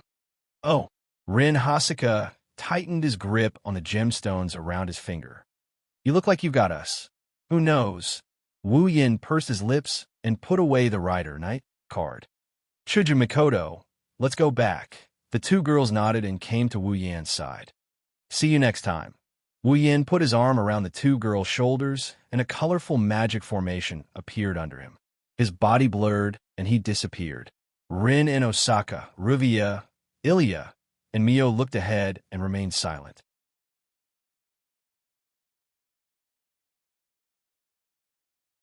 Chapter 1438. Fuyuki City on a certain street. Rin and Osaka, Livia, Iria, and Meiyu, who had changed into casual clothes, were walking together. However, the atmosphere was rather depressing. They walked forward aimlessly with their heads lowered. Rin and Osaka and Livia were both silent. Meiyu was also quietly following behind Livia without saying a word. This caused Iria's mood to become heavy. Her cute face was filled with depression. Unlike Meiyu, who looked very mature, Iria was a very normal elementary school student. Before she met Ruby, she didn't even know about magic and magicians. Naturally, she didn't understand the importance of class cards. To Ilya, retrieving the class card was not so much a mission, but a calamity from the heavens. After all, before today, Iria always thought that retrieving class cards was just finding those class cards and keeping them. Who knew that she would need to fight? Asking an elementary school student to fight against famous heroes from myths, legends, and history? This was no longer something that could be described as difficult. Therefore, Iria didn't understand why Mayu, a girl who was about the same age as her, could be so calm in the face of such a situation. She didn't even panic when facing the enemy. All in all, Iria didn't have any sense of reality. Rin and Osaka and Luvia both had their own thoughts regarding the class cards. Mayu had a calm expression as if she was thinking about something. Only Iria didn't feel anything. She only felt that the atmosphere was really uncomfortable. Unable to bear it anymore, Iria could only lower her voice and talk to Ruby, who was floating beside her. "Hey, Ruby, what's wrong with everyone?" "Everyone is trouble." Ruby's ribbon-like accessory curved like a hand and scratched the top of the ring. It looked exactly like a person scratching their hair.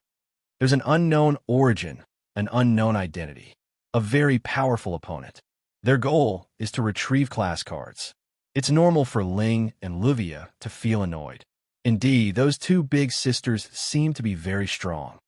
Ilya could not help but recall the scene of the battle between Mikoto and the Japanese cavalry, as well as Inajika's unpredictable performance when she held the crystal sword.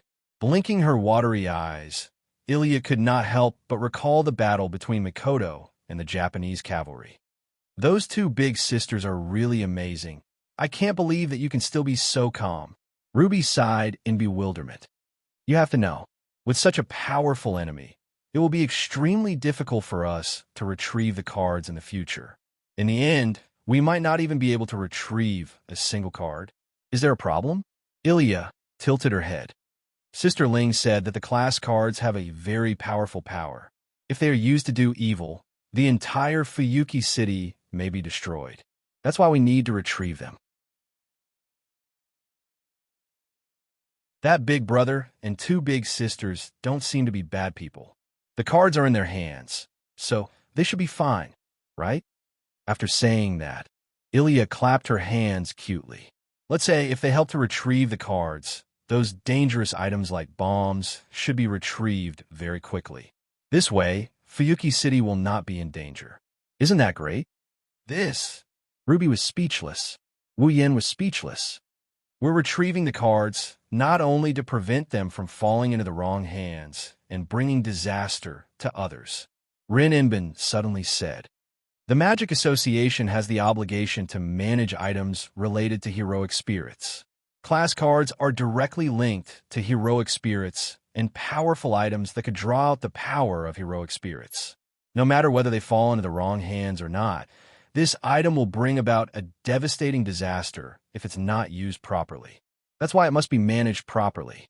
Of course, since the class card is a card that is made from extremely advanced magic theory, it's very worthwhile for the Magic Association to analyze it since the nature of the card is still the research of magic.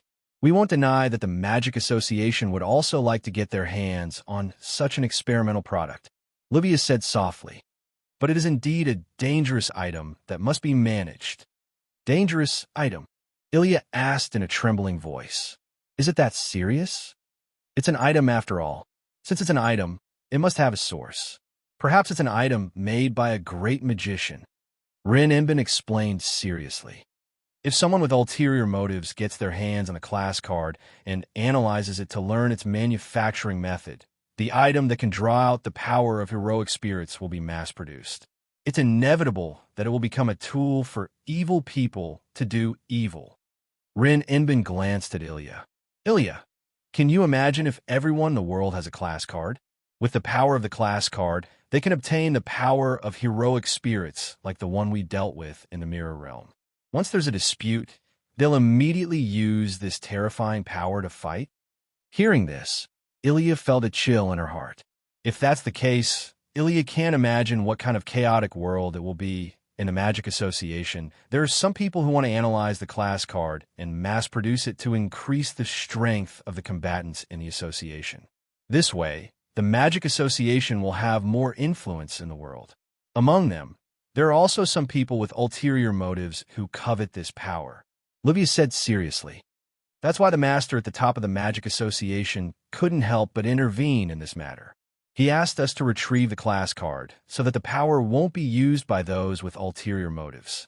But now, Rin Inbin and Livia looked at each other and shook their heads with a bitter smile. Powerful enemies are appearing one after another. Their target is the class card.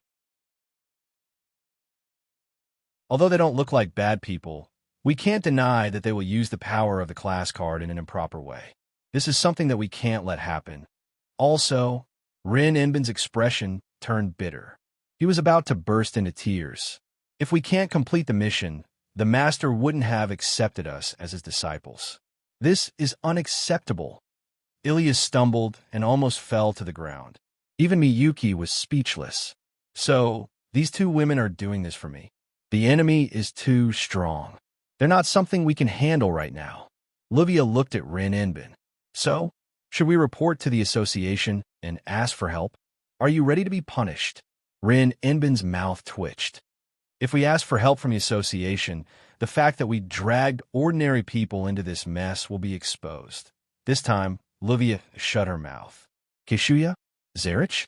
When Shubi and Augu sent Rin Inbin and Livia to Fuyuki City to retrieve the class card, he repeatedly reminded them that the two wands are the highest-level magic attire. They have the ability to grant the wearer great power in an instant. Just like the class card, if used improperly, the magic attire can become a dangerous weapon. So Kishiya, Zerich, Shubi and Augu seriously reminded the two girls to take good care of the wands and prevent any accidents from happening. But in the end, not only did the two wands break free from Rin Inbin and Livia's control, they also successfully dragged the two 10-year-old ordinary people into this mess. As a result, the two girls had to borrow their power to retrieve the cards. What if Kishiya was involved in this? Zerich? Shubi and Augu knew that he would have to reconsider taking Kishiya as his disciple. Rin Inbin and Livia were sweating profusely when they thought of this. Maybe things aren't as bad as we thought. Rin Inbin forced a smile as sweat dripped down his face. Look, even a magic association can't do anything about the class card. They can't analyze it at all. How can others analyze its structure and mass produce it? You're right, Rin Inbin. Livia forced a smile. Thinking about it carefully, this isn't a bad thing. Just like what that man said, we have class cards in our hands. Sooner or later, we'll face them. Why don't we let them work hard to retrieve the cards and wait until the final battle to snatch all their cards? Wouldn't that save us a lot of trouble? That's right. That's right. Rin Inbin and Livia laughed out loud, but their expressions were as fake as they could be. This time, it was Aliyah and Mio's turn to sweat profusely.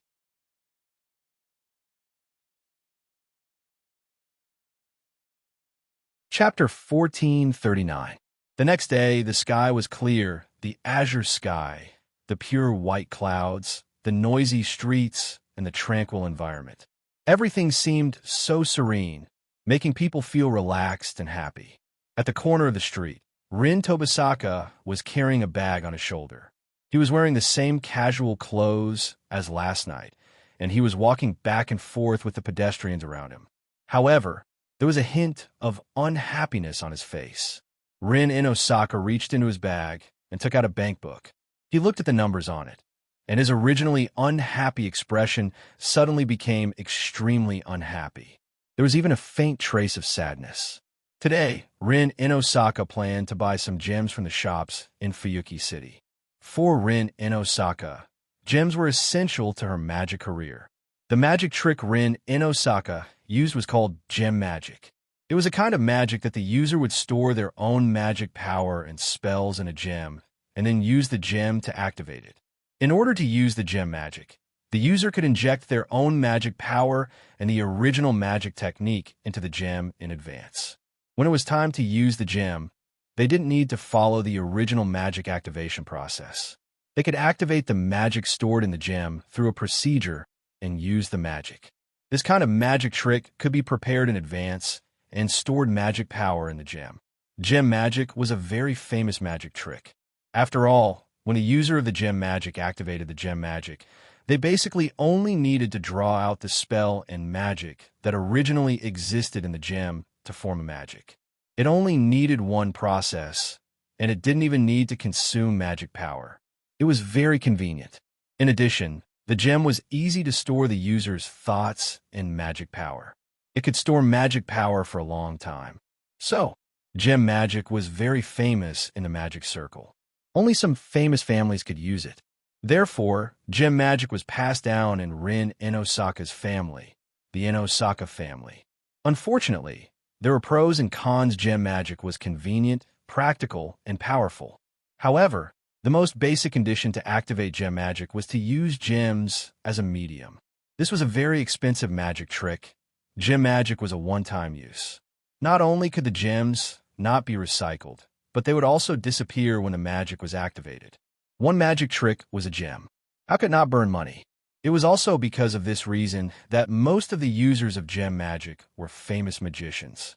Originally, the Enosaka family, who could use the gemstone magic as their family heirloom magic, was also a wealthy family. Although he didn't want to admit it, the Enosaka family had indeed declined. As a result, Rin Enosaka's family wasn't very well off. He usually used the gemstone magic as frugally as he could, which was very sad. This was also the reason why Rin Tozaka looked at his bank book with such a sad expression. Her net worth wasn't that great to begin with, and now that she was going to buy expensive gems, Rin Inbin didn't even dare to imagine how much she would have left. Moreover, even if he didn't have much money left, the number of gems he could buy was limited. But what could he do? Who asked the ruby to betray her and not let her use it? She still had to carry out the mission of retrieving the rank cards. Moreover, there was such a strong enemy. If she didn't prepare more gems, when the time came for the real battle, the gems would be used up. Wouldn't she be at the mercy of others? Therefore, even though Rin Tozaka's heart ached, he had no choice but to buy gems. It was only at times like this that Rin Tozaka envied his nemesis, Luvia. By the way, Luvia was also a gem magic user. She wasn't as poor as Rin Tozaka. She was truly wealthy. She threw away gems one after another. She was even wealthier than the so-called rich girls. She was so rich that she was practically dripping with oil. Rin Tozaka soon arrived outside a gemstone store. He looked at the gems displayed in the glass cabinet. His green eyes were filled with conflict. Of course, Rin Tozaka wasn't conflicted about the gems, but the rows of numbers displayed under the gems. She took out her bank book again and glanced at the number on it. She shrugged her shoulders. This means that even the cheapest gems I can buy aren't that many left. Suddenly, a hand appeared and patted Rin Tozaka's shoulder. What are you doing here? Wah! The sudden voice and the physical sensation on Rin Tozaka's shoulder made him jump in fright. Rin Tozaka's leg tilted and he fell to the ground. Seeing the ground getting closer and closer to her, Rin Inbin's pretty face was filled with panic. She closed her eyes and prepared herself to be disfigured. However, before she could prepare herself, Rin Inbin felt that her body was frozen in the air, still in the position of falling down. Rin Tozaka opened her eyes and looked at the ground that was about to touch her face in confusion. Then, she realized why she didn't fall to the ground. That's because a hand went under Rin Tozaka's armpit and hugged her. She was suspended in midair and didn't fall to the ground. It must be the owner of this hand who saved Rin Tozaka. However, not only did Rin Inbin not feel the slightest bit of gratitude towards the person who saved her, her beautiful face slowly changed color, and in the end, it was completely dyed red. The reason was simple. That hand was holding onto one of Rin Enosaka's plump breasts. His fingers were even digging deep into it. Even the owner of the hand felt that something was wrong. He started to move his hand and knead Rin Inbin's softness. Why are they so soft? With her chest being rubbed like this, Rin Enbin immediately felt a strange feeling in her body. She couldn't help but let out a delicate moan. The blush on her face instantly covered her entire face, causing her to scream out crazily. What are you doing?" The hand that was pinching Rin Tozaka's breast froze. At the same time, a stiff voice was heard. This soft thing can't be." Rin Tozaka's heart was filled with anger as she struggled to free herself. She covered her breasts and sat on the ground. She looked behind her with tears in her eyes. Rin Tozaka was stunned for a moment before she screamed in shock. "It's you, Yo-Yo!" The culprit, who had played with Rin Inosaka's round and smooth hand for a while, raised the hand that he had just enjoyed with an embarrassed smile. "Even though it's the same line as last night, I'll take it as you greeting me." The person who came was Wu Yan. You. Rin Tozaka's hands trembled as she pointed at Wu Yan. Her eyes were filled with tears. How dare you? How dare you? Wait. I didn't do it on purpose. I was trying to save you." Wu Yan retreated a few steps and shook his head without a second thought. "Even if I wanted to attack someone's breasts, I wouldn't choose you. You don't have that much. What did you say?" Rin Tozaka's eyes widened. This bastard. Not only did he snatch the Lancer card, he also took back the Rider card and caused her a lot of headaches. Now, after touching her breasts, he actually said that she was not well endowed. Rin Tozaka was furious. "You, tell me, who? No, material." Rin Tozaka stood up like a mad beast and walked in front of Wu Yan. Before Wu Yan could react, she grabbed his hand and pressed it against her breasts without hesitation. Pooh! Wu Yan felt something soft passing through his hands, and he froze up in shock. "Tell me, who doesn't have any material?" Rin Tozaka, who didn't realize what he just did, finally woke Wu Yan up from his stupor. Wu Yan finally realized what kind of situation he's in. Without thinking, Wu Yan rubbed the soft mounds in his hands. His eyes were glued to Rin Enbin's chest, which was changing shape as he rubbed it. It's not that unattractive, is it? Rin Tozaka's body trembled and her face twisted. Then, when are you going to stop rubbing?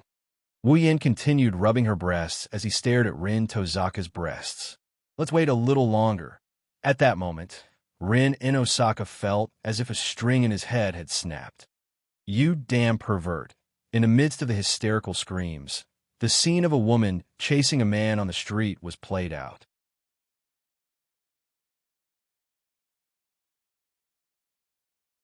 Chapter 1440. Fuyuki City, a coffee shop, sitting across from each other at a table with 2 steaming cups of black tea and some desserts in front of them. Wu Yan couldn't bring himself to eat. The corner of his mouth kept twitching as he endured the negative gaze from the other party. He couldn't stay calm. Of course, if there's anyone who's not calm, it's Rin Enbin, who's staring at Wu Yan with a sinister gaze. After all, one of the most precious parts of Rin Inosaka's body had been captured and cruelly abused by someone. How could Rin Inosaka remain calm? That's not the most important thing. Most importantly, this man who was inhumane and torturing his most important part was destined to be his enemy, and he still had something he wanted in his hands. Rin Enbin felt like there's nothing worse than this. In fact, even Wu Yan himself doesn't know why this is so delightful. No, it's such a bad thing. He just wanted to stroll around this unfamiliar Fuyuki City and see if there was anything in Fuyuki City that was worth killing time during the day. The mission to retrieve the rank card could only be carried out after midnight. During the day, the passage to the Mirror Realm was extremely unstable. Not to mention the problem of whether he could enter. Even if he could, it would be quite dangerous. Therefore, if he wants to retrieve the rank card, the most conservative time is after midnight. It's also the safest time. This way, he won't have anything to do during the day. If he stays at home, he won't be able to stay there. Since Hanajiku and Mikoto are out shopping, the lone Wu Yan decided to go for a stroll to see if there's anything new happening around him. Then, a new thing happened because he happened to meet Rin Enbin, who went to buy some gems with the intention of scaring Rin Enbin. Wu Yan approached him in a mischievous manner. In the end, there's no result. This is something that only happens in manga. It's unknown if it's good luck or bad luck that befell them. After a while, Rin Inbin was tired of chasing after him and was invited to the coffee shop by Wu Yin, who wanted to change the topic. Then, there's nothing else. The two maintained this posture, sitting face to face. How should I put it? That's right. One thing is for sure, even with Wu Yan's thick skin. After enjoying some benefits, he couldn't stand Rin Inbin's glare and had to change the topic again. All right, why were you there? Wu Yin regretted it as soon as he said that. What kind of change of topic is that? Wasn't he just poking at a sore spot? As expected, when Rin Inbin thought of the gem store, she immediately remembered her own experience. Blushing, she covered her chest without thinking and glared at Wu Yin. Ahem. Wu Yin coughed. I'm just curious. Rin Inbin snorted and turned her head away. I went to buy some magic gems to deal with a certain gentleman who's been ruining my plans. No, I mean a pervert. Ahem. Wu Yin coughed even harder. As expected of the devil, even if he's not as black-bellied as the original, he's still good at cursing. He's still as skilled as ever. Gem magic? Wu Yin asked weakly. Did you run out of gems? Don't worry. Rin Inbin glanced at Wu Yin. In order to avoid being robbed by perverted gentlemen, I always carry gems with me. I was just filling up my storage. Perverted? Wu Yan's mouth twitched. He looked at Rin Inbin's disgusted expression, and he was furious. He said with a hidden meaning, but why did I hear someone say that even the cheapest gems that can be bought can't be bought that much? Rin Inosaka's expression stiffened as he fell into a state of paralysis. Oh, Wu Yin looked like he saw a new continent, and he teased. Could it be that Miss Lin, in order to fill up your anti-wolf warehouse, you've lost all of your little treasury instead? Hisashi turned around, and he glared at Wu Yin with a ferocious look. What's wrong? Can't I? Well, I'm not saying no. Wu Yin picked up a cup of black tea, and he started sipping his tea. Well, we're friends. If you're worried, you can tell me. I don't mind helping you help. Rin Inbin looked at Wu Yin suspiciously. Help me? Isn't it just a gem? Wu Yin pursed his lips. He recalled something, and he flipped his hand. He took out a crystal, clear gem. No, rather than calling it a gem, it's more like a crystal. Take a look at this. Wu Yin tossed the crystal to Rin Inosaka. Can you use this as a medium for your gem magic? Rin Inbin caught the crystal that Wu Yin tossed to her. She felt a cold sensation in her palm. Then, Rin Inbin froze. She could feel that the translucent crystal in her hand contained an enormous amount of magic power. This, Rin Inbin cried out in shock. What gem is this? How can it contain such a large amount of mana? Wu Yin scratched his face. He didn't know how to explain it. Should he tell Rin Inbin that it wasn't a gem, but the crystal of an 8th grade magical beast? I'm afraid Rin Inbin doesn't even know what 8th grade magical beasts are. I got it by chance. Wu Yin could only give such an explanation. Tell me, can you use this gem as a medium for your gem magic? Of course it can. Rin Inbin looked at the crystal in her hand excitedly. To put it bluntly, gem magic is actually storing magic power in a gem, writing a spell pattern into it, and forming all the conditions to activate the magic. When it's time to use it, the magic power and spell pattern in the gem will be drawn out, forming the magic itself, and it will be able to form the magic. This gem already contains a large amount of mana. There's no need to store it. All you need to do is inject a spell formula into it. When it's time to activate it, the mana in the gem will be able to deal great damage to even heroic spirits with high mana resistance. It's a killing machine. Rin Inbin looked at Wu Yin with a fervent gaze.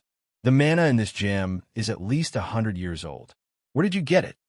There were good and bad gems, and this also had something to do with the quality of the gem magic. Better quality gems could store more mana, increasing the power of the spells cast by the user. On the other hand, poor quality gems could store less mana, and the spells injected into them couldn't be too advanced, so there were many limitations.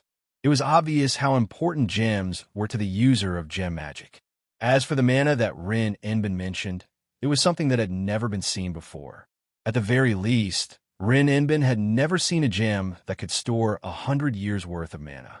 That was equivalent to a magician with standard magic power continuously inputting magic power for 100 years to reach that level up. How could a gem withstand such a large amount of magic? But now, a gem like this was right in front of Rin Inbin's eyes. Rin Inbin didn't dare to imagine how powerful it would be if he used this gem to cast a magic spell.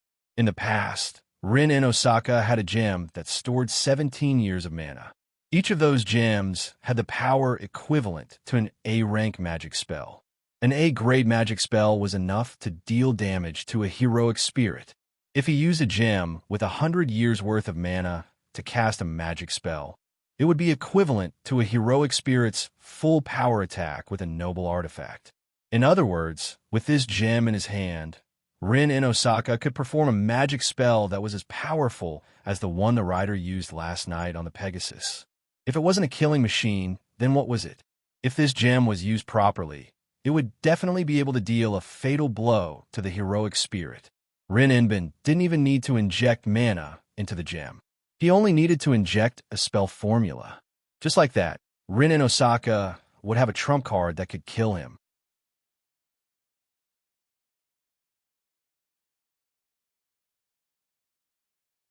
Chapter 1441. How would Rin and Osaka know that in the Spalier world, the magical crystals of magical beasts were all crystals that contained a large amount of mana? The power of magical beasts mainly consisted of two aspects. One was their powerful physique, and the other was their innate magic. Putting aside their powerful physical abilities, since magical beasts could use magic, their magic power was naturally indispensable. Magical beasts stored their mana in the magical crystal within their bodies. Thus, a magical crystal contained the mana that the magical beast had accumulated over its lifetime. This was why magical crystals had such a large market in the Spalier world. They could be used to create potions, tools, and even weapons. Their price had always been high, and the magical crystals of high-grade magical beasts were even more expensive. The magical crystal in Rin and Osaka's hand was a grade 8 magical crystal. Needless to say, the amount of mana stored within was only Rin and Osaka's conservative estimate when compared to the amount of mana a magician with a standard amount of mana could store in 100 years. This was why Rin and Osaka was so excited. Not to mention who had injected the mana into the gem. The fact that the gem itself could store 100 years of mana was enough to make all gem magic users go crazy. To a magician, the mana stored within the gemstone wasn't much of a problem. The quality of the gemstone was even better. At this moment, Rin and Osaka had completely forgotten that the person in front of her was her enemy. Her eyes were filled with passion as she looked at Wu Yan. She leaned forward and almost reached out to grab Wu Yan's shoulder. Her face was only 20 centimeters away from Wu Yan. Seeing Rin and Osaka's pretty face pull so close, her red lips and warm breath coming close, Wu Yan couldn't help but feel a little awkward. If Wu Yan didn't know why Rin and Osaka was so excited, he would have thought that she was trying to take advantage of him. Wu Yan awkwardly pressed Rin and Osaka's shoulder and pushed her back to her seat. Isn't it just a gemstone? Don't make such a big fuss. Isn't it just a gemstone? Rin and Osaka's expression was one of disbelief. Don't you know how valuable this gemstone is? As for the value, I can more or less guess it. Wu Yan scratched his cheek. But you don't have to be so exaggerated, do you? You? Rin and Osaka opened his mouth wide in shock as he looked at Wu Yan's innocent expression. In the end, he sighed as if he had given up. Forget it. Even if I tell you, you won't be able to understand what kind of pursuit a gem magic user has for such a gem. To think that you have such a strong magic attainment. I'm sorry. Wu Yan rolled his eyes.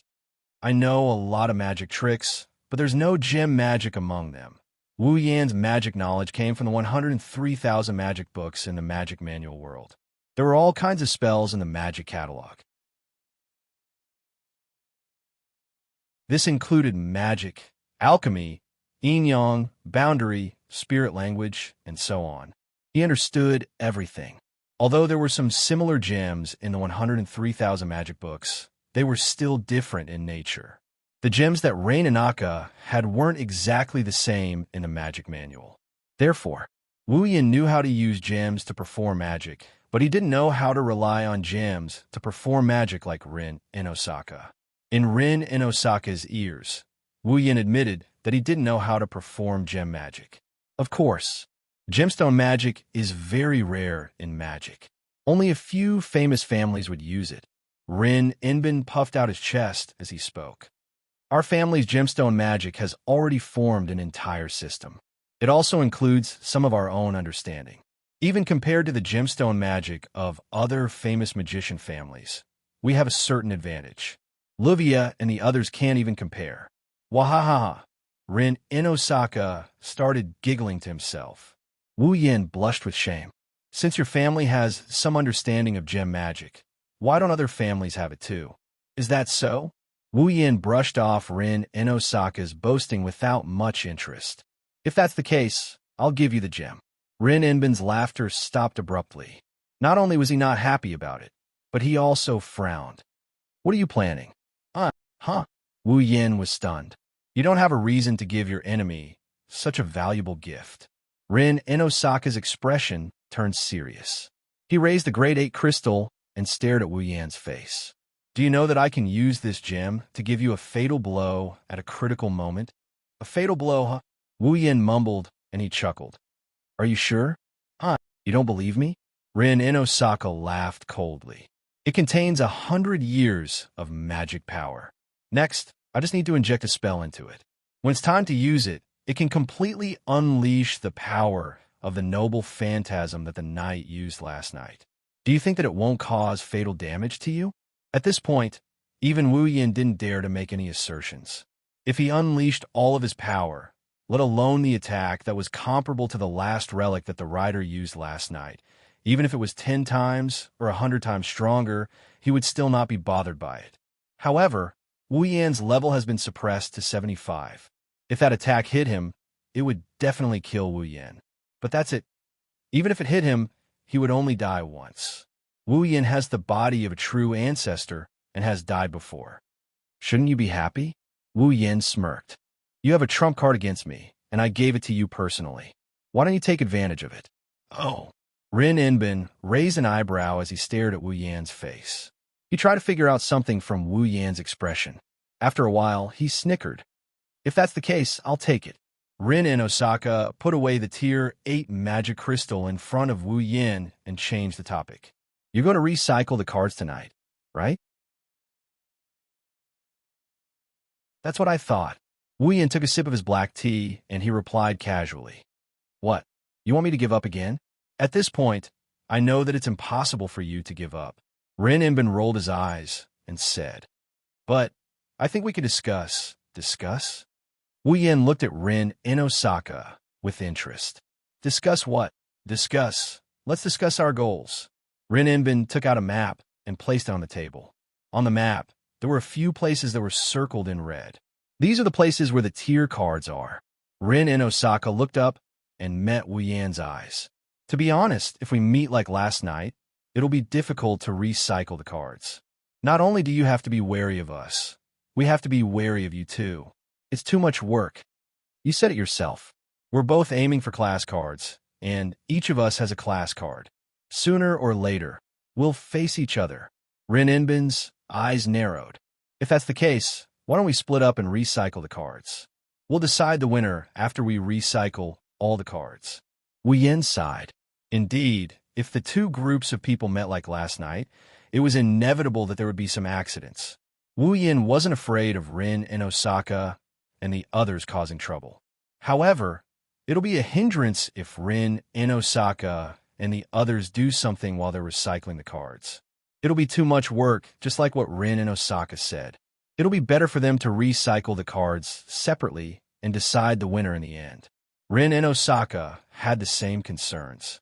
If they were to bump into Wu Yan and Co. with their current strength, it's very likely that they would be reduced to mere spectators like last night. Rather than that, it'll be better for them to split up and increase the tier cards they have. They'll see if they can use it as a trump card and think a way to deal with Wu Yan. That was Rin in Osaka's plan. Okay, Wu Yan nodded and pointed at a circled area on the map. We'll go there tonight. Then we'll go somewhere else. Rin Inosaka smiled. It's settled then.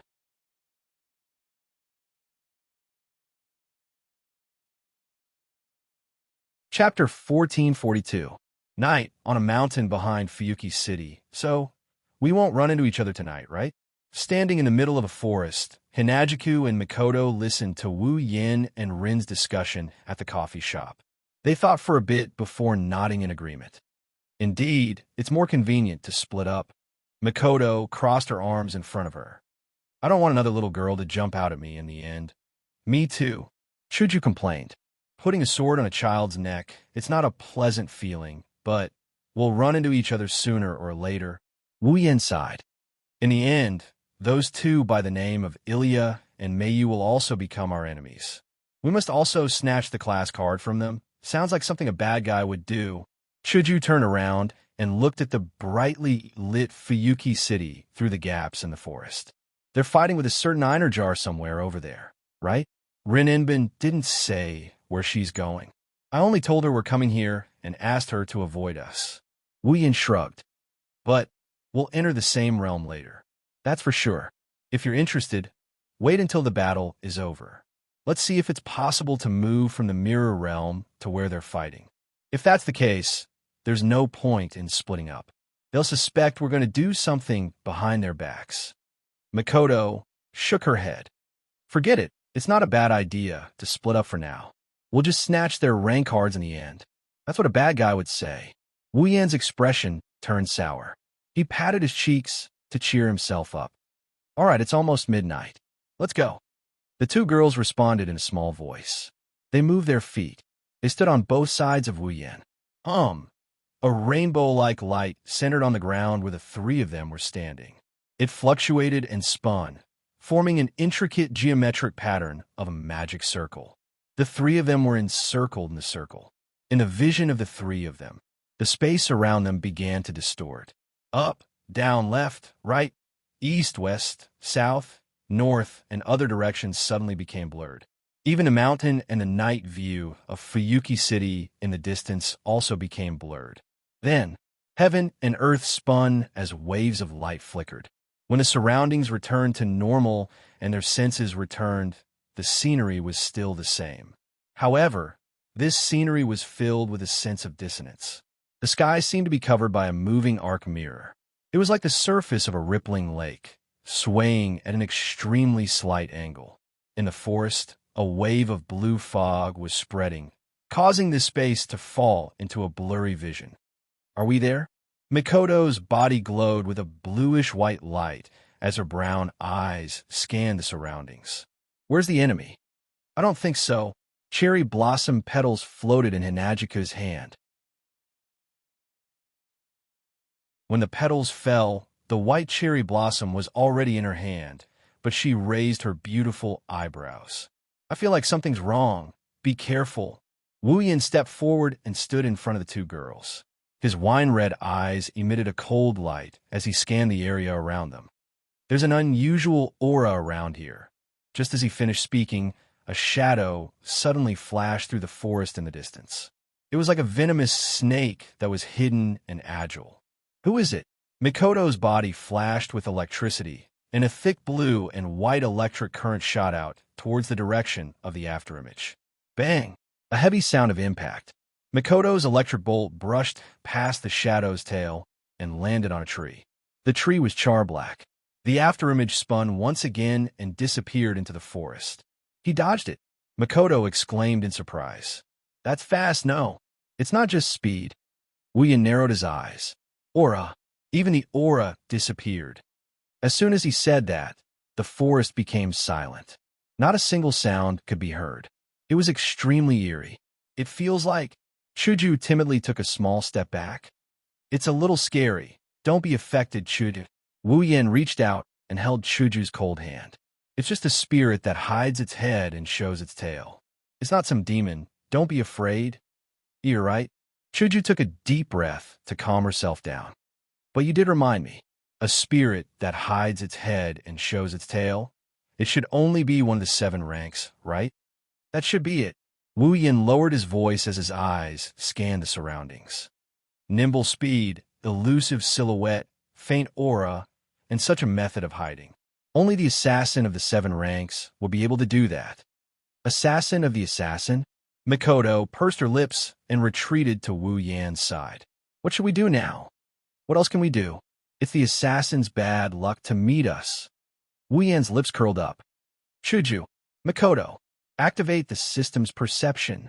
Chuju and Mikoto were stunned for a moment before realization dawned on them.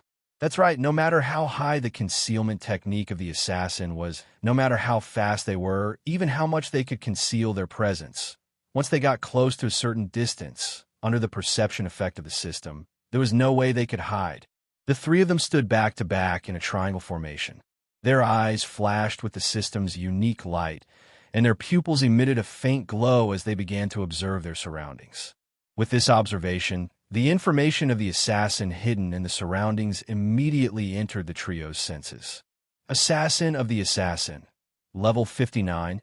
The existence of a spirit is based on the belief of the people in myths, legends, and heroes who left behind great achievements in history. Thus, the more glorious the spirit's deeds are, the greater the fame and reputation, the stronger the spirit's power. As for an assassin, no matter what great deeds they did, they would not be publicized. They would only be an unknown character. Because of that, heroic spirits who had the ability to take on the role of assassin would leave behind glorious legends of heroes in their past lives.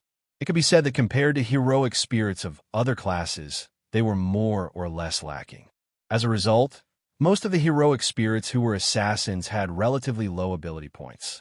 They could only rely on relics or some special skills to win against their enemies.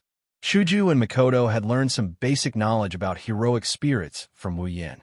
They also knew that the assassin's heroic spirits' abilities were usually weaker. But the peak of Tier 6, wasn't that a little too weak?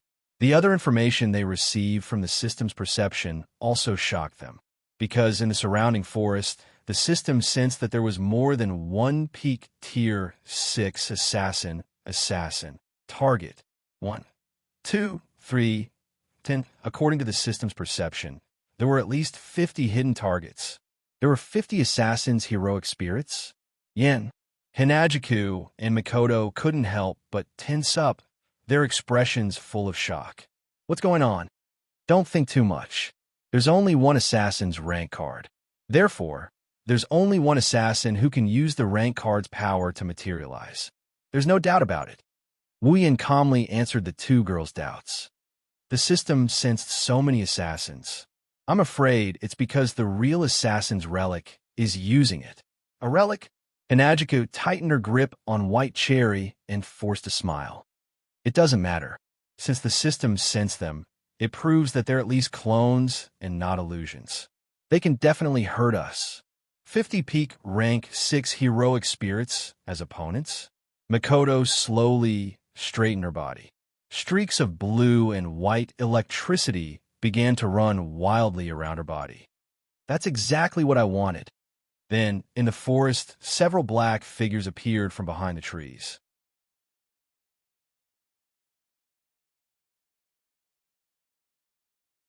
Chapter 1443. Clack, clack, clack, clack, clack, clack. The rustling sound of branches and leaves rubbing against the ground could be heard clearly from the surroundings. In the dark forest, a group of dark figures slowly walked into Wu Yan, Hinajiku, and Mikoto's line of sight with their light footsteps. They were all completely black, wearing skull-like masks on their faces, black cloaks, and black cloth around their lower body. They didn't even have any hair. That's right, they are indeed monsters. On their bodies, other than their masks, which are white, everything else is black. Head, body, muscles, limbs, along with their clothes, each assassin is absolutely black in color.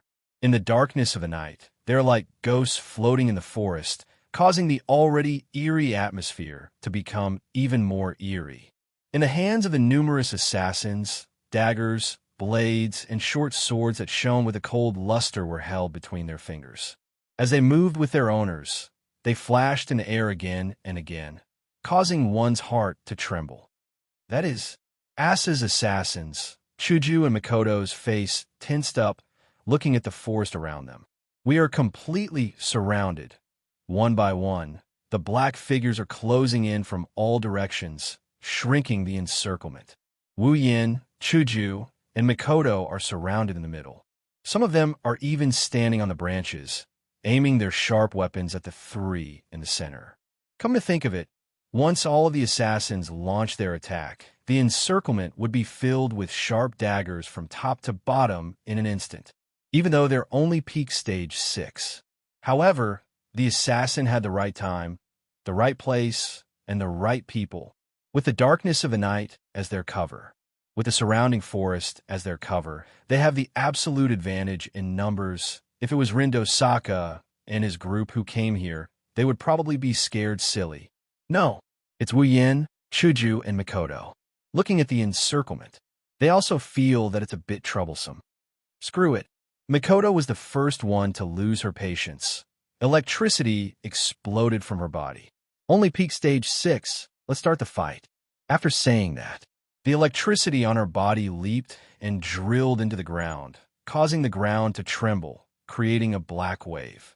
On the other hand, the assassins seemed to be stimulated as they raised the sharp daggers in their hands one by one. Swish, swish, swish, swish. In the next moment, the sound of metal clashing against metal rang out in the surrounding space. Flashing arcs of light flashed in the surroundings, carrying with them a sharp sound. In this space, they converged towards the three people in the center. Those are the daggers that are flying through the air. Daggers that blotted out the sky and covered the earth shot toward the three people in the middle of the field like arrows, instantly filling everyone's field of vision.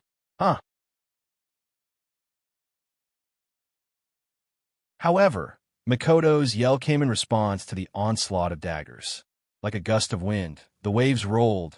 The black iron sand wave rolled up like a tornado, surrounding Wu Yin, Chuju, and Mikoto. Clang, clang, clang, clang, clang. Not long after, a series of crisp clashing sounds rang out around the iron sand wave.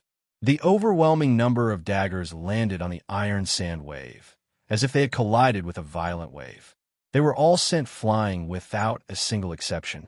Seeing this, Wu Yin also raised his hand, planning to attack the assassins. However, someone moved faster than Wu Yin. Whoosh. In the woods, a gentle breeze blew. A pink stream of light carried a sharp edge as it flew around the surroundings.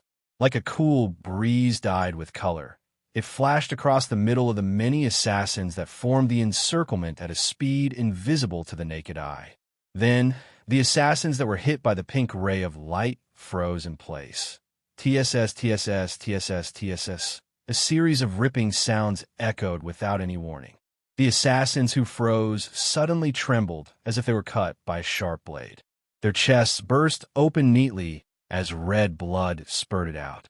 They fell to the ground and lost their breath at this time. The pink ray of light hovered and quietly landed, revealing its original form. Pink hair fluttered in the air, beautiful to the extreme. With white cherry in her hand, Hinajika tapped the ground with her feet, and a fierce look appeared on her pretty face. With a leap, she once again turned into a stream of light, piercing through space and slicing through the assassins who couldn't react in time. As for the assassins that were hit by the pink light, they all followed the path of the assassins in front of them. Their chests were neatly cut open, blood spurted out, and they fell to the ground, unable to get up. Chuju? Wu Yan's hands stopped moving. He watched the assassins fall one by one under the pink ray of light Chuju's slashes. He was stunned on the spot. It wasn't just because Chuju took care of the assassins one by one. It was also because he could only vaguely catch a glimpse of Chuju's figure. Fast. She was too fast. Surprised?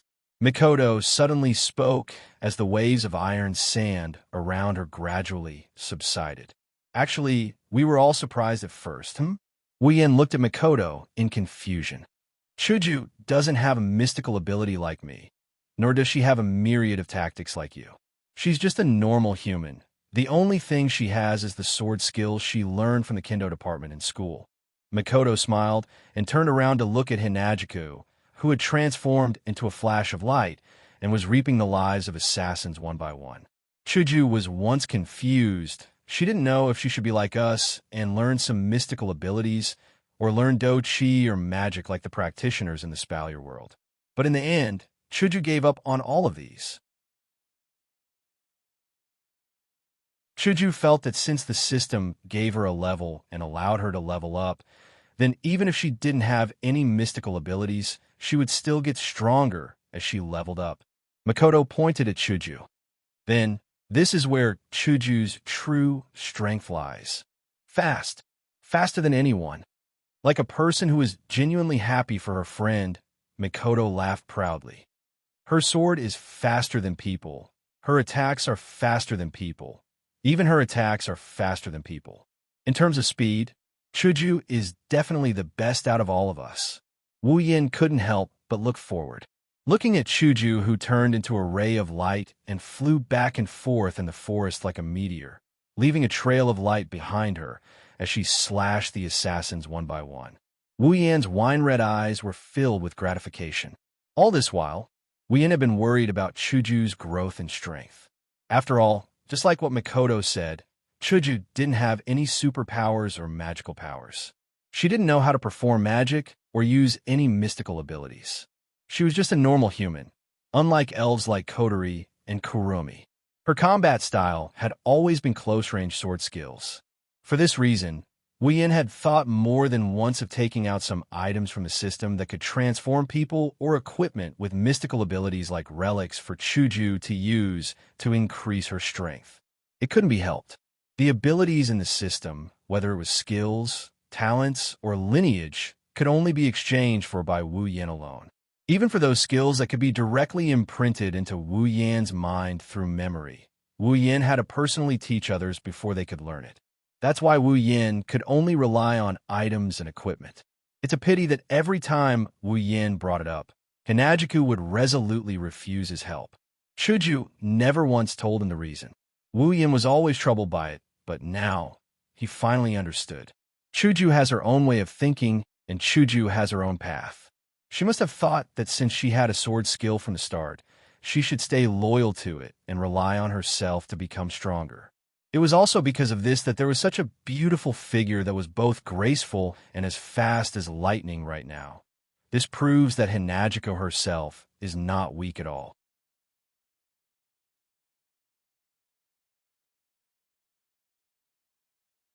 Chapter 1444. Inside the Mirror Realm, an afterimage flew from afar and landed on the ground. The figure's footsteps tapped on the ground and dashed forward. The figure nimbly shuttled back and forth between the trees. The blurry black shadow dragged a long shadow as it shuttled through the dense forest. Then, with a leap, it landed on a branch of a tree. If one were to look closely, they would notice that the black figure who landed on the tree branch and passed through the forest at an extremely fast speed. He was wearing a pitch-black skin-tight suit and was holding two short daggers that flickered with a cold light. He was wearing a white skull mask on his face. It was none other than the assassin. Between the gaps of the skull mask, the assassin's eyes glowed fiercely. It's like a mad beast, proving that the assassin's owner has lost most of his sanity. The assassin who stayed on the branch didn't show any signs of life. It grabbed the two short daggers and wanted to jump up again. But when it tightened its leg muscles, the assassin stopped moving. A pink stream of light pierced through the assassin's body at an unimaginable speed. It whistled softly and pierced through the assassin's body. A groan that sounded like it was squeezed out from the throat of the assassin came from under the skull mask. His body trembled violently. On the assassin's chest, there was an empty hole. Then, the assassin's body dissipated and turned into black dust. It melted into the air bit by bit. At the spot where the assassin used to be, there was a card floating in the air. The pink stream of light wandered and landed on the branch, revealing its original form. It exposed the beautiful girl with long pink hair to the air. Chuju held White Cherry in one hand. His other hand reached out and grabbed the card that was suspended in the air. Phew! Chuju let out a sigh of relief. She looked at the card and smiled. Mission complete. Chuju. Under the tree, Wu Yin and Makoto arrived at the tree. They waved at Chuju. Is it done? That was the last one. Chuju jumped down from the tree. She jumped down from the tree and arrived in front of Wu Yin. I didn't think a heroic spirit would run away after losing its mind. Hinajiku handed the card to Wu Yin. She complained, "You made me waste so much effort." Even if she lost her mind, an assassin is still an assassin. Her instinct to run away when she failed to kill her target is deeply engraved in her soul. It's not strange for her to run away. Wu Yin shook his head helplessly. He took the card from Chuju and looked at it. On the front of the card was an assassin with a skull mask and 2 curved daggers. At the bottom of the card was a line of letters, Assassin. Class card, Asa's Private. Assassin, a card created with extremely high magical theory. It has the miraculous ability to trigger the power of a certain heroic spirit that corresponds to the card's class. The method of usage is as follows. Limited expansion. Using magic attire as the medium, the class card is the pass to Seed of Heroes. Materialize the heroic spirit's noble phantasm and use it for a short period of time. Note, this class card is Assassin. The corresponding heroic spirit's noble phantasm is Delusional Illusion. Parallel limited expansion. With multiple magic attire as the medium and the class card as the pass to the Seed of Heroes, multiple heroic spirits relic corresponding to the class card can be materialized. The same relic can be materialized repeatedly.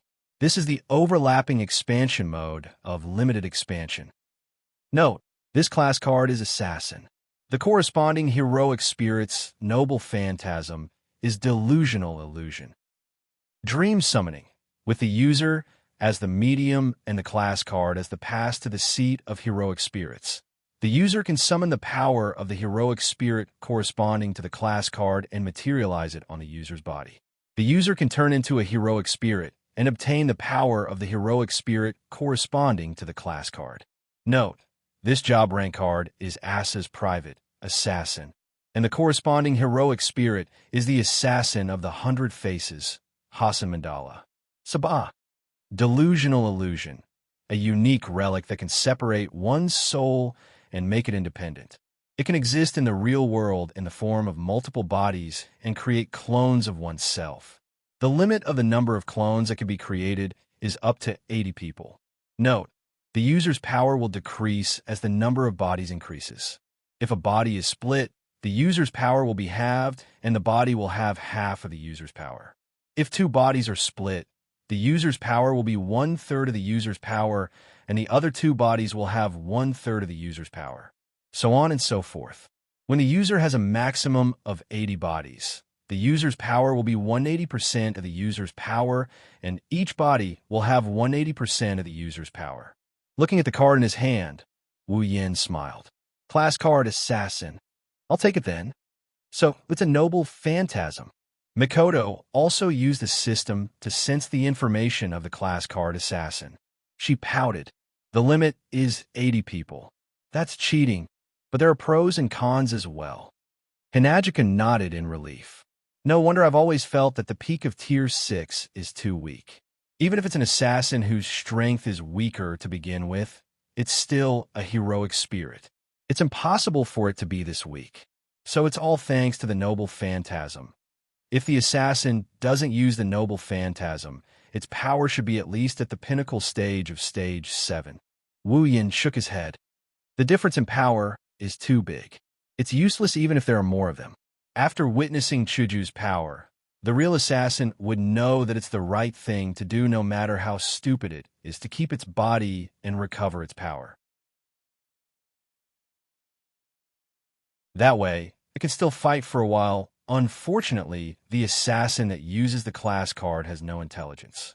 Well, it saved me a lot of trouble. After that, Wu Yin kept the assassin's card.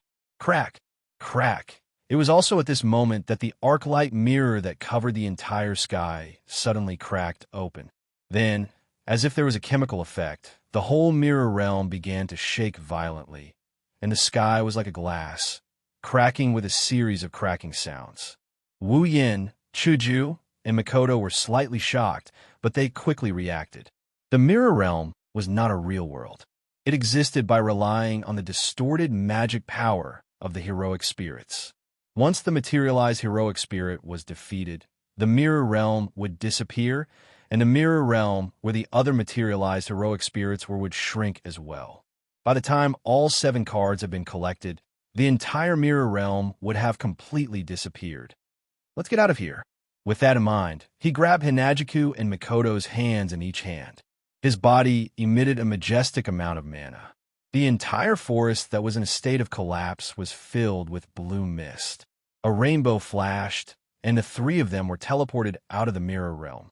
Fuyuki City, Back Mountain, the world spun, and the 3 of them once again returned to the place where they had just set off for the mirror realm. I almost forgot that the mirror realm will disappear. Wuyan didn't know whether to laugh or cry. He looked at the night view of Fuyuki City. I wonder if the disappearance of our mirror realm will affect Rin Enbin's side. What? Do you care about that, Rin in Osaka? Hinajika glanced at Wu Yin with a sour look as she continued. You can go and have a look. After all, the time for the mirror world's passage to stabilize hasn't passed yet. Why are you telling him so much, Chuju? Mikoto grabbed Chuju's hand and snorted. He can do whatever he wants. It has nothing to do with us. Leaving those words behind, Mikoto pulled Hinajiku's hand and walked down the mountain. Looking at the backs of the 2 girls walking away, Wu Yin shook his head and chuckled. Not honest at all.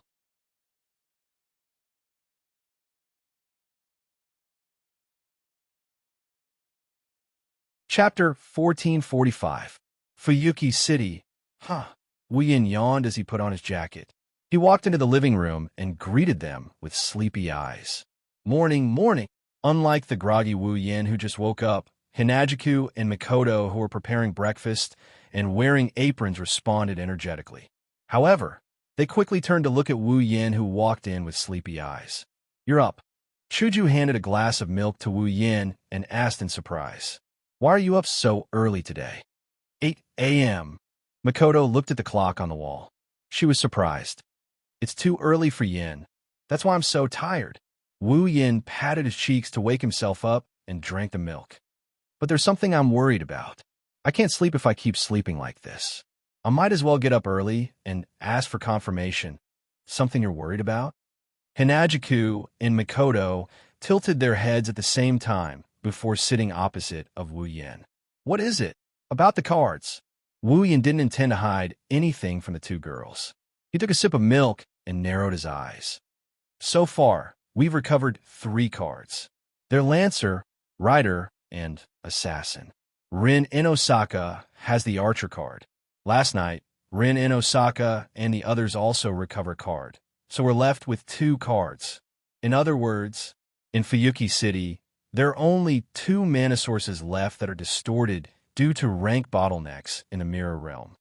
Wu Yin raised an eyebrow. But just now, when I tried to sense the remaining source of distorted mana, I found that there are actually 3 other sources of distorted mana. 3. Hinajiku and Mikoto were stunned for a moment before exclaiming. In other words, Wu Yin put down the glass of milk in his hand. Last night, Rin and Osaka didn't retrieve the cards for some reason. Either they ran into trouble and returned in failure, or they might have died in the mirror world. That's hard to say. That's impossible. Makoto's eyes widened. You're saying that Rin and Osaka's people might have died in the hands of the materialized spirits? Dead? Chuju was shocked. That can't be right. Even if they're weaker than us, they could have chosen to retreat at a critical moment, right? The materialized spirits couldn't have chased them to the real world, right? That's why I said I'm worried. I wonder what kind of situation it is. Picking up a piece of bread, Wu Yin bit into it and mumbled in bewilderment. There's no point in making wild guesses here. I just want to go out and find Rin Tasaka and see what happened. At the very least, I want to see if they're safe. That's... Chuju didn't know whether to laugh or cry. What's this? Aren't we enemies? In the end, we, as enemies, have to be concerned about them. How ironic. Although he said so, he didn't say anything. Mikoto didn't object to Wu Yan's suggestion. But I'm also worried about their situation. It's not a bad idea to go check it out. I'll go alone. Wu Yin waved his hand when he saw that Chuju and Mikoto were about to leave. We don't even know where Rin and Osaka and the others are. We'll just wander around like headless flies. I'm just going to try my luck. It's best if we meet them, but if we don't, then there's nothing we can do. There's no need for you to follow me. Hearing this, Chuju and Mikoto were helpless. It's true that they don't even know where Rin and Osaka and the others live. They don't even know where they usually appear. Even if they go out, it's just a matter of luck. Well, rather than try your luck with me, why don't you go out shopping instead? He said with a smile. Wu Yin took a second piece of bread and stuffed it into his mouth before standing up. Then I'll go out first. Call me if you need anything. Okay. Chuju and Mikoto didn't say anything else. Be careful when you go out. Don't worry, he waved his hand. Wu Yin walked out of the hall. Today, the weather is a bit cloudy. It's early in the morning, and the sky is gray. There's no sign of rain and no trace of sunlight. Today's temperature is neither too high nor too low. It's not a good day, but it's not bad either. At least there's no need to be afraid of the heat or the cold when going out. At this time, most of the people walking on the street are office workers. There are very few students wearing school uniforms. That's because today is a rare holiday. Wu Yin didn't know if Rin and Osaka and Livia were in school, but Iria and Mio should be at Suechu and Gakuen Elementary School. But today is a holiday that's a bit difficult. Wu Yin walked along the street with the people around him. He looked around and scratched his face in annoyance. I forgot that today is a holiday. Even if I go to school, I won't be able to find them. So troublesome. That's what he said, but Wu Yin was still very concerned about what happened last night. His opponent is a dark spirit that doesn't have a mind of its own. It doesn't care if it's a child or a woman. It won't show any mercy. Since Rin and Osaka and the others didn't manage to retrieve their class cards last night, it's possible that something unexpected happened. Although he hadn't known Rin, Osaka, and the others for long, they were still the first people he had met after coming to this world. Furthermore, they had the same goal. Their natures weren't bad. They weren't friends, but they weren't real enemies either. It was impossible to say that he didn't care about their lives. What else can I do? Wu Yin sighed.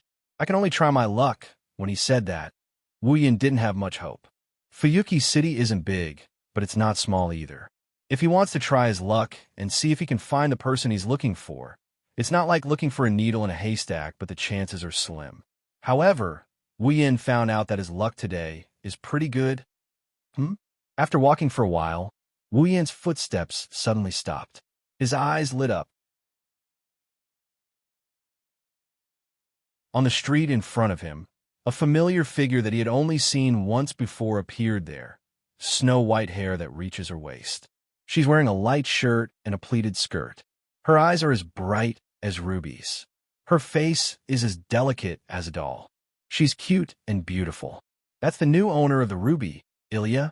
At this moment, Ilya is standing at one end of the sidewalk, waiting for the light to turn green. She didn't notice Wu Yin behind her. She also didn't know that she met an enemy in name. She has a faint smile on her face, and she seems to be humming a song. She seems to be in a good mood. Wu Yin relaxed quite a bit when he saw Ilya like this. She's in such a good mood. Even if she didn't retrieve her class cards, at least she didn't suffer any casualties. The light on the sidewalk began to turn green. The vehicles on both sides of the road also stopped. Ilya blended in with the surrounding crowd and walked to the other side of the sidewalk. She even walked to a side road. She doesn't seem like she's planning to go out to play. Wu Yin couldn't help but feel curious. He rolled his eyes and chuckled as he followed her. Gradually, Ilya left the city and walked to the suburbs. She plunged into a nearby forest. She didn't have the awareness of a 10-year-old child at all. She happily walked into the depths of the forest. Don't tell me she's planning to play some secret-based game? Wu Yin, who was hiding behind a tree and secretly following Ilya, pondered for a while. He couldn't help but ridicule. Why do I feel like a strange uncle who's about to follow a little lowly and commit some kind of crime? Although he said that, Wu Yin still followed her without realizing it. After a while, the surrounding trees began to become sparse, and the field of vision also became wider. A grassland full of green appeared in front of them, imprinted in their line of sight. After arriving here, Ilya stopped and looked around. There shouldn't be any problem here, right? Along with those words, a small black shadow flew out from Ilya's hair. Then, the ruby waved her ribbon-like limbs. Let's hurry up and start. Okay.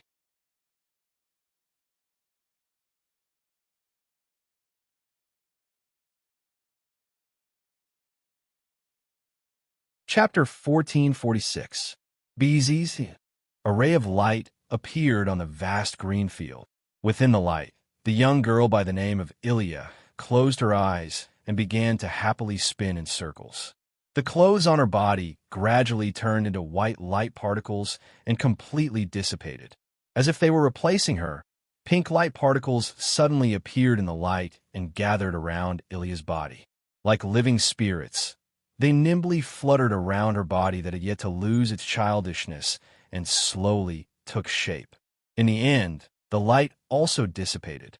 The witty and cute little girl was holding a pink magic staff with 3 pairs of ribbons on it. She had changed into a pink pleated dress with more pink than white and landed on the ground with light footsteps.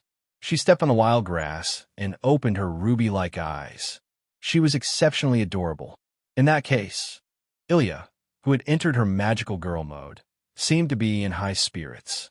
She stepped on her pair of feathered boots that seemed to have a pair of wings attached to them and lightly stepped on the ground. Then, Ilya began to fly. Yoa! The feeling of flying is truly great. With a happy smile on her face, Ilya adjusted her body with great difficulty and floated in midair not far from the ground. It would appear that she did not dare to fly too high. Only at this time did I have the feeling of becoming a magical girl. Right? Right? Isn't it great? Ruby, who had transformed into a magic staff, also spoke with an excited tone as she twisted her ribbon-like limbs. But even if you're a magical girl, Ilya, you've only just started. You still need a lot of training in order to surpass that older twin tails. Our purpose today is also special training. Don't forget about it. Aha! Ilya rubbed her little head in embarrassment. In that case, what should we be training in? Of course, it's the flying technique. Ruby answered without the slightest hesitation. This caused Ilya to be puzzled. But don't I already know how to fly? Ilya, you can only be considered to be capable of flying right now. You can't be considered to be capable of flying. Ruby explained with a serious and playful tone. Ignoring everything else, you can only fly up, down, left, and right. However, it takes a very long time for you to do so. Your technique is also rather stiff. I can't fly skillfully, let alone move quickly. The efficiency of my mana usage is also very low. Magic power? Ilya tilted her little head, not fully understanding what was going on. Don't you have unlimited mana? Indeed, both Sapphire and I can provide you with unlimited mana, but the amount of mana you can use at once is fixed. Ruby explained. Just like a faucet, even if the switch is turned on, it can provide unlimited water. However, there's only so much water that can flow out in a second. The same goes for the mana we provide. Depending on the user's mana capacity, the amount of mana that can be provided in a second also varies. And flying requires a lot of magic power. If you can't effectively use your magic power and use a small amount of magic power to maintain flight, it will have a great impact on you. Really? Ilya began to examine her body. Why don't I feel anything? Isn't it also full of magic power? That's because you don't need to fight now. All of your mana can be used to provide flight. Of course, there won't be any burden.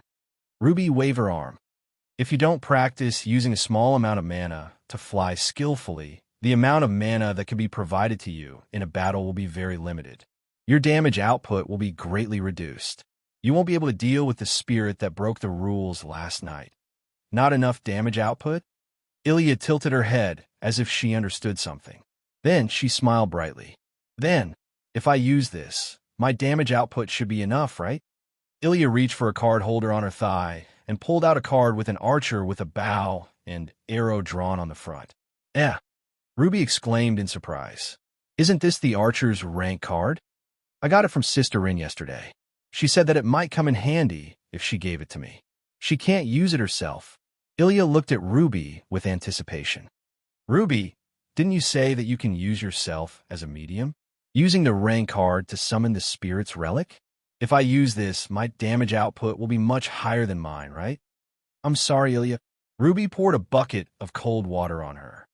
There's a time limit to the relic's usage. Not only is the time limit short, after using it once, you can't use it again for a few hours. Even if you want to rely on a rank card, you can only use it for a short period of time. That's why the rank card can only be used at a critical moment. Rin has always used the rank card as a trump card. Not only that, each class card can only materialize one type of relic after it's limited to unfold. Not all of the relic are useful. Ruby spread her hands out regretfully. Unfortunately, the archer's rank card is useless. After the limited to open, only a bow will appear. There's not even an arrow. When Rin tried to shoot, she used the surrounding black keys to replace the arrow. Although the destructive power is indeed great, it's impossible for you to carry a bunch of black keys all the way. You have to replenish your ammunition after every battle, right? How can this be? Ilya shrugged her shoulders in disappointment. The relic used by the spirit called Rider the day before yesterday is so powerful. The strong one is that Pegasus. The Rider's noble phantasm only strengthens the Pegasus' strength. The Rider's noble phantasm itself is also very limited. Even if the card is in our hands and we can instantiate the noble phantasm at that time, there's no one to ride on to use it. It is also a meaningless noble phantasm. Ruby's tone became playful. Not to mention the Rider card is still in the hands of that terrifying man. Oh? The moment Ruby's words left her mouth, a hand suddenly reached out and grabbed it.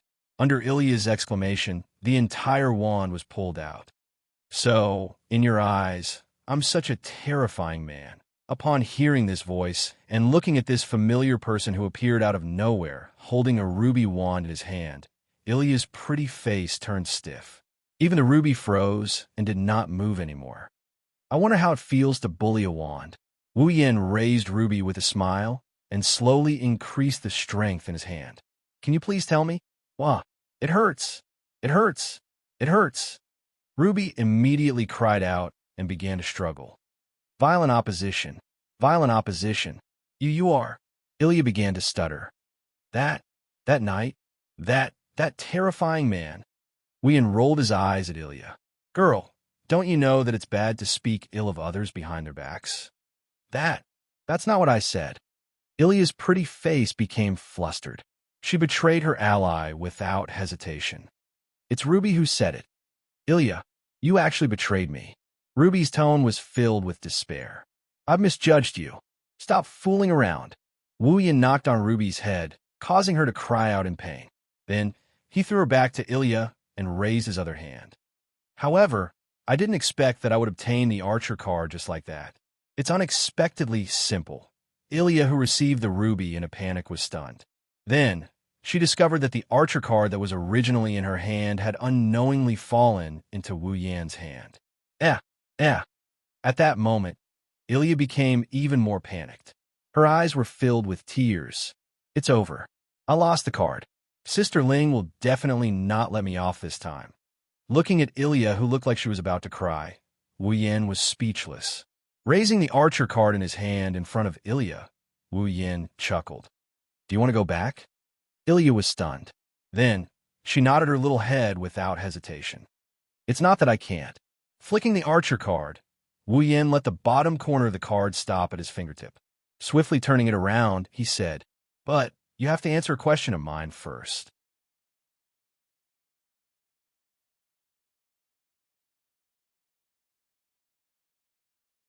Chapter 1447.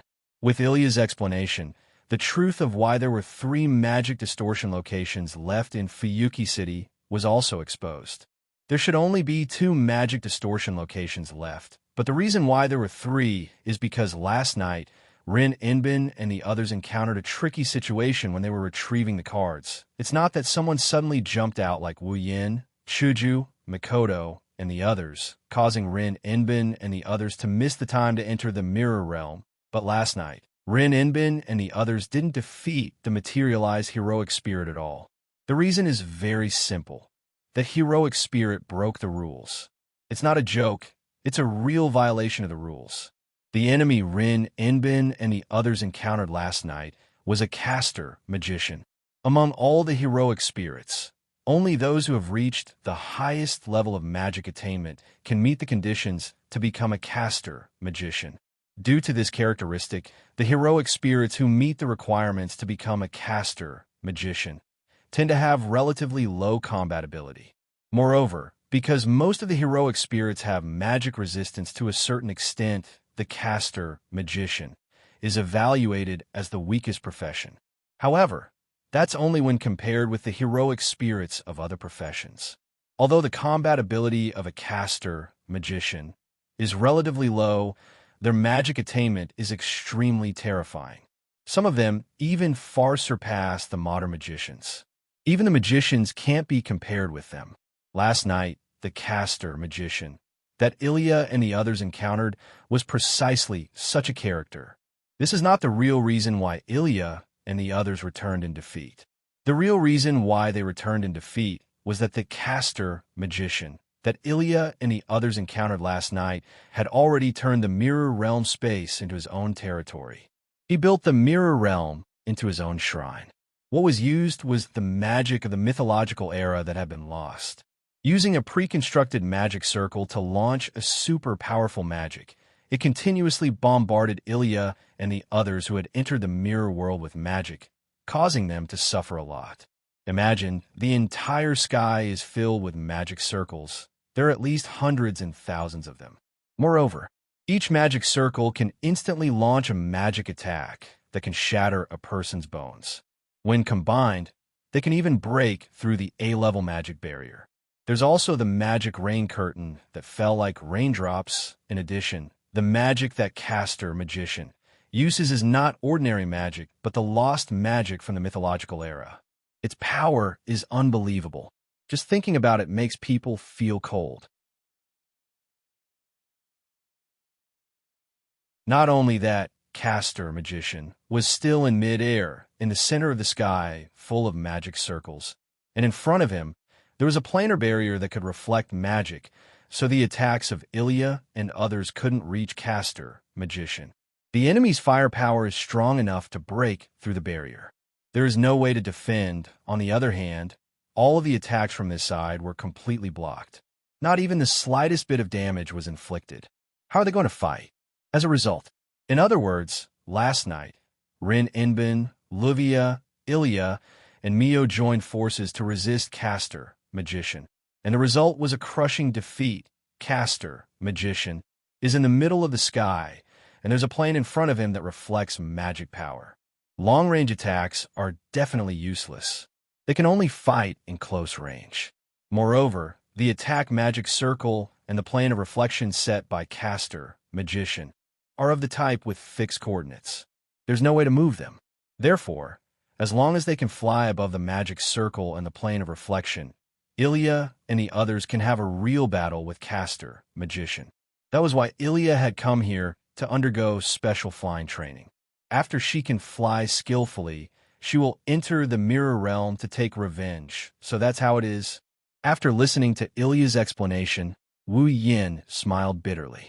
Caster magician actually turned the mirror realm into his own temple.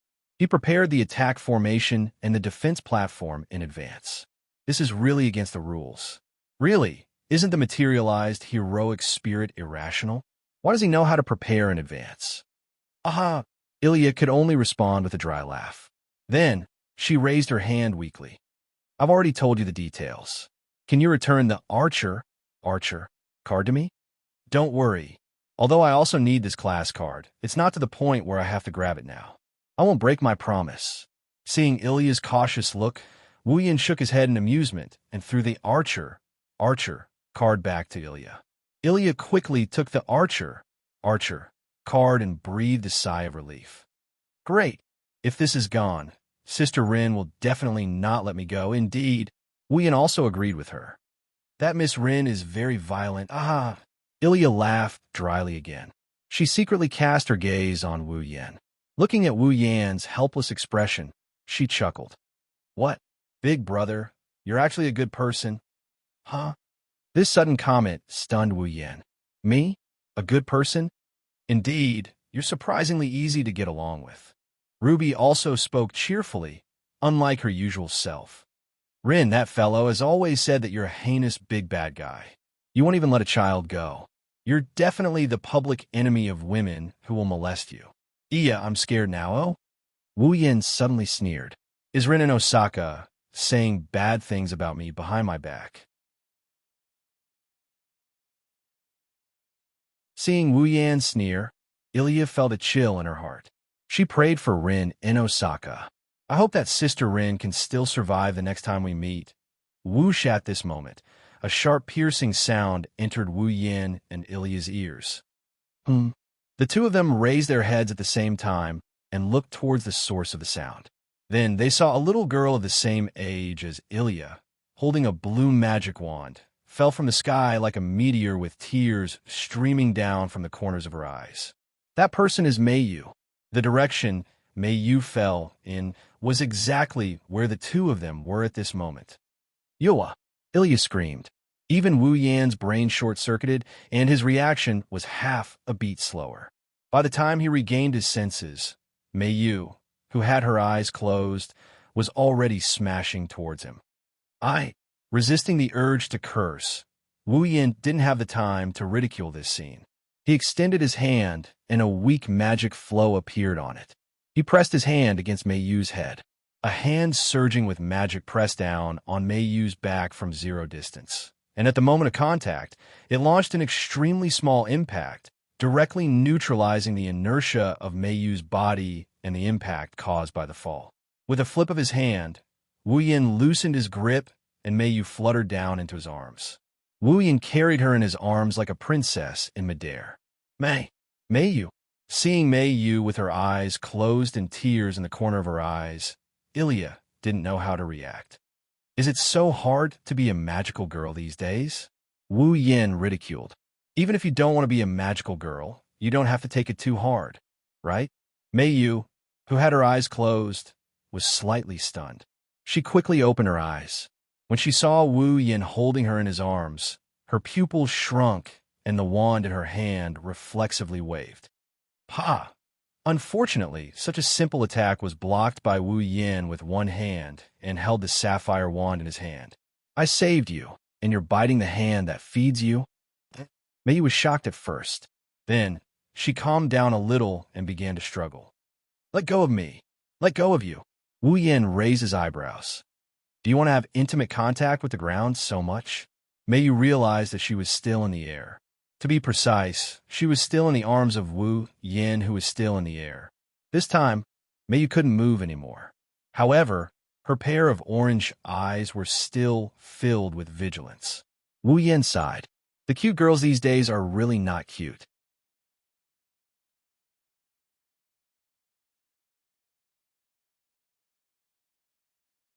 Chapter 1448.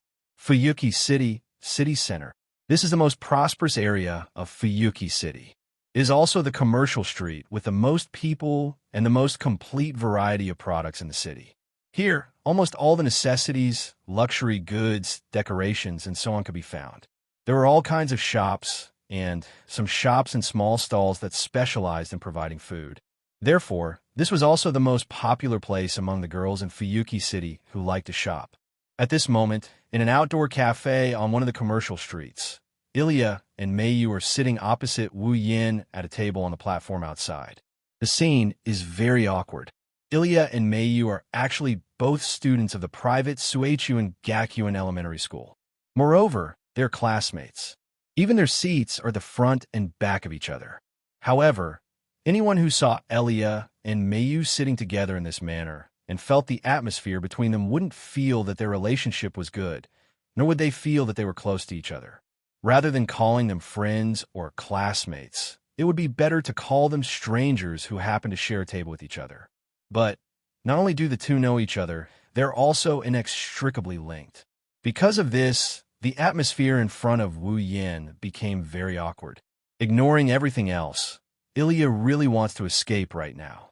But not long after, this thought was dispelled by Ilya. coming. Holding 3 sundaes in his hand, Wu Yin came out of the outdoor cafe and arrived beside Ilya and Meiyu. He placed the sundaes on the table and sat down. As expected of the most famous cafe in Fuyuki City, I have to line up myself just to buy something. However, neither Ilya nor Meiyu paid any attention to Wu Yin, who was complaining. That's because the attention of these 2 young girls has already been taken away by the sundaes before them. There are 3 thick layers of ice cream. Each layer is the size of an apple. There are countless pastries and candies around it.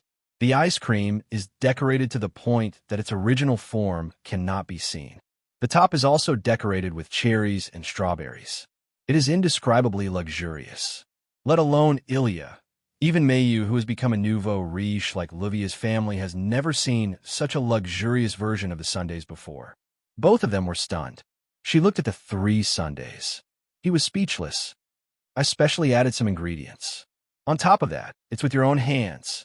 Upon seeing Ilya and Meiyu's silly expressions, Wu Yin could not help but laugh. You're welcome. Eat as much as you want. Hearing this, Ilya wanted to politely decline as a sign of politeness, but that luxurious version of the sundae made her unable to harden her heart. For a time, even her eyes became moist. Meiyu also had a tangled expression. He had a pained expression as if he really wanted to eat it, but couldn't.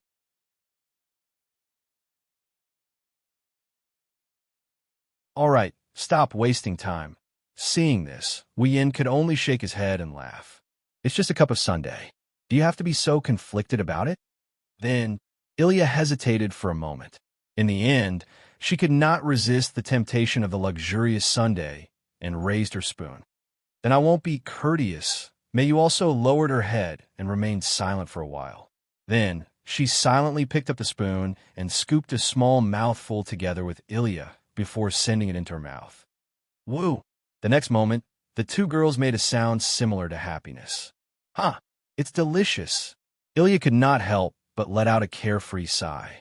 Meiyu's expression also became much better. It was no longer as cold as it was at the beginning. Both of them were like real children. One's expression was full of happiness, and the other's eyes were also filled with joy as they ate the luxurious sundae in front of them.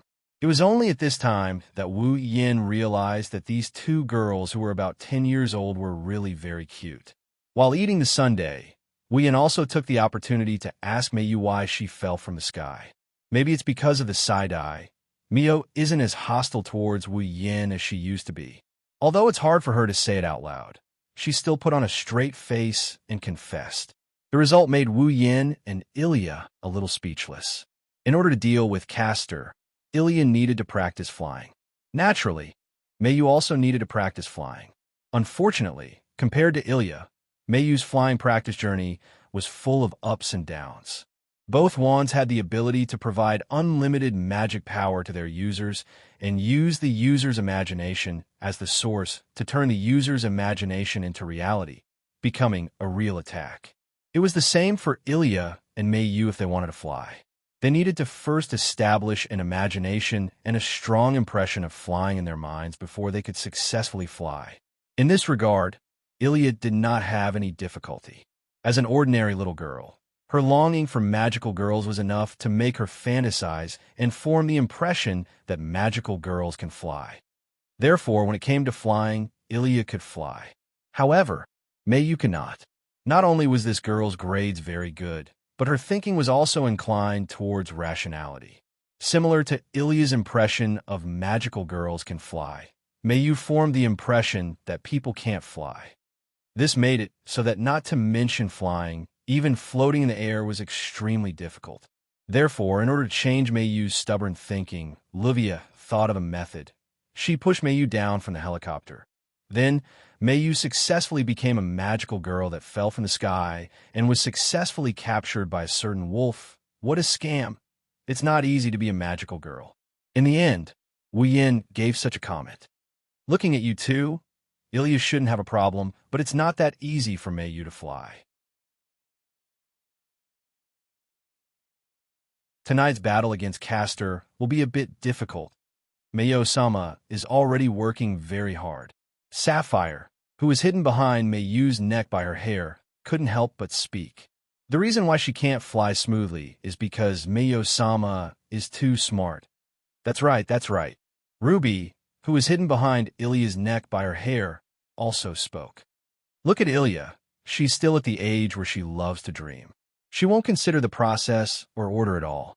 She'll just imagine the result. Rather than saying it's a fantasy, it's better to say it's a delusion. However, it's precisely because of this kind of silly personality that she's able to do things that others find difficult to do. Your words don't feel like you're praising me. Ilya's face was full of black lines. Moreover, Mayo-sama is also a primary school student like me. The age where she loves to dream should be the same, right? Dream?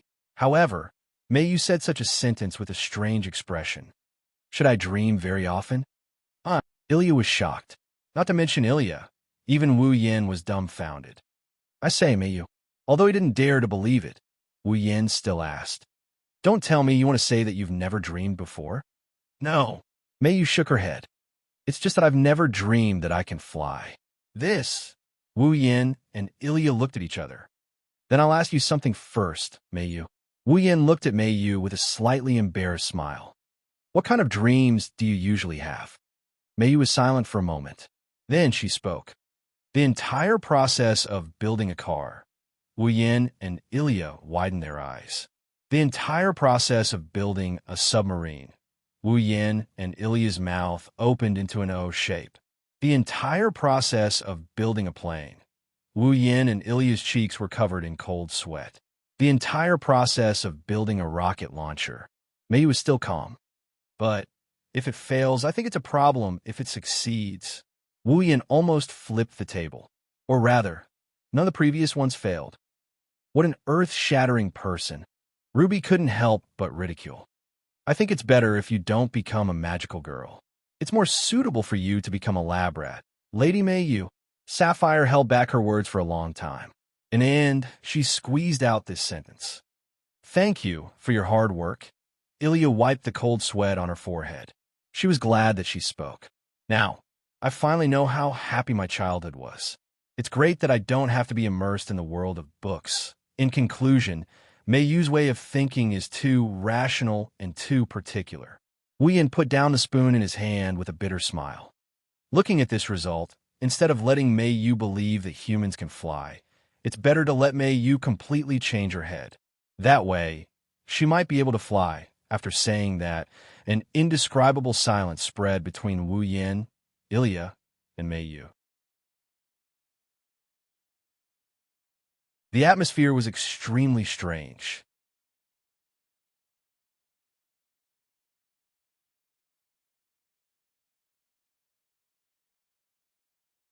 Chapter 1449. Yes, that's right. As if to break the strange atmosphere, Ilya clapped her little hands and asked Wu Yin. Sister Ling said that, Big brother, you guys also went to retrieve the cards last night. What happened? Hearing Ilya's words, Mayu immediately raised her little head and turned her gaze to Wu Yin. Clearly, this little girl was also quite concerned about this matter. Under the gaze of the two little girls, Wu Yin shrugged and raised one of his hands. On it, the picture of a gloomy assassin holding a dagger and wearing a skull mask entered the eyes of the two little girls. That is, Mayu's expression turned serious. Class card assassin. Assassin. Ilya blinked her eyes and moved her little face closer to the assassin card. I seem to have heard from Sister Ling that it's a very sinister, heroic spirit. Indeed, it's quite sinister. Wu Yin put away the assassin card. Its strength is not very strong. However, the assassin's materialized heroic spirit not only knows how to conceal its aura and hide in the dark to launch a sneak attack, but it also has a noble artifact that can create a physical clone. Last night, we fought against about 80 assassins in the forest. 80? Mayu was astonished. Even Ilya shrunk her neck. Then isn't that an entire legion? It's just that they have a slight advantage in numbers. Wu Yin explained gently. There's only one heroic spirit that can materialize, and there's only one class card. The main body's mana is fixed, so when this clone spreads its mana, its power naturally spreads out as well. In the end, The power of each assassin is pitifully weak. Even if Rin, Inbin, and Luvia came, they would be able to fight against 2 or 3 assassins. That's still very shocking. 80. Ilya, on the other hand, patted her chest with some lingering fear. Luckily, we didn't encounter an assassin. Hearing this, Wu Yin almost laughed out loud. I think it's much easier to deal with an assassin than a magician. Ilya was speechless. Well, but when you're proficient in flying, it shouldn't be a problem to deal with the magician.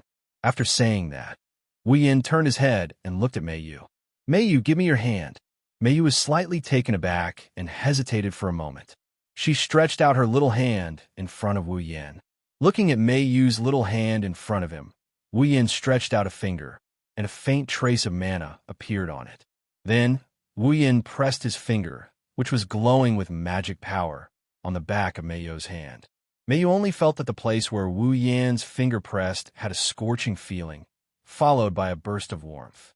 When Wu Yin moved his finger away, on the back of Meiyu's hand, a small geometric pattern that seemed to be carefully carved slowly appeared on it in a form that was infinitely close to the skin color. Seeing this, Meiyu frowned and looked at Wu Yin with an inquiring gaze. This is a simplified flying tactic. Wu Yin pointed at the pattern on the back of Meiyu's hand with his finger and chuckled. Inject mana into it, and this tactic will start automatically according to the user's thoughts. It allows the user to fly at will. Fly at will? Meiyu's eyes lit up. Really? Ilya was also happy. That's great, Meiyu-san. You can fly like this.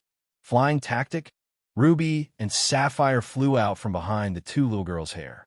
They came to the back of Meiyu's hand and exclaimed in surprise. It seems to be a tactic type that I've never seen before. The composition and composition don't match. Where did this tactic come from? Yes, it's no use looking for it. This is a tactic that I developed myself. How can I let you find a matching type of magic? Wu Yin shook his head with a chuckle. Wu Yin wasn't lying. Although there were more than one flying tactic in the 103,000 magic books, there were different types of tactics. However, they differed from type to type, and every flying spell had different effects and effects. Because of this, Wu Yin purposely combined all the advantages of flying tactics. Through improvement and refinement, he came up with a brand new flying tactic. It's the same tactic he's been using all this time. If not, how could such a small tactic not require any control method? With just a thought, Meiyu, who had never learned this tactic before, could fly at will according to his thoughts.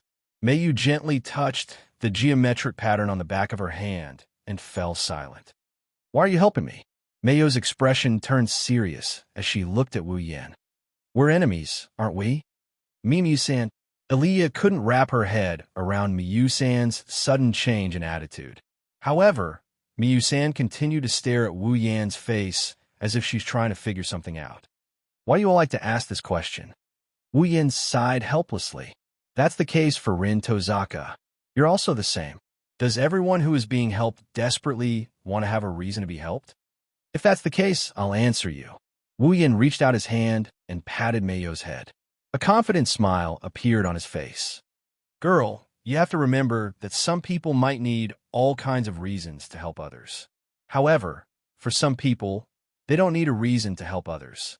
They only need a reason to harm others. We're indeed enemies, but unfortunately, I'm helping you because I don't need a reason. If there's a reason, it's because I want to help you. Wu Yin looked at Meiyu with a smile that isn't a smile. What? Are you satisfied with this answer? Meiyu's mouth opened slightly. Seeing the smile on Wu Yan's face, she didn't know why, but her heartbeat suddenly sped up. Her face blushed. Elia also looked at Wu Yin with stars in her eyes. She looked at Wu Yin with admiration. Big brother is so handsome. He's as handsome as my big brother. Wu Yin laughed awkwardly. All in all, in this case, there shouldn't be a problem for you to fight Castor tonight. We'll continue to retrieve one of the other 2 cards. If both sides succeed, we'll decide who will retrieve the last card. Then, speaking of this, Meiyu's expression became uncertain. What about after we retrieve all the cards? Wu Yin tilted his head with a grin. Then it's time for us to decide the winner and the loser, and to decide who the gray cards belong to. Why? Why? Iria was shocked. In other words, we have to fight Big Brother? It should be like this. Wu Yin nodded with a smile. How could this be? Ilya immediately lowered her head in dejection. Even Mayu frowned. Obviously, after getting along with each other today, the two girls more or less knew Wu Yin. At the same time, they began to reject the result of fighting with Wu Yin. Isn't there a friendly way to decide who will get these cards? Iria said with some hope. For example, both sides have a fair competition and the winner will get the card. Well, although I can't rule out this possibility, the best way to decide is still to fight. Wu Yin curled his lips. Both Rin and Osaka and Luvia need to return to the Magic Association with their rank cards. I also have my own reasons for needing to obtain a rank card. If we use a normal competition to decide who gets the rank card, the other party will definitely refuse to accept the result when the result is out. Only a real battle will have the desired effect. Then, do we have to fight? Iria couldn't let it go. Right now, all the cards haven't been retrieved yet. It's too early to think about this. Wu Yin patted Iria's head comfortingly. All right, let's not think about this anymore. Today is a rest day. There's still a battle tonight. Let's have some fun now. Hearing that, Ilya and Mayu looked at each other and nodded with complicated expressions.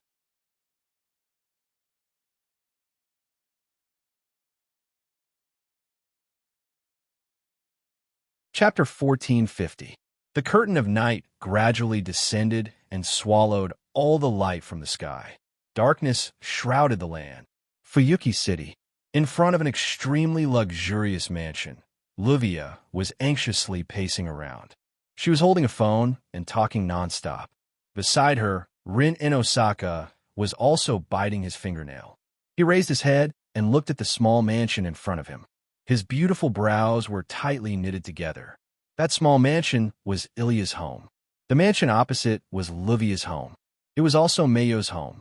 At this time, it had been quite some time since the sky had completely darkened.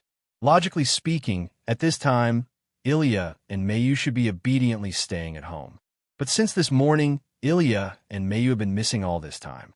For two primary school students, disappearing for such a long time without making any sound is enough to make adults anxious. Rin in Osaka and Luvia are the same. Although they know that Ilya and Mayu have magic wands by their side, and that there shouldn't be any accidents, Ilya's family has been contacting them since a while ago to inquire about Ilya's whereabouts. In addition, Mayu isn't home either. Rin in Osaka and Luvia can't help but feel anxious. After much persuasion, Rin in Osaka finally managed to brush off Ilya's family and met up with Luvia, who is also worried. At this moment, Luvia is using her own connections to look for Ilya and Mayu. What a bunch of troublesome brats. Biting his fingernail, Rin in Osaka sighed. You too, where did you go? If I knew earlier, I would have directly gone down to look for Mayu after pushing her off the helicopter today. Luvia ended the conversation and put away her phone. She held her head and said with a headache, Mayu wouldn't blame me for being too extreme, would she?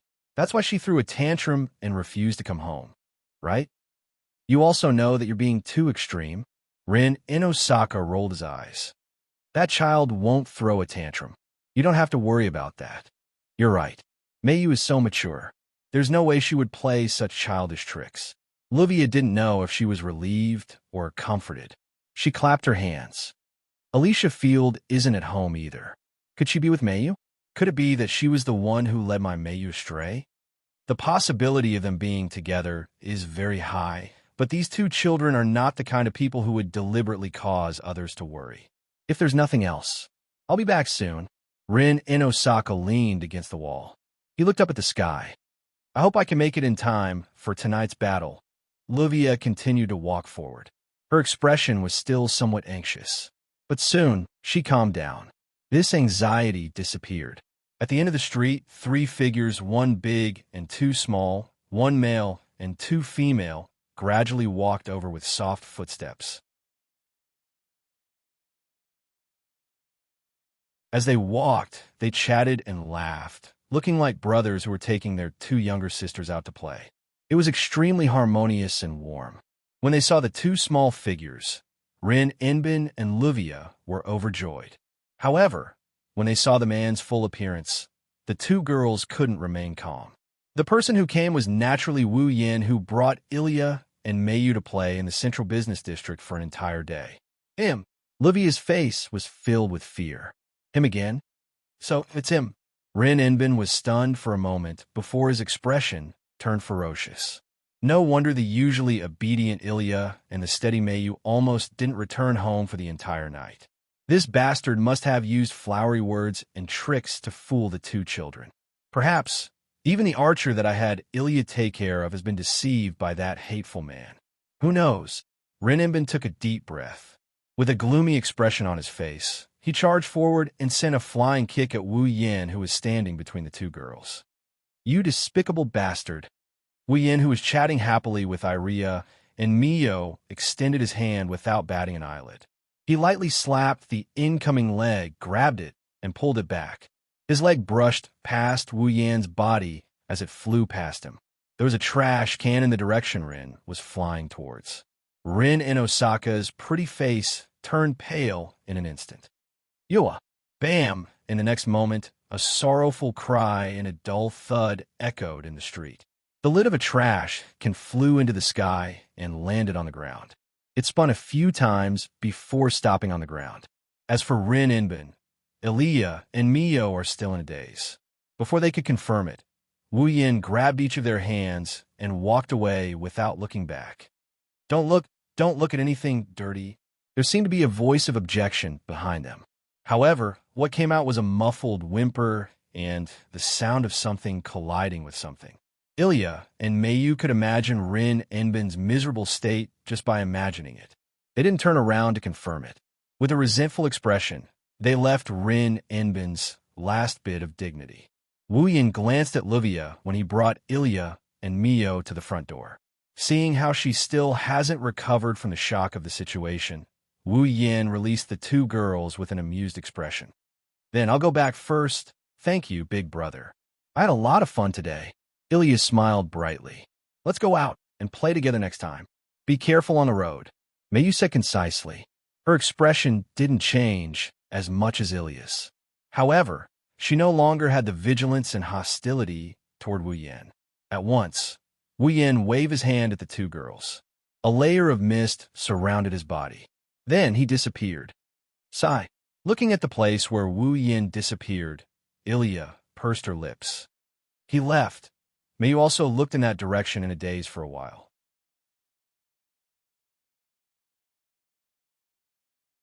Then, she turned around and looked at Luvia, who was standing there in a daze. She asked in confusion, Luvia, what's wrong? Meiyu. Luvia seemed to have been awakened from her stupor. She grabbed Meiyu's shoulder in a panic. Meiyu, are you okay? I'm fine. Seeing Luvia's overreaction, Meiyu was also frightened. I'm just a little late. I'm sorry. That kind of thing is fine no matter what. Luvia, who was looking for Meiyu through her connections because she didn't return home, shouted. That man didn't do anything to you? Did he bring you to any place that you shouldn't go? What game did he play that you shouldn't play? Luvia, Meiyu subconsciously took a step back. She waved her hand and shook her head in panic. No. Brother Wu Yin didn't do anything to me. You brother Wu Yin? Luvia's eyes widened. It was as if she had encountered the end of the world. Why are you calling him so intimately? You must have done something to him, right? That must be it, right?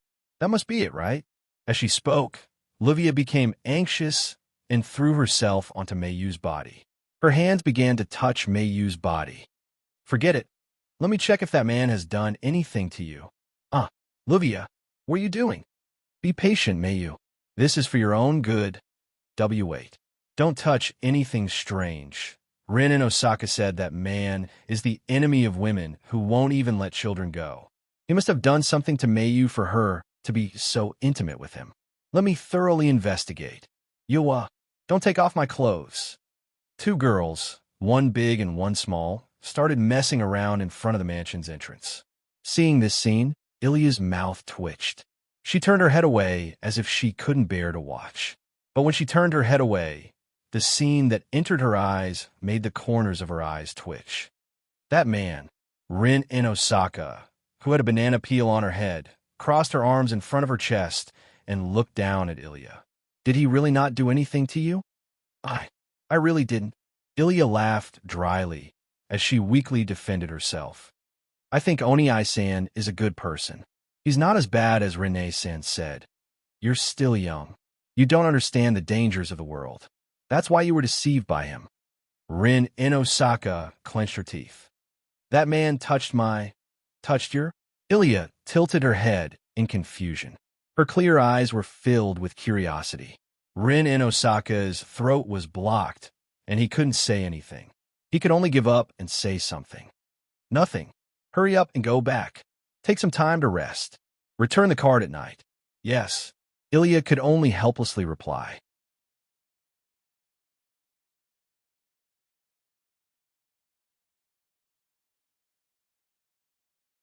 Chapter 1451. As the night deepens, it's getting closer and closer to midnight. In the living room, Wu Yin made a supper that isn't too hard to digest. He wanted to let Chuju and Mikoto replenish their energy. However, it was a pity that the two girls looked reluctant. Ugh, it looks delicious. Looking at the piping hot supper on the table, smelling the aroma that kept entering her nose, a trace of desire appeared on Mikoto's face, but she forced it down. She was at a loss. Yan's cooking is still so tempting. Should we eat it or not? I should be able to eat it right. Hinajika's face was also filled with uncertainty. There's going to be a battle later. I'm sure we can exercise properly. A supper won't affect us much, right? Seeing the two girls' strange behavior and words, Wu Yin was depressed. What's wrong with you two? Is there a need to treat a supper so seriously? That's why I say boys are good. Chuju muttered in dissatisfaction. Don't worry about yourself. You can eat whatever you want. Is there anything you can't eat? How come I don't know about it? Wu Yan's expression became even more depressed. I remember you weren't very picky. Do you really not understand, or are you purposely not understanding? Mikoto was stunned from the bottom of her heart for a moment before sighing faintly. Don't you know? It's easy to get fat eating supper. Wu Yan paused and was speechless. You don't want to eat it, right? Wu Yan put on a fake smile and put away the supper on the table. Then I'll just throw it all away. Throw it away. Chuju and Mikoto's body trembled as they mumbled. Wouldn't that be too wasteful? You two aren't eating anyway, right? Wu Yin turned around with an expressionless face while holding his supper. I can't eat that much. I'll just throw it away. Seeing Wu Yin was really going to throw it away, Chuju and Mikoto couldn't hold back anymore. Wait, it's not right to waste food. With that, the two girls pounced on Wu Yin. Wu Yin, on the other hand, seems like he's going to throw away his supper. He didn't want Chuju and Mikoto to take it away from him. And so, the three of them wrestled together in the living room. Suddenly, Wu Yin stopped in his tracks, and a look of surprise appeared on his face. Hinajiku and Mikoto also stopped what they were doing. What's wrong? Wu Yin didn't answer. Instead, his face darkened. He put all the supper in his hands on the table, opened to the balcony window. He walked out. Looking at the night view of Fuyuki City, Wu Yin slowly closed his eyes.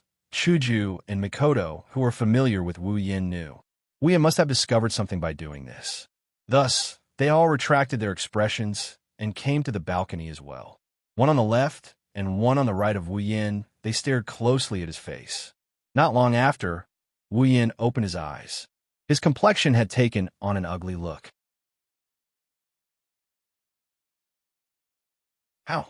Something happened. That's the first thought that came to Chuju and Mikoto's mind. Yin. Chuju softened her voice and pulled Wu Yan's arm. What happened? Phew. Wu Yin let out a sigh of relief. His face returned to normal. Just now, one of the three remaining distorted mana sources in Fuyuki City suddenly disappeared. One disappeared? The two girls were slightly shocked. What's wrong? Mikoto furrowed her brows. Have any of the materialized heroic spirits been defeated by anyone? No. It's not midnight yet. The passage to the mirror realm hasn't stabilized yet. It's impossible for anyone to enter the mirror realm and defeat the spirits. Wu Yin looked in a certain direction. Also, the disappearance of the distorted mana source, I sense, shouldn't be described as disappeared. It should be, it moved? Moved? The two girls froze on the spot. That's right. Wu Yin clenched his hand into a fist and knocked on the palm of his other hand. Just now, one of the 3 twisted mana sources in Fuyuki City suddenly moved, and then it mixed with another twisted mana source. I can clearly sense that one of the remaining 2 twisted mana sources has not only grown a lot, but also its aura has become more complicated. You mean to say? Hinagika was surprised. There are 2 spirits in one of the 2 remaining distorted mana sources in Fuyuki City. Wu Yin clicked his tongue. I'm afraid so. That's... Chuju and Mikoto looked at each other. Mikoto looked at Wu Yin. Doesn't that mean that the number of enemies we have to deal with tonight is very likely to increase by 1? That's right. If that's the case, it shouldn't be a problem. With the 3 of us, even if there's another heroic spirit, we can handle it. Wu Yin had a worried look in his eyes. What I'm worried about is the distorted mana source with 2 spirits. Rin, Inbin, and the others might be heading there right now. This time, the expressions of the 2 girls changed simultaneously. If that's the case, then Rin, Inbin, Ruvia, Ilya, and Mio might encounter a very dangerous situation tonight. With the strength of that group, dealing with 1 heroic spirit was still manageable, but if they were to face 2, the situation would definitely be very dangerous. Wu Yin, on the other hand, thought more deeply than the 2 girls. He didn't forget that the spirit Ilya and the others are about to face is Castor. Castor, magician, had turned the mirror realm into his own temple, using it to vigorously use the powerful magic of the mythological era. In addition, there was also the defense of the magic reflection plane, which defeated Ilya, Mayu, and others once. Although Ilya and Mio have the power to fight Castor because they can fly, Castor isn't that easy to deal with. How can a magician from the mythological era be so easy to defeat? In such a situation, if there's 1 more enemy, the consequences will be terrible. Of course, that's not the worst thing. Now, Lancer, Archer, Rider, and Assassin have all been defeated. Castor is the next enemy of Rin Enbin's group. The remaining 2 spirits are Saber and Berserker. Wu Yin knows that these 2 spirits are definitely the strongest among the 7 spirits. Moreover, they're overwhelmingly strong. Castor, with the offensive magic circle and a magic reflection plane, is already troublesome enough. If Saber or Berserker is added, even Wu Yan's group will be in trouble. Not to mention Ilya, Mio, Rin Enbin, and Ruvia, who haven't even reached the 8th rank yet. If something goes wrong, they will definitely be wiped out. Thinking of this, Wu Yan's face turned ugly. I was careless. Indeed, he was careless. This was because the situation of encountering 2 heroic spirits at once had also happened in the original work. But Wu Yin forgot. Today, after playing with Ilya and Mio for a whole day, Wu Yin has a good impression of these 2 cute little girls. How could he watch 2 adorable 10-year-old girls face such a dangerous situation? How could he do that? Just as Wu Yin was regretting his carelessness, he felt both of his hands were covered by a soft jade hand at the same time. Yin. Mikoto spoke with her usual confident and heroic expression. Let's go. Wu Yin was stunned. You want to save them, right? Chuju held Wu Yan's hand tightly. A gentle smile appeared on her face.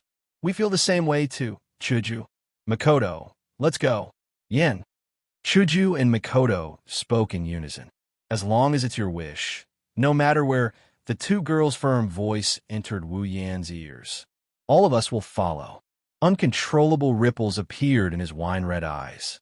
Looking straight at Hinajiku and Mikoto's smiling faces, he laughed, and his laughter was exceptionally bright. Good. Let's go.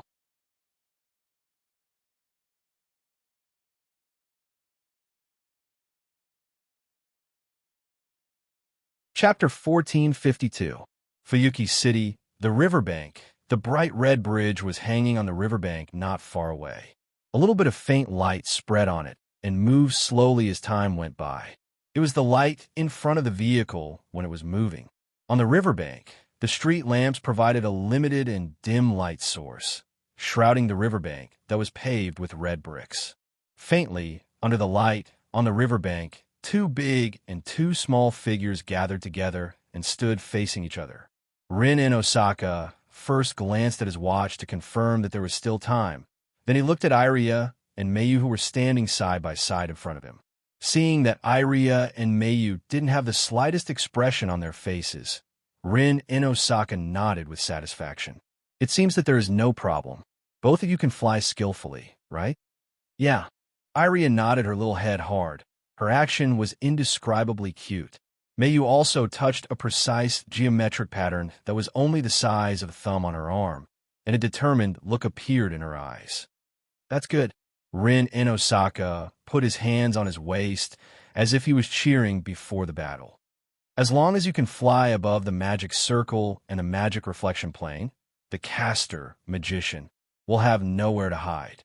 The caster magician itself is relatively weak, so if the two of you work together, you can definitely defeat it. But remember, the battle is also changing all the time. Rin in Osaka's face was full of seriousness. The opponent is a caster magician, heroic spirit. It may use some amazing magic and has its own noble phantasm. You need to pay attention to all these. Once you find that the situation is not right, retreat immediately. We have plenty of time, and we can continue to do it again, understand? Rin in Osaka's solemn warning made Iria's heart palpitate, and Mayu's eyes also became serious.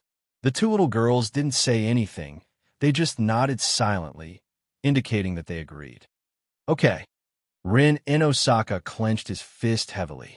That man already has 3 cards in his hand, and he will be collecting them tonight. That's 4 cards, but we only have 1 card on our side, the caster magician.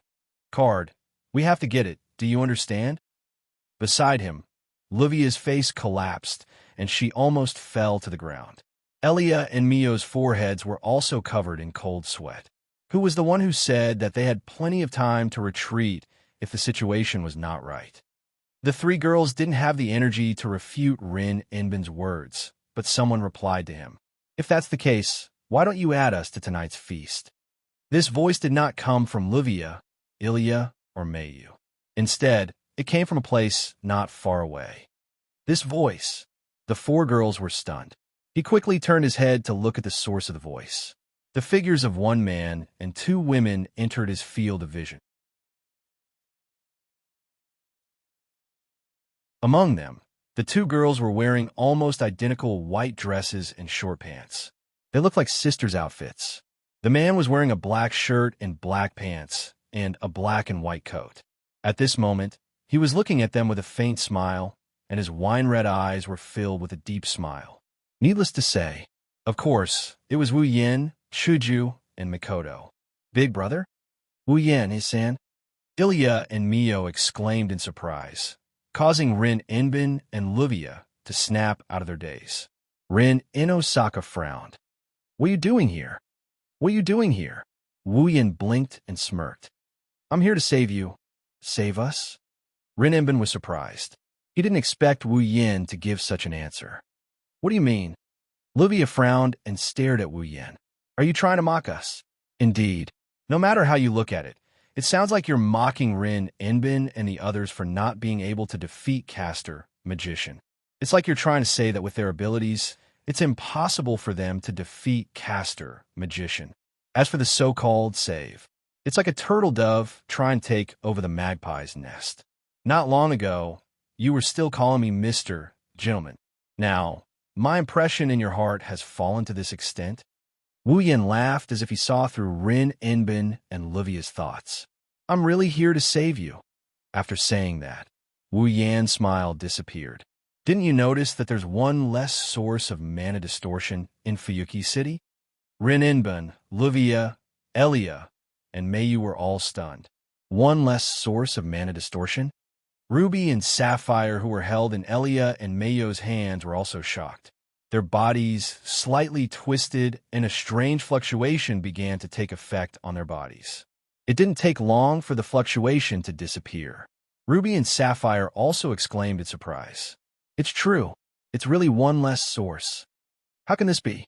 Rin Inbin and the others finally believed Wu Yan's words and looked at the two wands. Isn't the mirror world something that can only be entered after midnight? Livia hurriedly asked. Why did one of the sources suddenly disappear? We don't know. Ruby shook her head. However, we can sense that in addition to the lack of a source of distortion mana, the source of distortion mana here has become much stronger. Grown? Yes, Sapphire said in a deep voice. So, we have a guess. Is it possible that the heroic spirit that disappeared in the distorted mana source moved to the caster magician? What did you say? Livia was shocked. The other heroic spirit is also with caster magician. Rin Inbin, Elia, and Mayu felt a chill in their hearts. Originally, a caster magician was already very difficult to deal with, but if there was another heroic spirit, the girls didn't dare to think about it anymore. Rin Inbin and the others finally understood why Wu Yin said they're here to save them. If Wu Yin and the others didn't appear, they would have been completely fooled. The group of people who were foolishly kept in the dark would definitely break into the mirror realm and face two heroic spirits at once. Or perhaps, after defeating one with great difficulty, they would have to face another opponent who was in perfect condition. That's not a joke. Is that why you're here to warn us? Elia looked at Wu Yin gratefully. Thank you, big brother. It's too early to be happy. Wu Yin shook his head. There are two heroic spirits in the mirror realm you're about to enter. It's a fact. As long as your target is a rank card, you'll face two heroic spirits sooner or later. That's not it, right? Makoto chimed in. Since the two heroic spirits have already gathered together, then the remaining heroic spirit may also gather together. When that time comes, the heroic spirit may also gather together. When that time comes, you'll have to face three heroic spirits. Rin, Inbin, and the others were silent. Is there any other way? The silent Makoto raised her head and looked at Wu Yin. Wu Yin is in. You didn't come here just to warn us, right? Haha. As expected, Makoto, you're really smart. Wu Yin praised with a smile. He looked at Rin, Inbin, and Livia. I have a suggestion. Let's go in together. Together? Rin, Inbin, and Livia looked at each other. You mean, we'll take one heroic spirit each? Wu Yin smirked. You'll deal with the caster. Leave the other heroic spirit to us. We'll split them up and defeat them one by one. We'll also get a rank card each. That's a good idea. That is indeed a solution. Rin, Inbin, and Livia pondered for a moment before nodding. Okay, let's do that. Big brother and big sister, are you coming too? Ilya smiled excitedly. It'll be fine. Don't forget, caster is hard to deal with. Wu Yin brought Chuju and Makoto to the two girls. Makoto. Wu Yin squatted down. He handed a card to Makoto. This is for you. This is... Looking at the card in front of her, Mayu was stunned. Lancer's rank card? Lancer's rank card. Rin Inbin and Livia looked at Wu Yin in shock. You're giving Makoto's rank card? I'm just borrowing it. Wu Yin smiled casually and put the card in Makoto's hand. Use it when it's crucial, got it? Mayu's eyes revealed a touch of emotion. Rank card, that's Wu Yin's goal. Wu Yin gave it to her. Wu Yin must be worried that something might happen to them. That's why he lent her the Lancer Gunner card. She wanted to use it to defeat Caster. You, Rin Inbin, had a complicated expression. Isn't the rank card your goal? Aren't you afraid that we won't return it? When the time comes, we could just rob her again. Wu Yin teased, and he rubbed Mio's head. Plus, I don't think Makoto will do that. Makoto held her Lancer card tightly. Her eyes were filled with determination. Leave it to me, Makoto said. Wu Yin smiled. You're tuning in to the Romance Rendezvous YouTube channel. We're so grateful for your support, and don't forget to subscribe to join us on this incredible journey through captivating stories. Your generosity through donations truly makes a world of difference, as it's the primary source of revenue that allows me to expand and enhance this channel for you. Thank you from the bottom of my heart for being a part of this adventure.